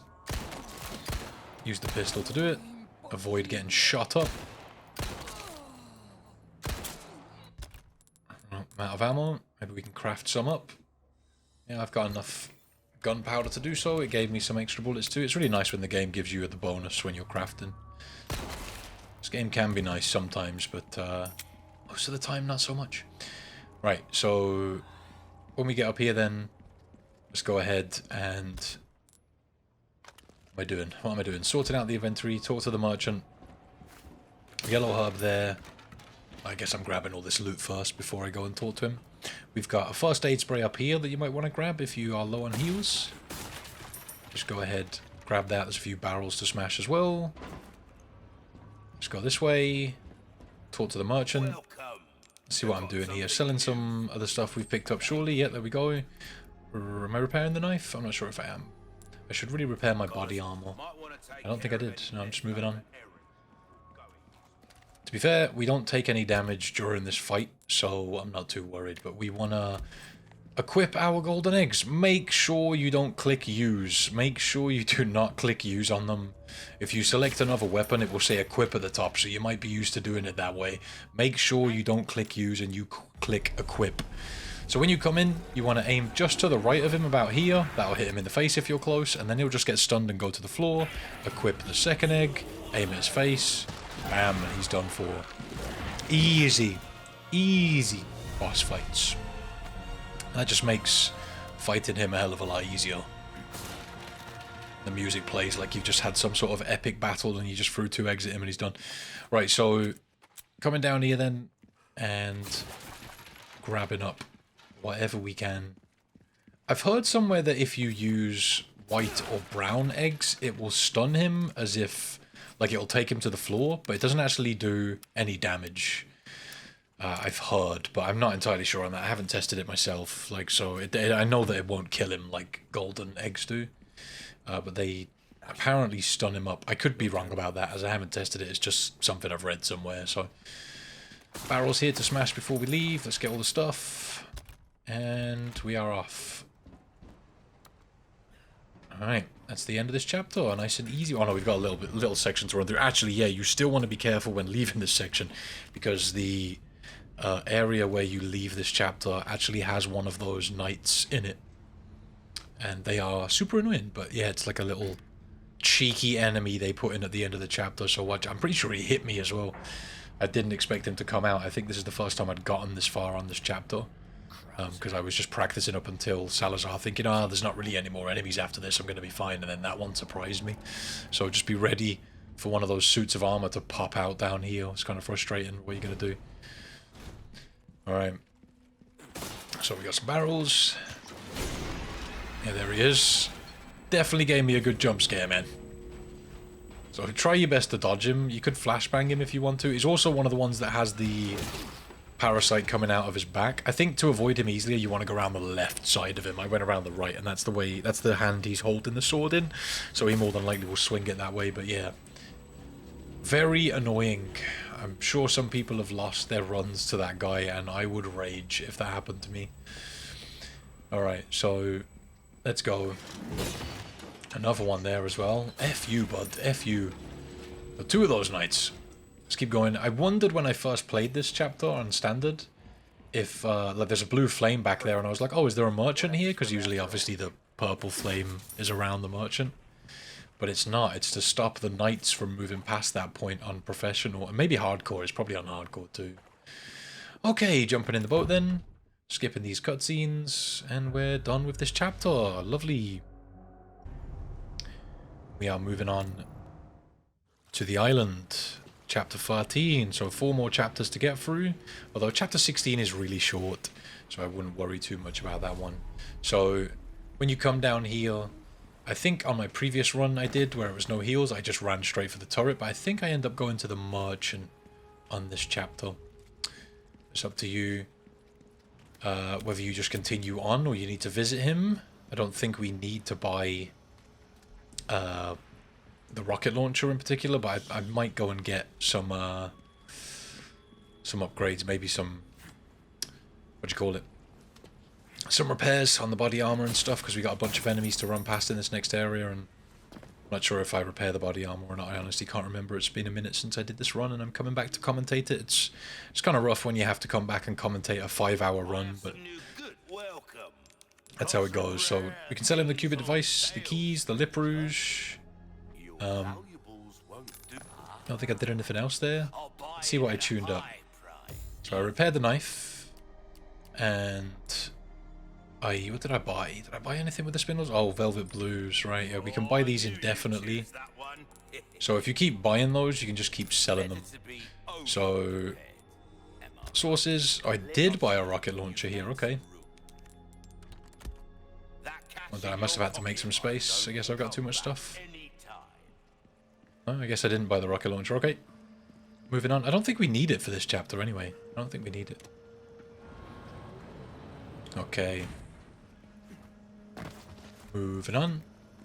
We have got a bunch of money though, and I know that one thing you might want to do is skip ahead in this run a little bit if you're on this chapter and you're struggling, and see if I upgrade the weapons, because we've had this amount of money for quite some time, and I know that I do end up buying some upgrades for the shotgun in particular, but to be honest, I mean, I don't really stick around to use the shotgun to kill enemies. I just kind of use it to knock enemies back. I feel like that's the best use for it. I know a lot of people prefer the riot gun, and I suppose that is up to you, but I just stick with the shotgun because, you know, it's the one you get for free. Save the money. And I suppose the objective really is to just get as much money to make this guy, again, to make this guide as easy to follow as possible. That's because of the amount of RNG in this game. So we went up that ladder and pressed the switch for that other turret. I ended up getting grabbed here and then stabbed as well with an electric pitchfork, which is great, lovely. Let's go ahead and use our first aid spray. And we want to stay in this area a little bit to get the brute to jump off the cliff down into that area. And then when we run back, he shouldn't be able to attack us. We should be able to just run away. And he's got to come all the way around to actually get shots on us. And he can do a ton of damage. So Let's go ahead and get out of here. Managed to get some sly dodges on these guys. I'm not fighting them just because they're a headache. And yeah, let's leave. When you get through here, none of these enemies follow you, so you're good to just get out. Alright, so getting through here then, shoot this guy. And we'll slap up these barrels, why not? Keep moving. We got this guy. Be careful with this dude because he can mutate. So I kind of like to stab him and just run past. You can also, if you get the right angle, you can shoot him from the side and knock him off the bridge. But that's up to you if you want to do that. I just kind of like to take the grab, stab him, and just move on. He doesn't have a weapon, so he just kind of goes for the grab every time. But yeah, let's go. Jump over this window. We can stab this guy in the back. He's clueless. Grab the handgun ammo on the table here. Because right now we have like 250k, so I'm pretty sure we can afford some upgrades. I was just being really conservative, I think, with the money. Alright, let's go. Keep moving. Let's go ahead and open up this. We get another treasure here. Yeah, a big part of my route is just getting the right treasures. Just getting treasures that I know are there. The only reason I know all of these treasures is because I made a guide for collectibles. If you're looking for a guide for collectibles, by the way, I've done all chapters, and that'll be linked around somewhere, I'm sure. Alright. Let's get out of here, keep going. This guy's in the way. Oh! Not cool, dude. Keep moving. Push these dudes back as well. Let's get around them. A rocket launcher. Skip that cutscene. Keep going, keep going. Yeah, I'm just gonna run past these dudes. There's no point dealing with them. All of this stuff is quite early in this chapter, and this is a bit of a long one, but yeah, we're just gonna run past everything, why not? That guy tried to get the grab through the door. So in this next section is another elegant crown that we want to grab, but it's protected by a bunch of enemies. So we're going to try and run down there. You can throw a grenade over it if you want to, but if you just keep going, you can get down this area and deal with this guy with the shotgun. You just kind of shotgun him once. He won't die more than likely, but you just sort of shotgun him down, and if you get lucky, you'll take his head off. But if he's down, that's good enough. Come over here, open up the box, grab the elegant crown. Trust me, that is worth taking an arrow in the shoulder for. It's like a 100k item when combined with the right gems. Even if you don't have the right gems, it's still like a very high priced item. Okay, let's keep going. Okay. Getting up here then. We can shoot this explosive, get it out of the way. When you come into this building, there'll be a case here you can open. There's two ways you can go. You can go up the ladder or up the stairs. If you go up the stairs, you'll be able to lure enemies into a tripwire explosive. I think I went up the ladder here and ended up shooting them. But just round that archway to the right, you go up the stairs and there's a...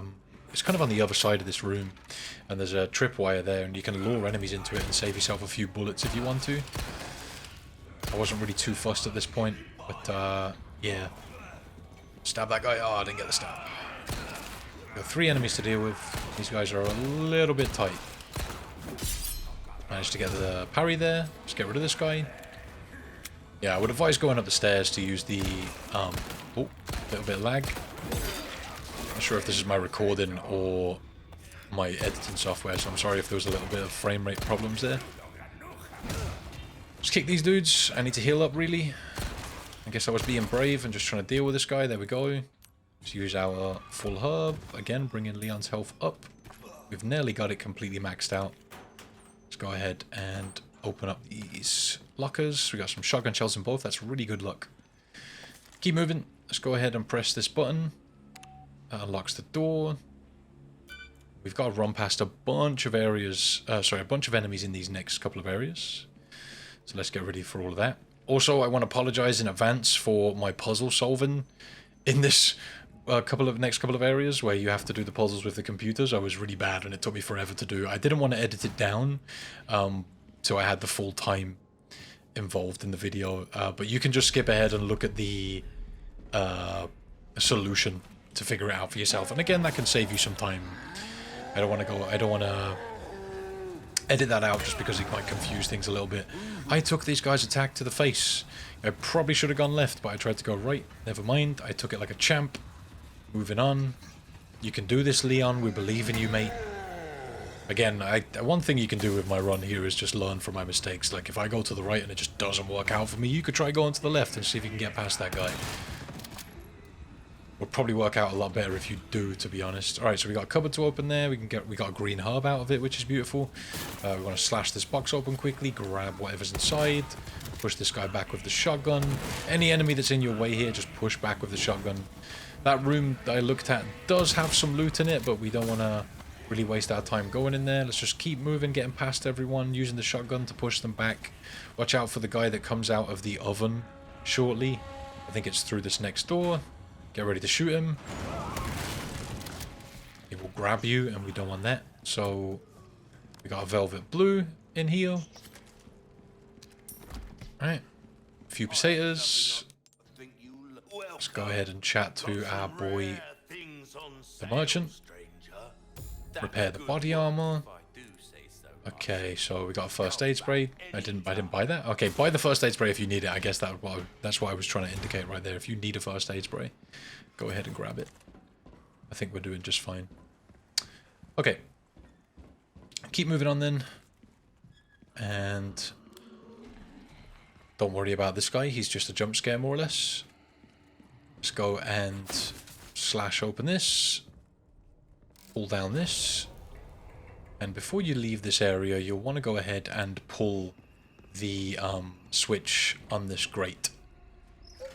Because it'll raise this up, and you need to go that way in a minute, and if you don't have it raised when you switch the power, you won't be able to pull that switch.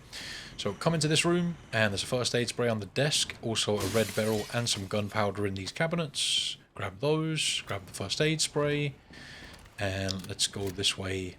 So yeah, I don't think my puzzle solving was the best here again. I'm sorry. If you want to just get the solution, just go ahead and skip ahead a little bit.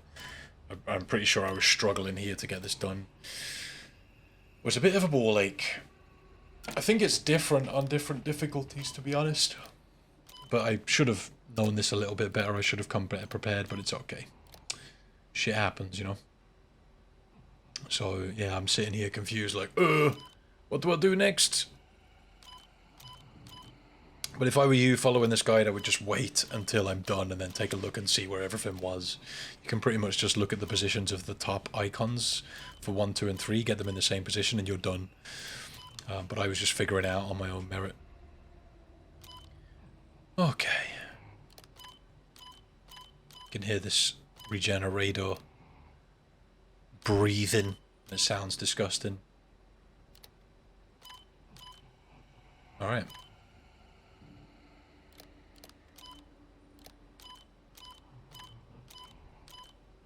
Okay, come on. This is long. I was here for a while, man, I'm sorry. I really should have known these solutions. I could edit this out, but I want my time to be accurate. So, I'm just going to leave my embarrassment here, man. I was here for far too long. I was definitely brain farting, man. Hey, everybody goes through it once in a while, right? But I probably should have rehearsed here a little bit. And figured out these solutions to these puzzles. They can be a little bit tricky. They can be a little bit tricky. It's just getting it in the right places. There's one that's much harder than this. And I think I probably did better at this one, and it's the one that has the LE5 in it. I'm not sure if I grab that or not. It might be a good idea to grab just to sell it to the merchant. I probably do end up doing that, just for a little bit of extra cash. Alright. Come on now, come on, stop being stupid, let's get it. I was struggling, mate. All over the place. I think that's the way that you want it. I think you want the bit at the top pointing to the right. I could be wrong, though. You can tell I've been wrong with these puzzles before, just a few times. If you think this is frustrating to watch, it was very frustrating for me to do. I'll say that much. Alright, let's try that, maybe? No, that can't be right. I'm pretty sure you want it going to the right and then the one below it going to the left. I'm pretty sure that's what you want. I can see it sitting here watching myself do it, but I was just brain farting hard.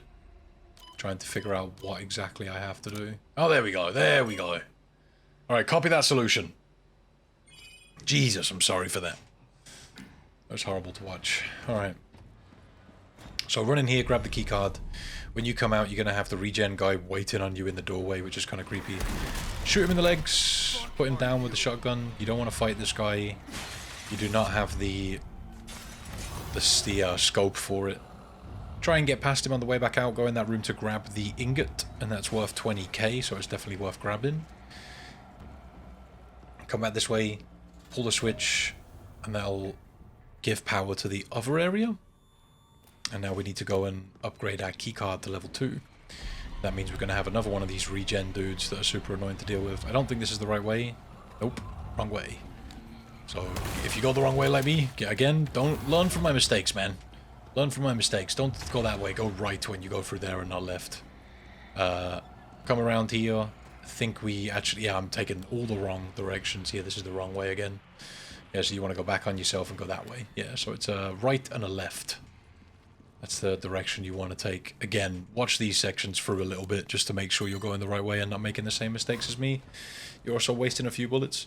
So this one is a little bit tougher because there's 5 of these keys, but inside is the LE5. So we want to grab that so that we can sell it to the merchant. I don't think this one took me as long because I actually got stuck on this one for a while before, and then I remembered the solution a little bit. I know that the first 2 should be correct at this point, so I shouldn't be here for too long. But again, just wait till I get it solved and then copy that solution. It'll be the same for you. Saves you messing around. Sorry for the ball ache. Sorry for the ball ache. Alright, we're getting close. We're getting close. I'm sitting here like, what, man? I'm confused. I think the second one might be in the wrong place. I need to reroute that one. I'll get there in a minute. Yeah, I think I want this one rotated around like that. I think I just put it back to the same position. Which is stupid. Or is that it? Nope.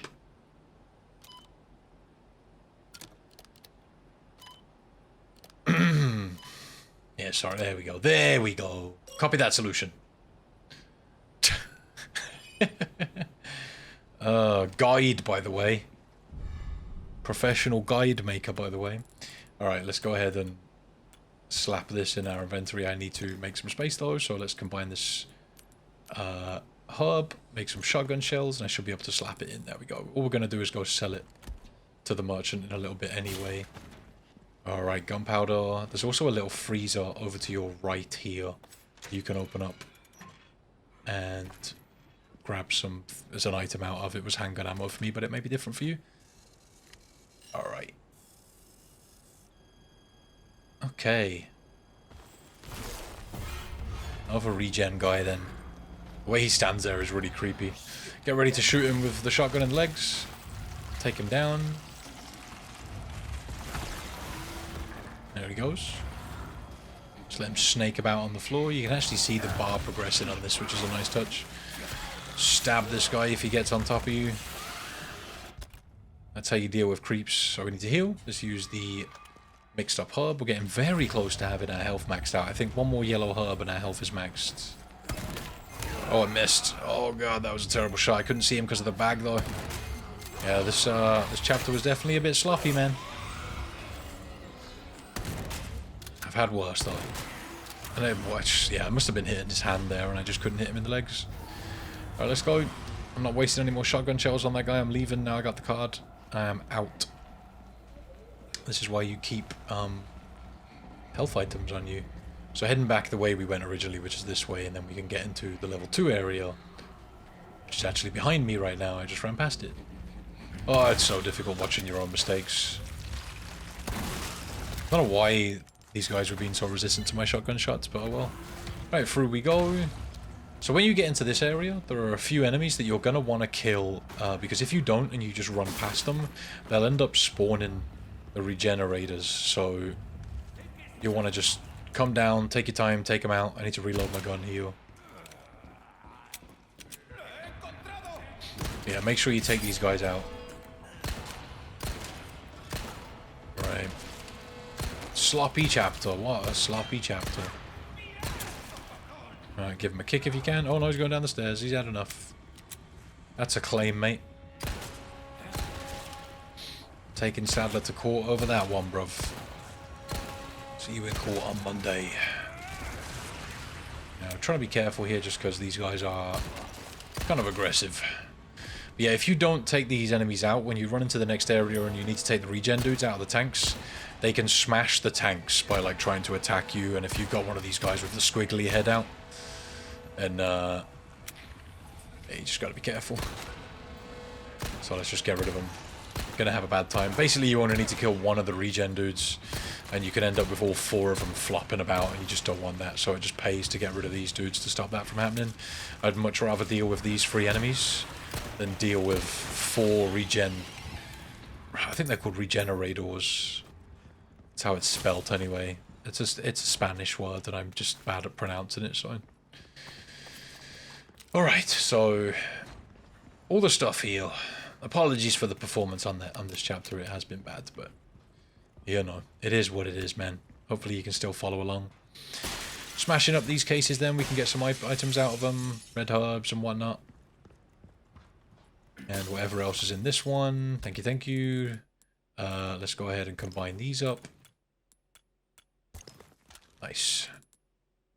Right, we need to make 4 slots because we need to get the biometric scanner. So hopefully with those 4 slots, I should be able to biometric scope. I should be able to get them in. A biosensor scope, that's what it's called. Alright, so let's slap it onto the snipe. Don't need to buy the stingray, which is lovely. I originally thought you did, but yeah, you don't have to. You just use this one. So we need to get the wrench, and only one of these guys will have the wrench in, and it is random as to which one has it. So you just need to like check. There it is. It's got 2 parasites on top of each other as well, which is great. You can get 2 of them. Then just get your distance. You don't want this guy to smash the cases, which can happen to you. It's frustrating if it does happen, so just be careful. There we go, he smashed one for us. So now we got 2 regen dudes in here. Fantastic. He's got 1 parasite left to get. Let's try and get it. There we go. Let's grab that wrench. And be done. Lovely. Alright, so when you start programming the card, the other enemies will spawn in. It might be worth, when you shoot the first bullet of the snipe into the regen guy, to jump back into the area where you put the key card in, and it'll kind of come over that way, and I guess that'll stop him from smashing any more tanks, and you won't have to deal with an extra regen guy like I did here. But to be fair, I just shot him in the legs and danced around him, and I wasn't really bothered about killing all the enemies here. I just wanted to get my keycard done. I could get the hell out of here, so... Yeah, these guys got really unlucky, and I was just pounding them into the wall and then stabbing them. Alright. Let's grab up the card. Oh! Explosive, that really hurt the body armor, but I'll take it. Let's go. Let's get out of here, man. There's another one gonna blow up. Oh, the body armor's completely broken. Let's go, go, go. Use the key card here and we're out. That section is a rough one on this chapter. A really rough one, in fact. Alright, let's go ahead and get Ashley out of her cell. And we'll be on to chapter 14. Let's get it done.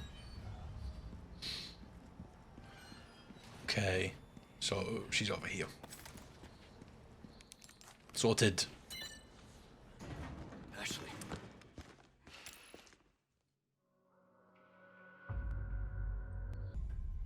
Right, on to chapter 14 then. So we're back with Ashley, and there's a big skip in this section you could do that I actually didn't know about at the time of recording this video.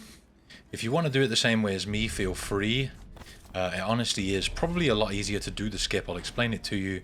You'll need 2 heavy grenades and a normal grenade. So if you've got those in your inventory, you can use it to pretty much skip the wrecking ball section. You got it? And I'll show you, I'll explain it. I don't do it, I do it normally. Because like I said, I didn't actually know about it at the time of recording this chapter. But if you want to go ahead and do that, it's entirely up to you. So... I picked up the loot that's in that room, and that includes a little fish. I'll use the fish just to get some health back as well, because we're not doing too well with the health. I think at this point I might upgrade the weapons that we have. I think I do dump a bunch of money into the shotgun and the pistol. So like I mentioned before, you could have upgraded these a little bit earlier, to be honest. But yeah, I was being quite conservative because I wanted to make sure we had money for the rocket launchers that we need. We can sell all of these items, so get rid of those. We've got a bunch of treasures to sell and all that good stuff. Sell the magnum ammo, the bolts, the submachine gun ammo. Sell all of that as well. And I'm going to sell the LE5. So now we have like 323k. I'm repairing the knife and the body armor. I'm also going to upgrade, I think, a couple of weapons here. So let's see what I do. Oh yeah, I end up selling the normal pistol that we've been using here and buying the blacktail. I'm pretty sure it takes up less space, but it has way more power in it than the normal pistol, so it's a good idea to use that. I'm bringing the rifle up a couple of spots as well. And do I upgrade the shotgun here? I don't know if I do. Let's get some resources. There we go, a couple of resources too. First aid spray, why not? So I think when I sell all of my treasures that we have, I end up upgrading the shotgun as well. But I don't do that yet. But bear in mind that at the end of this run, we need another 160k to get the rocket launcher for Saddler, but we need 2 more rocket launchers from this section. So we need 1 for Krauser and 1 for Saddler. But the weapons that we've put a bunch of money into, we can actually sell back to the merchant and get a chunk of money back for it. Something to bear in mind. So I think I do spend some more money on the weapons, but having this pistol's power up really helps through these couple of chapters. Again, we probably could have done it a little bit earlier, but I'm not too bothered about it now, to be honest. You can follow the strategy I use and just actually do the Wrecking Ball chapter if you want, but doing the skip I just mentioned will save you a good, like, 10 minutes or something, like a good amount of time. So we're coming into here. I opened up that dumpster to grab the gold bracelet that's in the dumpster. Also, we got a couple of those blue medallions on the way here. You might want to grab those too, give you some extra spinels. They are all in this area.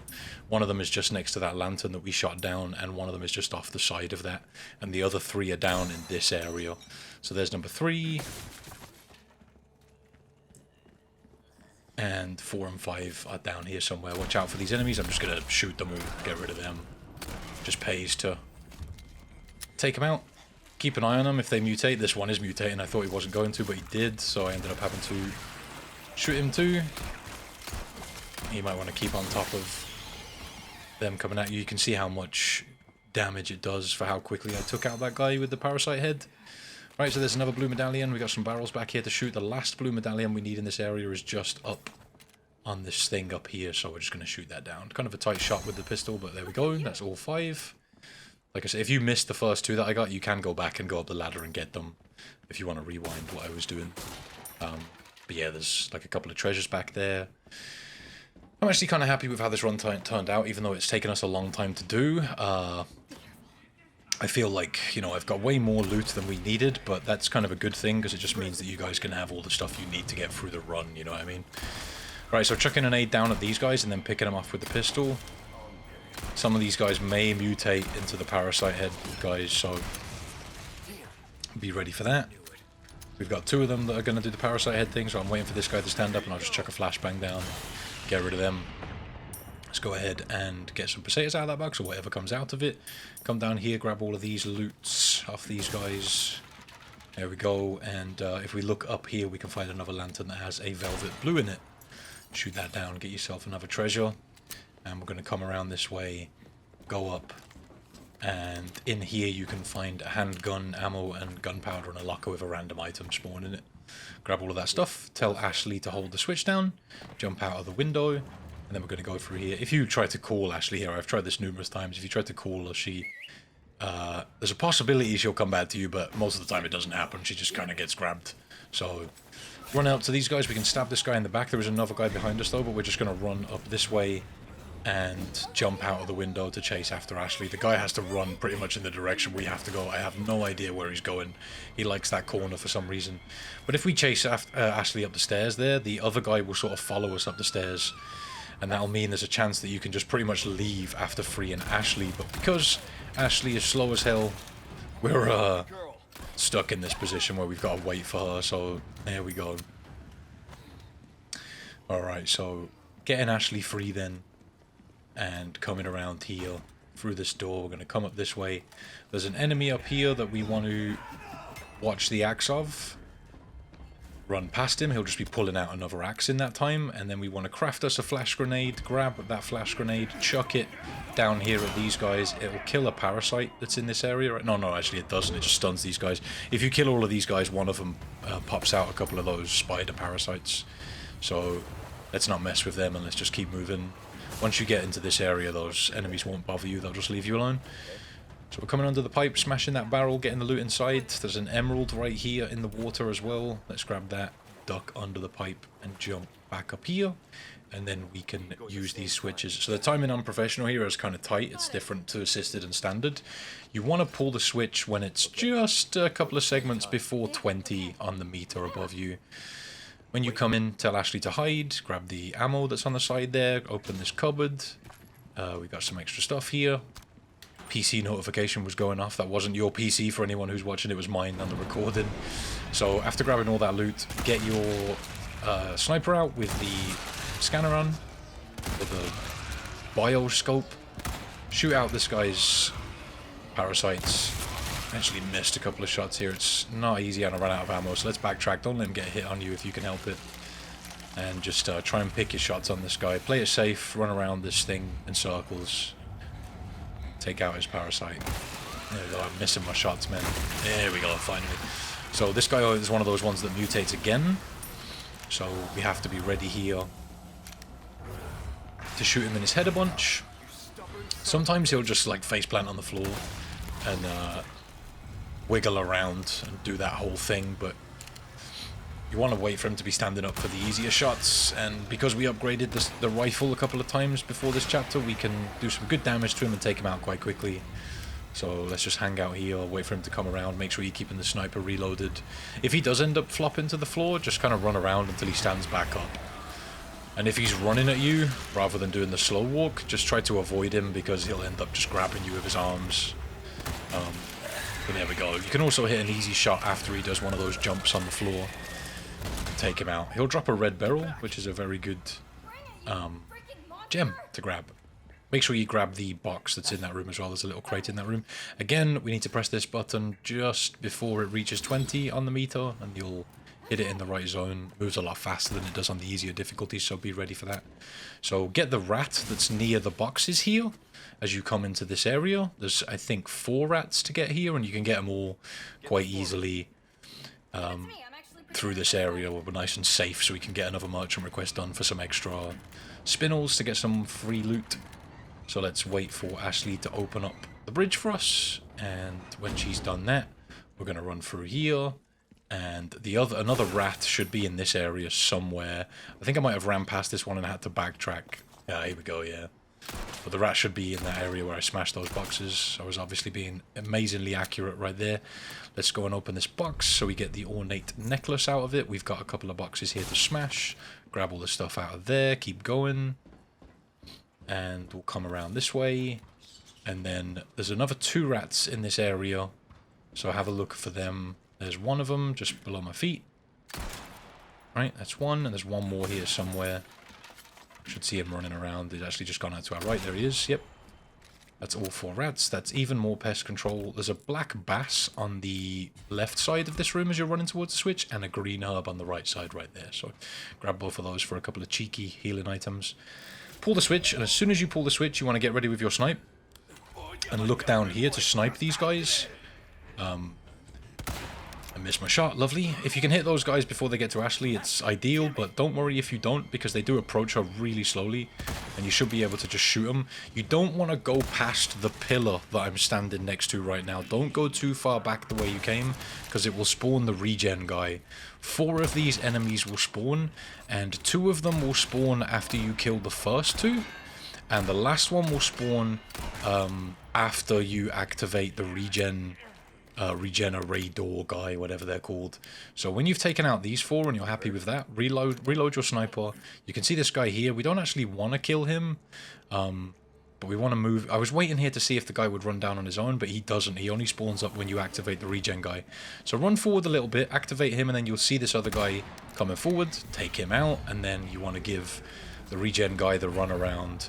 You might be able to, or you might get grabbed by him here. If you do, don't worry, just knife him and escape. and then run back to Ashley. You just want to make sure that you've taken out those 5 enemies, and then you can run all the way back to Ashley, and she'll drop the bridge on the regen dude, so you won't have to fight him, which saves you a little bit of time. You got some loot here to grab from them. How do you like this? There we go. Always funny to watch. Okay, so let's grab up the loot that these enemies dropped. You're welcome.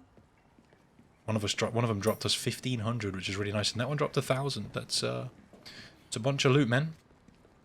All right, let's solve this puzzle then. I think I did this one maybe a little bit better than the ones in the previous chapter. I'm still embarrassed by that. I'm still reeling. All right, there we go. Sorted. There's the solution. All right, moving on. Really doesn't take that long to solve that one. So smash up these barrels. When you come under here, there's going to be a few of the spider parasites that spawn up. Just use your pistol to take them out. They'll die with 1 or 2 shots. They're quite weak to this pistol, so they're not really a bother. You might panic there and throw a flash grenade, but you don't really need to. Alright, so let's visit the merchant now, and we can get a couple of these merchant requests cashed in, and I'm just going to spend all of my spinels on velvet blues, because we can get those as much as we like, and we can just sell them straight back to the merchant for extra money. So sell them all to him, and we can get gold bangles sold as well, all those velvet blues for a bunch of money. I'm going to repair my body armor because we've got the wrecking ball section coming up. If you've got 2 heavy grenades and a normal grenade, you can actually skip this section quite well if you want to. I'll explain to you shortly what it is we have to do. Alright, let's go. So I have got 4 heavy grenades and like 4 normal grenades. I ended up doing this section normally. If you're going to do it normally, I recommend having a couple of flash grenades for one section. But basically all you want to do here is look at the wall that the wrecking ball is going to smash into, and as soon as you activate the section, you'll be facing, I think, 3 or 4 normal enemies. And if you turn to face the wall and just throw 2 heavy grenades and a normal grenade at it, Ashley will swing the wrecking ball once and it'll break, making this section a lot quicker. It takes around 10 minutes to do without doing that. So pretty much at this point you just turn to your right and you're facing the wall. If you want to throw a flashbang at these guys, I wouldn't blame you because they'll kind of run up on you while you're trying to do it. But yeah, it's basically you can see the hole on the wall that Ashley's hitting. Just throw those grenades at it. If you want to skip this section, that's entirely up to you. Give it a go, and otherwise you have to wait for quite a while for Ashley to break this section. If you're doing it like me, just do your best to pick everybody off. And I like to stand up on these crates. I'm catching a beating here at the beginning of this mission.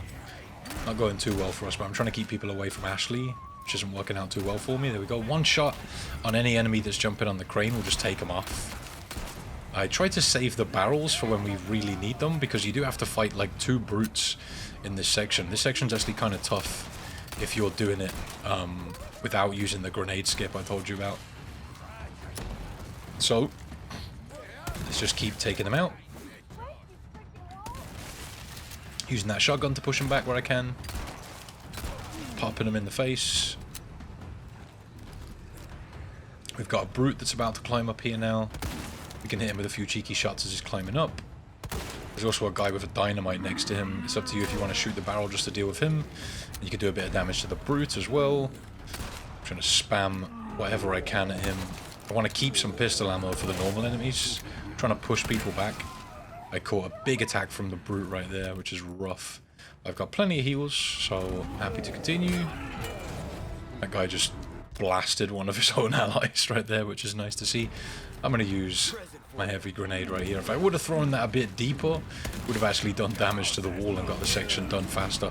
I'm guessing that's how someone discovered it, just by accidentally chucking heavy grenades in that area or something. I need to heal again because I'm in rough shape. That brute can do big damage, man. I'm doing my best just to avoid the brute, but it's not working out too great for me. But I made sure I had plenty of heals for this section because it really is horrible to deal with. Let's go ahead and keep popping some shots into these enemies. Alright. So another brute coming in. Fantastic. So I'm trying to push these enemies back until the brute runs over to the barrel, and then we can shoot it to get some good damage on him. Yeah, he's not a happy man. He's not a happy man at all. Keep shooting him. They take mega damage. It's really frustrating. We're alright. We're good. Alright. So we got about half an hour left. 40 minutes of this run. Oh god, kick to the chest. That was a big kick. I thought he would have got stunned from that shotgun shot, but I guess not. Yeah, we are not doing too hot on shotgun shells, but it's okay. Be just fine. Get ready to evade his attacks. He does that clothesline a lot. We gotta get this guy off the crane because that completely stops Ashley. We can use this barrel to do some good damage to the brute. Still going. These guys are tough, mate, on this difficulty. They just do not want to die. He is looking broken and bruised and just does not care. He's still going, man. Alright. Let's go up here and give him the runaround again.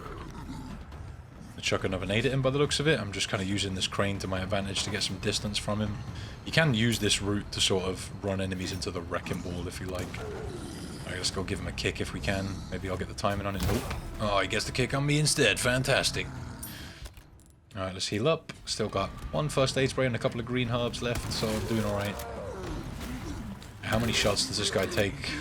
Jesus. There we go. Finally. They are tough on this difficulty, man. I'm going to make some more shotgun shells. I actually got a little bonus for that as well, which is beautiful. Yellow diamond dropped by that brute. So essentially in this area you're trading a bit of loot that you get for fighting these brutes to just save in like 10 minutes on the run if you want to use that strategy that I talked about with the grenades. Hopefully they don't patch it.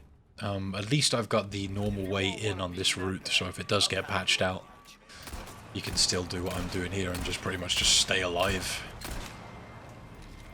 Alright, so watch out for the RPG guys in this area. They only take a few bullets to kill, but 2 of them will spawn, 1 there and actually 1 behind me right now. I was going to say you'll probably see the laser pop up in a minute.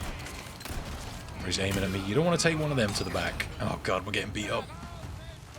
So when the parasites jump in, you'll want to use flashbangs to deal with them. Wait a couple of seconds for them to all get in, because there's more than you actually usually get unassisted and standard. Alright, so there is a healing item on the floor there, which I'm going to grab. If a couple more parasites do show up, bear in mind that you can take them out with the pistol quite easily. But if they are getting on all the enemies and causing you some issues, this is why we have flash grenades for this section.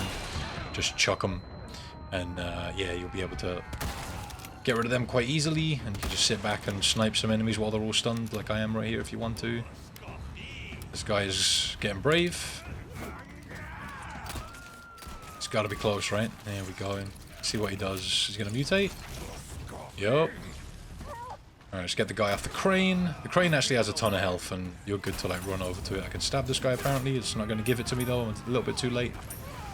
Alright, so now we're in this corner. We get an extra herb there, which is beautiful. And I think Ashley's nearly done, to be honest. We've just got a few more enemies to deal with. Yeah, one more should probably do it. Oh god, yeah. Whip attack from that guy, and I'm not even sure what just hit me. Was it a normal enemy in the back? Luckily for us, a few herbs in the bank. I use so many heals for this section. This is a really tricky section. Alright. So, pop pop. Get rid of that guy. Missed my shot. Beautiful accuracy, beautiful. Dead eye in the shooting range, by the way. Alright, let's finish off these enemies then. That's the wall open. There we go. Yeah, you can really get aim fatigue during these sections because there's just so many enemies coming at you. Alright, can I get the kick off? Nope. We got a bunch of loot to grab. Take out this last dude, and that's your lot. That's everyone. A very rough area. I actually got a red herb there, and I think a green herb as well, so at least I've got one mixed herb to keep me going. And I think we get to visit the merchant again, and each merchant will have a first aid spray for you. What's interesting about the merchant is he says stuff like, "We've been saving this for you," so it's as if there's multiple merchants. I've never really looked into the lore of that, whether there's more than one of them. But in the original game you could kill them, right, and they just keep coming back, so maybe there are multiple dudes. Did you see me? That was awesome. I would love to know what happened to the merchants after the island getting blown up. I'd be interested to know. If anyone knows the lore, let me know. Put it in the comment section, man. Okay, so not a huge amount left now. We've done the majority of this run. If you followed this far, I just want to say I do really appreciate you being here and following my run. I know this isn't the most efficient of runs that I've done, but it'll get you through, man. It'll get you through. I guess so. Right? Yeah, big no to that. Big no, Ashley. Like you. What do you think? No, no, no, no, no. No, you are useless, love. Well, either way, first we have to make it out of here. You're no fun. No, I'm tons of fun, thank you. I'll have you know. You know what's no fun? Protecting you while you're being carried off, and then when you get dropped, you stand there for 20 seconds like you don't know what's going on around you.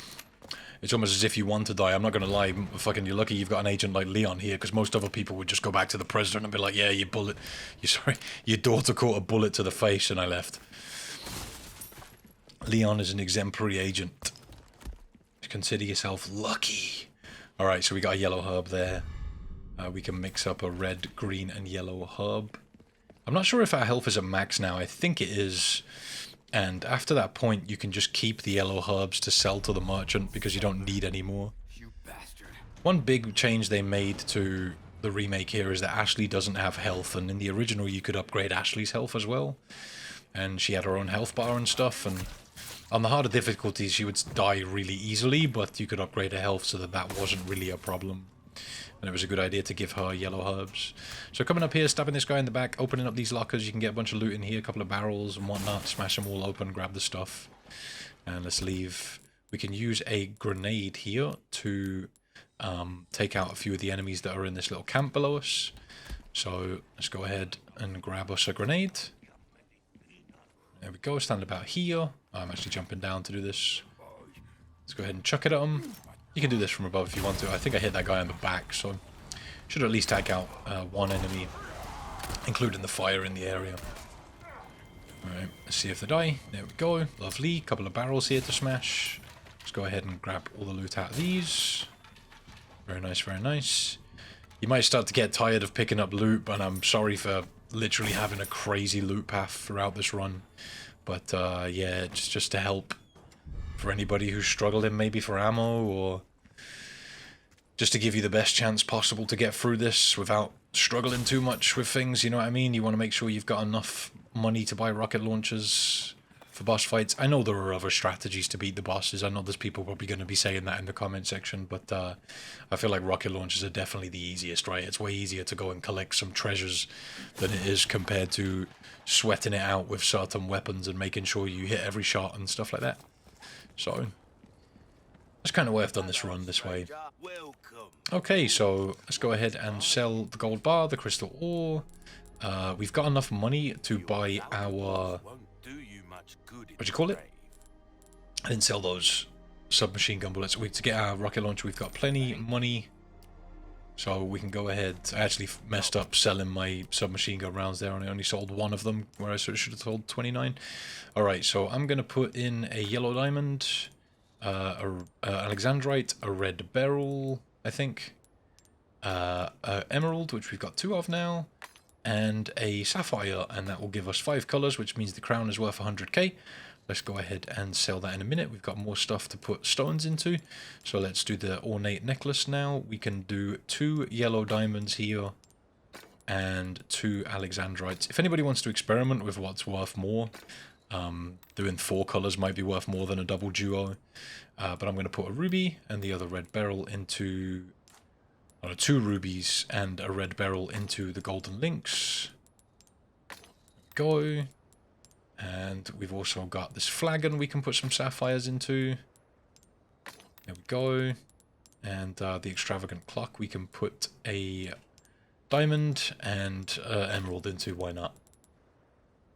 And we'll save these other 2 chalices and we can do something with them maybe a little later. Maybe we'll get a couple more gems or something, sell all of that stuff up, and we're up to 449k. So bear in mind you need 320k to get the rocket launchers you need for the 2 bosses that we're going to use them on. Let's go ahead and purchase that, and feel free to get some upgrades because we can sell our weapons at the end for money back. So I'm just upgrading the power on the shotgun. I've still got 151k, so I'm pretty good when it comes to money. There's more stuff I can sell, and at the end of the run, like I said, I can sell the shotgun and the rifle and the pistol, or maybe just the shotgun and the rifle, keep the pistol, get a rocket launcher and use that on Saddler. We have got way more money than we need, but I think that's a really good thing for this run, just so that you have a bit of flexibility, and you know, following along with me will easily get you through when it comes to like having the money for things and making boss fights easy.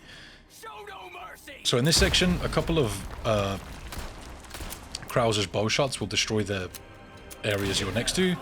You can actually duck away next to the wall that I went to hide behind just then, rather than run into the next pillar here and just wait for him to take a shot and hit him a few times with some pistol shots.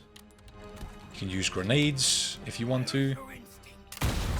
So when he takes that shot, you want to run over to the next pillar, hide away, hit him with some pistol rounds.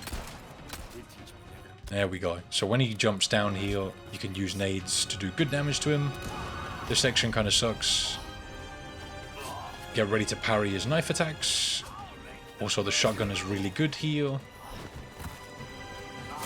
Oh, there's a good attack. Let's use whatever heals we've got. We got a first aid spray and a full heal. I think at this point now you can start selling yellow herbs whenever you find them. I'm not sure if I was doing it, but yeah, our health is maxed out, so we can't actually raise it anymore. So the shotgun is super powerful now. We upgraded the power on it, so using that in that section is decent. We actually, how many grenades did we do? Was it 1 or 2? A couple of shots from the pistol and a shotgun shot did him in. Really good, really good. Okay, so using this valve to open up the gate, there's a green herb in the back right corner of this area, and that little crate as well. So there's a crate and a herb just next to each other, right next to the valve, if you want to have a look around there. So coming down here then, we'll have an explosive to shoot. Jump down into this area and get ready with either the sniper, shotgun or pistol. Anyone is fine. Wait here in this section for him to jump down. When he does, hit him with something and he won't get behind you and hit you with a shot. He'll always do that. So just avoid his attack from behind. When you come around here, you'll want to duck behind this wall on the left after shooting this bear trap. I think I kind of like forgot about it and ended up taking the hit, but he shows up on that ledge up there and you want to hide behind this wall to avoid getting shot by him by mistake. But yeah, learn from my mistakes. Okay, shooting the trap and then shooting that machine gun turret. There's also a bear trap right there. You can run in and knife it and then shoot the turret out. We're going to come down this corridor and look around to the left, and you can see the explosive right here. You can also use grenades to detonate these, but obviously that kind of feels like a waste of a grenade. So let's just go ahead and use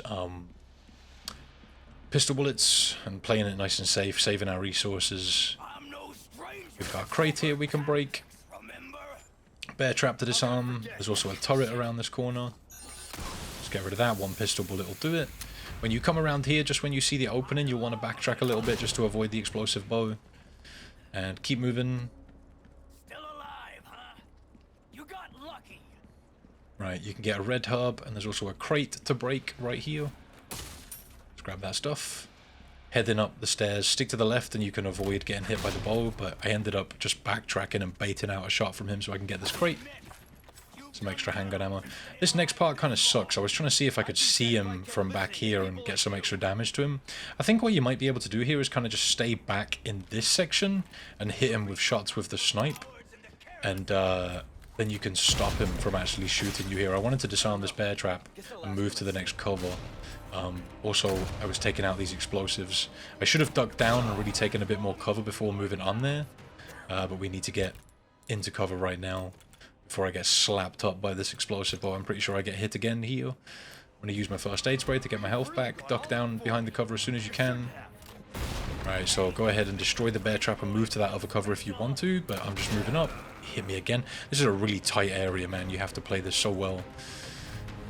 Okay, but at least you know you don't die instantly from getting hit by that explosive bow. Use the cover as wisely as you can. Moving over to the right. Duck down. Oh god, I was a little bit slow on the duck. See how much damage they do to you though. Alright, there we go. A little bit of healing. Right, when you get close enough, you can hit him with a few shots. If he disappears, that means you're close enough to stop him from shooting at you. When you go to run up these stairs, he's going to throw grenades at you. Be ready for that. And we've got one more little fight coming up with him here. We've saved him some grenades for this. So watch out for the explosive here. Take it out if you can. Managed to take me out, which is great. He's actually looking for me like he doesn't see me. So that actually worked out in our favor. I would advise waiting and not actually shooting that explosive straight away. Use some grenades to do some damage to him. Heavy grenades all the way. It's kind of what I was using and trying my best just to evade his attacks, staying back from him, not challenging him to the knife fight, which can just be really tough. Let's go ahead and use whatever grenades we have. The shotgun is also really useful. He'll flashbang you and try to get behind, so just be ready to evade his attacks. I would say be ready with the shotgun if you're struggling for grenades in this section. Hopefully that did some damage to him. Even though he wants to challenge you to the knife fight, I would recommend just using guns. It does do damage to him. Let's get the melee. Loose. Alright. Do have a herb or two if I want to use them. Yeah, this guy is an absolute sponge, but I think that's him for this section. So moving on then. Skip the cutscene, we'll end up down here. Even that fight with him is really tough, but pretty much from this part on, it's actually not that difficult to deal with Krauser. When he comes up on you in this area, which he always will, you'll want to parry that attack that he sends at you. You got to time it just right. We got a green herb right there. We can use those if we want to heal a little bit. Use one of them. And there's also a yellow herb right here on the right. Not that we need it, but we can sell it, I guess, to the merchant. Another green herb right here. Feel free to use that if you want to get your health back just a little bit more. We've got one in the backup. In case I do find a red herb somewhere. I actually just got another one, I think. Alright, here he comes. Get ready to evade this attack. I think when you come through here, yeah, there may be a red herb here somewhere. No. No. Rough. Oh no, there's the red herb. There is a red herb here, yeah. So I don't know why I was combining this. I probably should have kept that yellow herb, but never mind. At least we've got a full herb. I think if you combine all three and you use it, it fully regenerates your health anyway. And if you use a red and green herb, when your health is this far expanded, it won't actually completely regenerate it if it's empty. It'll do most of it, but not all of it. Okay, so get ready to evade Krauser's attack here. And you want to get a little bit of distance from him before you use the rocket launcher. Otherwise it will damage Leon. We have got this healing item in the pocket. Yeah, when he backs up and gives you a bit of distance, use the rocket launcher on him to finish him off. That fight is pretty obnoxious. Really long one. That boss fight feels like it's going on forever. Gather up whatever supplies you can from this area. Yeah, that fight was definitely a bit sloppy on my part, but we made it through. Hopefully it helps you out. And you managed to slam through it. There's another crate back there that I didn't open, but that'll do. I'm happy with what we got done. So that's chapter 14, on to chapter 15.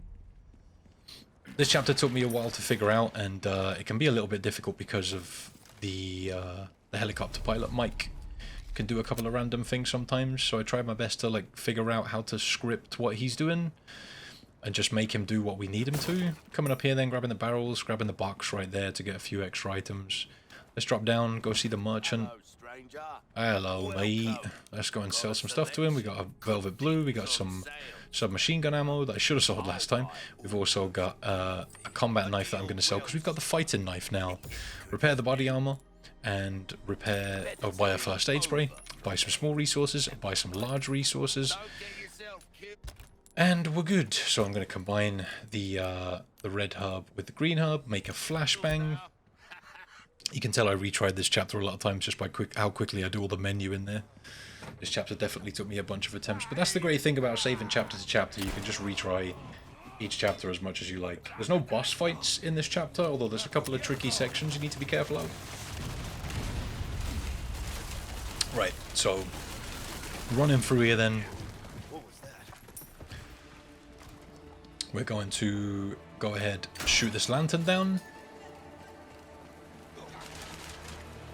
Coming around to the left. And is the cutscene. So when this cutscene ends, you want to jump on the turret and look into the cave right here. Go ahead and spam them out. Sometimes Mike won't take out all of the enemies at first. As long as you deal with the RPG guy when you enter, you should be fine just to duck behind that cover that I did and avoid taking any damage. There should be 8 or so enemies that come out of this cave. You want to take all of them out and then come down here and just hide out in this area by the thing that Mike blows up. And then Mike will deal with the enemies as they run out, or at least hopefully he will. Sometimes Mike will just derp out and not really do much, and that's really frustrating when that happens. For some reason he's shooting dead bodies right now. But if you stay over here, you can kind of keep track of any enemies that are coming towards you and take them out yourself, because they'll have to come out from behind the building, and that's because they're moving up on you as you're using the turret. So take out these enemies. There we go, grab all the loot. Got a barrel here to smash up. Getting the loot here is more about just keeping us healthy on ammo rather than anything else. Because we don't really have to worry about money at this point, but, you know, whatever. More is better, I guess.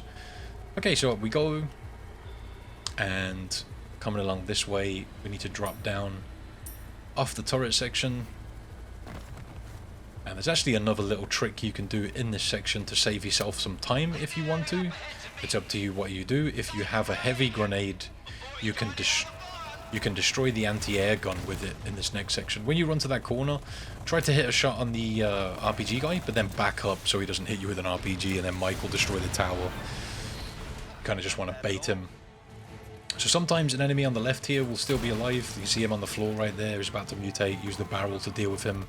If he still survives, just use your pistol to get him out of the way. These next 2 enemies both have sticks of dynamite.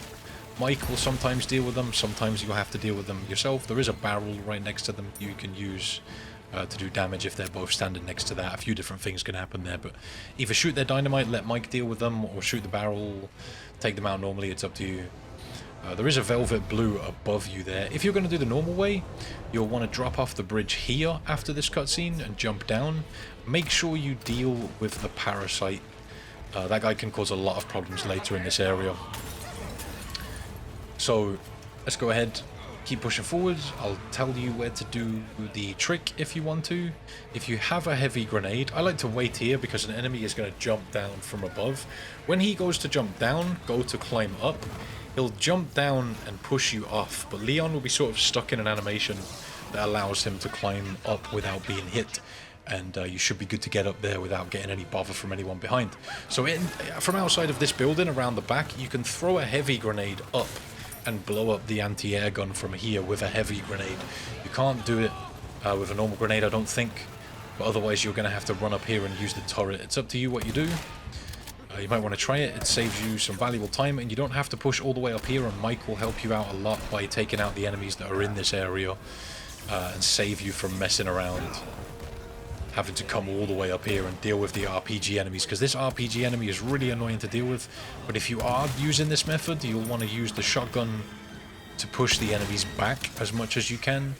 Just keep pushing them back, running up, smashing them, pushing them out your way, and quickly get on the turret. Go ahead and take out the air gun as fast as you can. You want to really be careful of the RPG guys that are across the way. And as soon as you've blown up the air gun, get off the turret and look behind you, because enemies probably will be stacking up behind you. Like I mentioned before, the RPG guy is really frustrating here. He can cause a lot of problems. I'm going to use the turret to deal with him just so I haven't got to worry. We've got this parasite dude and a few other people stacking up behind me. The flashbang will make short work of the parasite guy, and I can just stab a couple of the others, which is nice. Save me a little bit of hassle. The shotgun is your best friend here. Go ahead and do your best to get rid of these enemies with it. Mike should chime in and help you eventually, but sometimes it can take him a while, which is really frustrating. If you're really struggling, you can run down a couple of flights of steps, and Mike will end up shooting them for you, but it's really not easy to get him to help. He sometimes just straight up doesn't help when you're up here. Need to reload. I'm getting pushed. I really need to heal. I'm in a bad shape. I got this first aid spray and a mixed herb. I'm going to use the mixed herb.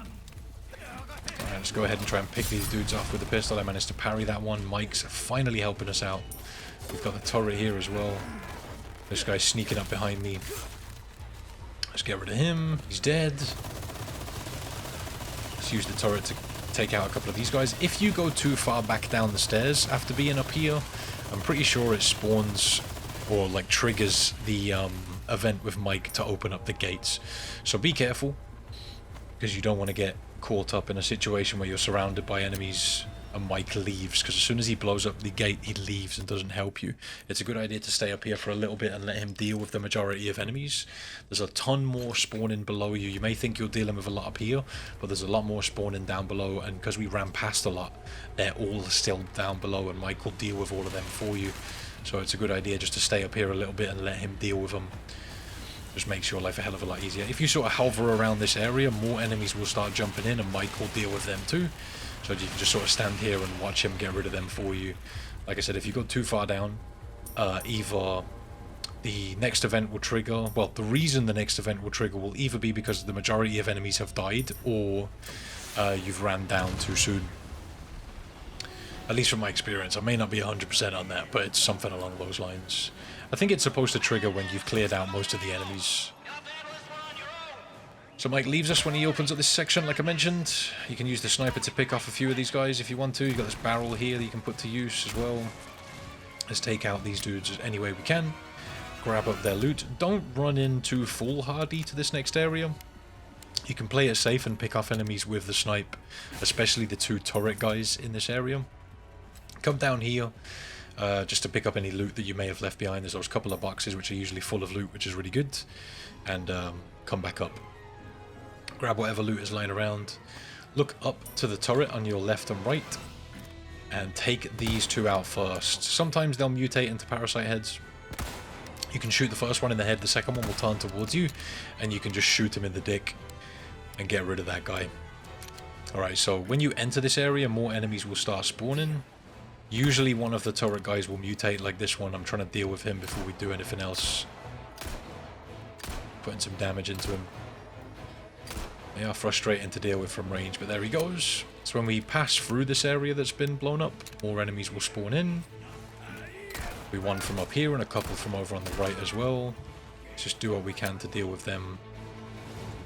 Watch out for the turret. Sometimes one of them will get on the turret, which is annoying. I actually missed my sniper shot there. I was missing a few shots here by the looks of it. Alright. Yeah, watch out for this crossbow guy. He's causing me problems right now. There we go. He's mutated. At least he isn't messing around with a crossbow now. Use the pistol to take out these dudes. You haven't got a huge amount of ammo here, so just do what you can to take these guys out. Could just go and stab that guy, but I'm just going to play it safe and stay back. Parasites popping out of this dude. Let's give them what for with the pistol, mate. And push this guy back with the pistol too. He's on fire, so he's probably taking damage from that as well. Damn, they take some bullets sometimes. Alright, we got another one coming in. Let's try and get a little bit of distance away from him, pull out the snipe and do some damage with that. Go. Avoiding those Molotovs. It's a good strategy. Alright. A few more bullets left. The guy's actually strolling back in. I guess this is one of those cheese spots where they leave you alone if you get too far away. Don't like using these too much, but sometimes these areas just feel like too much. Alright, there we go. Dealt with. Okay, so let's craft up flashbangs. Can get one. We do want a flashbang for this section.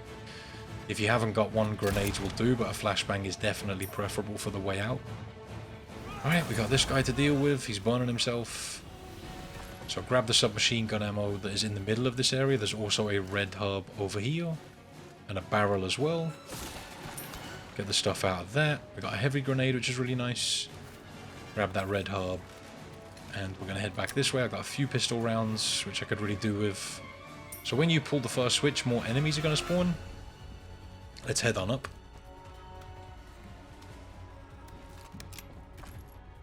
Again, if you want to, you can just run through this section, but it's actually really tricky just because there's so many enemies that spawn and a brute spawns in when you're going for the second one. And he can just absolutely destroy your dreams so quickly. Alright, let's pull the switch. And come down here. jump on the turret, use it to take out the few enemies we can see. The turret can't turn too far to the right, but we'll use it to take out what enemies we can see. Look out for the brute. He can spawn on either side. You can listen out for where he spawns. He's actually spawned next to me, and you want to jump down before he starts shooting, because he will absolutely push your shit in, mate. So let's head on up. When we get up here, let's equip our grenade. I think we do have one. I'm just going to use the shotgun here. I guess I'm just using the shotgun. I did pick up a heavy grenade. I might not have noticed it. I've got a first aid spray. Let's go ahead and slam that on. Push these enemies back. I think, yeah, he is actually still shooting here. You can see how much damage he's just done to me in such a short period of time. So when you pull that second switch after pushing through those enemies, throw a flashbang. I am in rough shape. Yeah, I don't think I have any heal. Oh, I've got another first aid spray. There we go. Let's keep moving. Run past these enemies. Just keep going, keep going. And we are just going to dip the hell out of this area. We do need another flashbang for this next section. It's not completely necessary, but it makes it a little bit easier. If you have one, you'll want to use it to distract the bugs. If you don't, see if you can craft one. If you can't do that, you'll want to back up and use your pistol to shoot the bugs. These guys can be really annoying because they all just kind of jump you after this cutscene. So head over to Mike's chopper.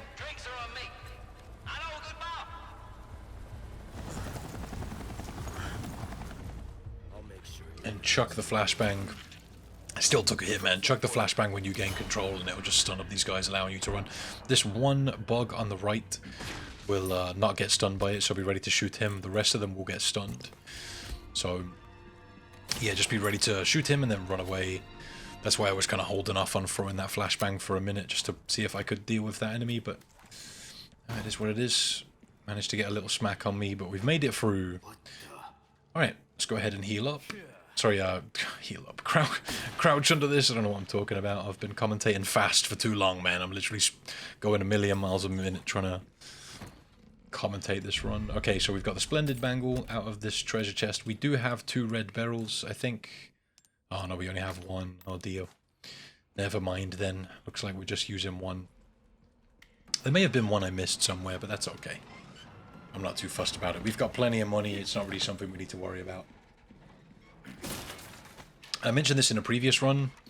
Actually, let me just try and get you through this area. Essentially, yeah, don't bump into these bags. You can follow the same route as me, just crouch under. And on the way out of the room, you can just run out. Make sure you're not bumping into these bags on your way through. I kind of want to smash these boxes to get the loot. There's also a grenade in this room, which can come in really handy for the next section. So make sure you grab that. There's a snake in that box on the stretcher, so be careful of that. I don't think I get any more boxes after this, but yeah, just be careful bumping into these bags. And follow my route, and you can run out of the room pretty much. The same route that I do, you'll be fine. One thing I wanted to mention, I did mention this in a previous run, is when you finish this run, when you go to the final merchant spawn, we'll be selling up our weapons to get enough for the rocket launcher. Anything you have left, you might want to plow into another weapon, because you can use it in a New Game Plus run, so save you wasting money. Alright, let's sell up some stuff. Velvet Blue. We can repair our body armor, which is definitely needed for the next area. And let's get going. So when we come out here, watch out for the bug that is camouflaged next to the barrel. Right here, down at the bottom of the steps, take him out. We can smash up this barrel and get the loot out of it. Come up here and shoot the barrel that's right here. That'll take out another bug. And there's a couple more bugs in this area. We're going to stab this one on the floor to take him out. Grab the yellow herb.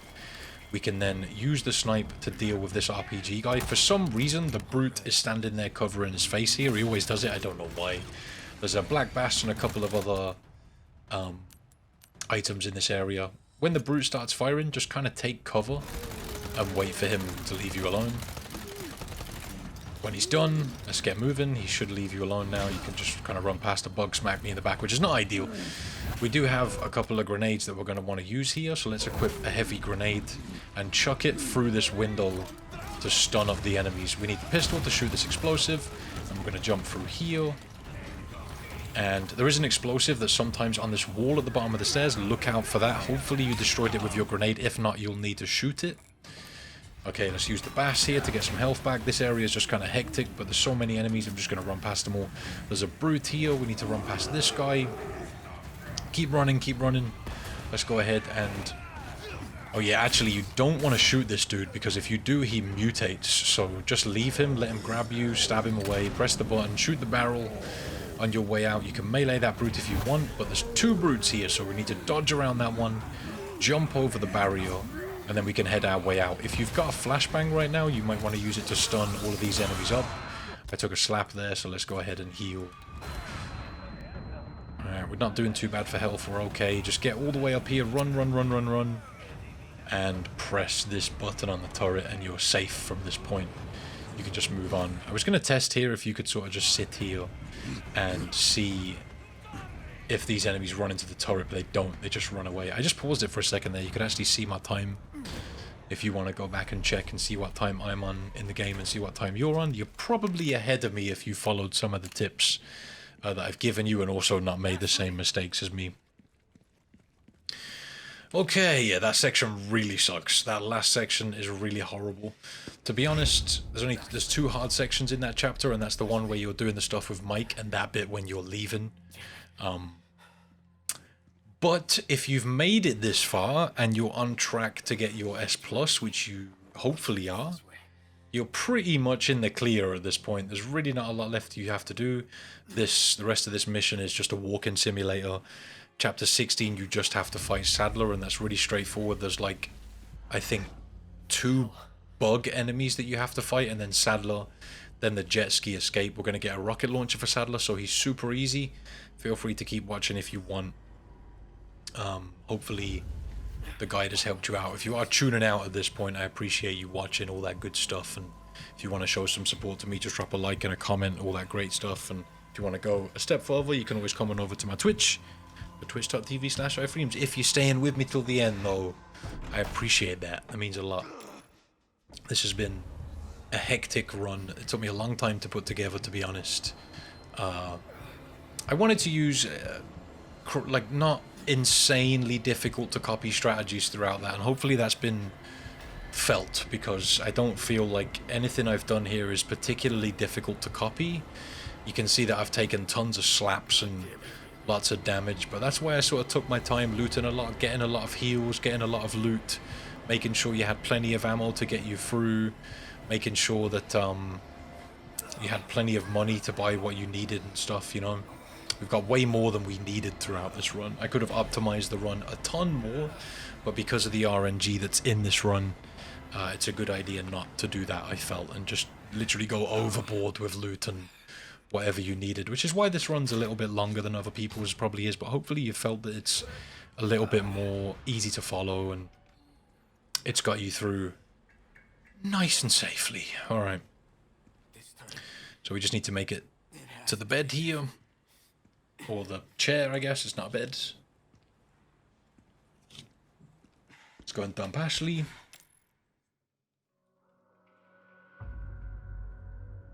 Sorted. Okay, so chapter 16 is a very, very easy one. There's really not a lot to this chapter. Pretty much we're gonna go ahead and kill Sadler, get on the jet ski and escape. That's all that needs to happen. The time that you have to escape is drastically reduced compared to the other difficulties. So let's wait for Ashley to drop this down. We can get an extra treasure from just above us right here. There we go. You sure you're okay? Never been better. Never. I'm sure you would feel great after getting that parasite out of you, mate. Feel like a new man.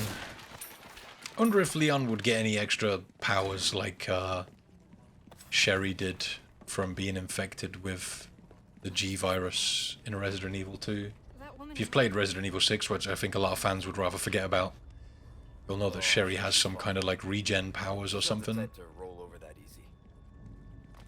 Because, watch out for the camouflage bug here. Give him a kick. If you want to go and get the Illuminado's pendant, go left here. If you just want to continue to the end, go right. It's really not necessary. There's a few more enemies that will attack you. I'm not going to bother getting it because we really don't need it. But if you're desperate for a bit of extra treasure, you'll have to go over to that and get it. But there will be some more enemies. So we've got 2 bugs here, 1 there. There's also one on the left. I think I actually forgot about the one on the left. and just ended up moving off. But yeah, he's on the wall on the left, camouflaged in, so watch out for him. There he is. He attacks you anyway, but just to the left of that bit we crawled under, he's chilling on the wall. Okay, so our last trip to the merchant then, we've got a gold ingot in this treasure box, which is worth 20k, a really nice thing to get right before the end. And what you want to do is just basically spend your money here for a New Game Plus run if you want to. We need to get the rocket launcher, don't forget.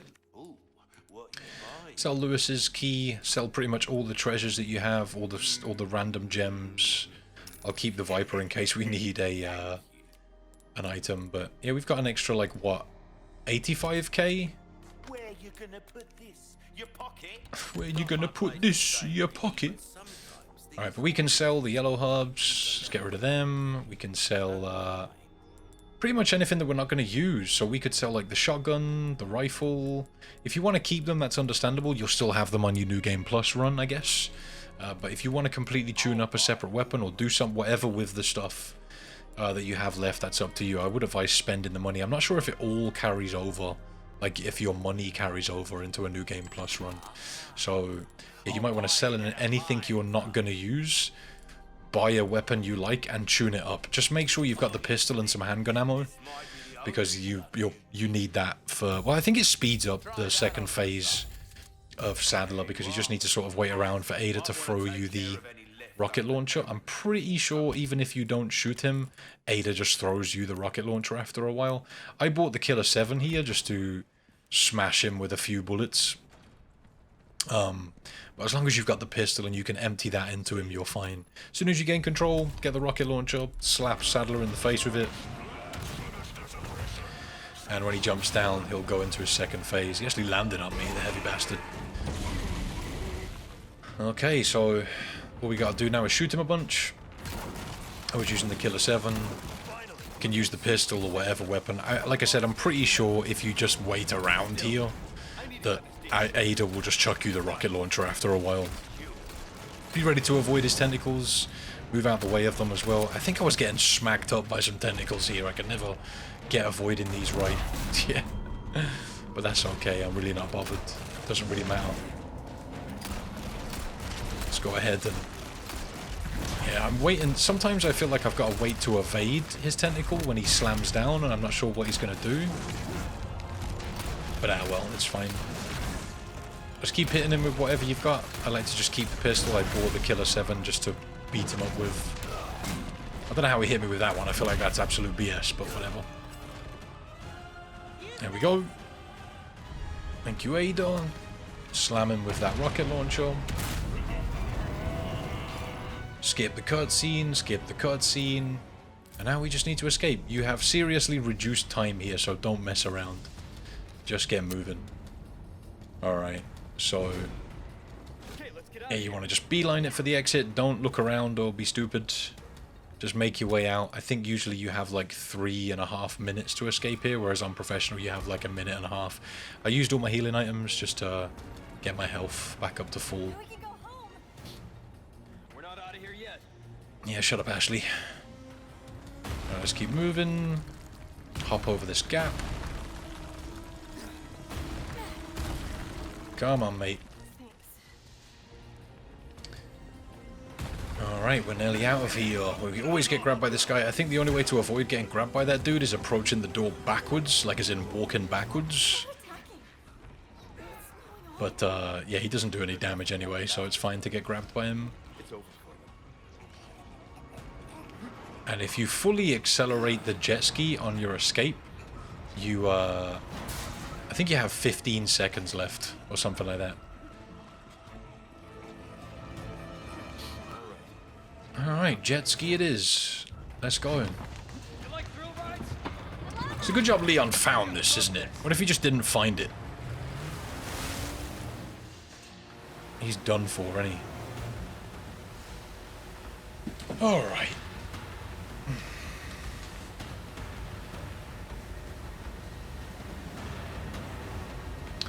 Let's keep going. Pretty much here you can get slapped by some debris if you want. I wouldn't do it too much. I think one hit on something does like a bunch of damage. Unless they change this too. They very well may have changed it. Because they changed El Lago, which worked in the same way. Just avoid bumping into stuff. I think I do make a... I'm not sure if I do bump into anything, I can't remember, but... we make it out just fine. So yeah, our adventure has come to an end. I'll have some more runs coming for this game very soon. I'll be doing no damage. I've got an idea for a video that I want to do for this game as well, but you'll see that when it comes out. If you're new around my channel, you might want to subscribe, like the video, all that good stuff.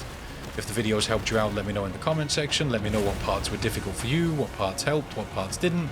If you've got suggestions or tips, tricks, whatever, feel free to put them in the comment section. Yeah, thank you all very much for watching. If you want to support me a little bit further, come on over to my live stream channel at twitch.tv/ifreams. I'm sorry for the delay on this one. I know it's taken me a long time to get out.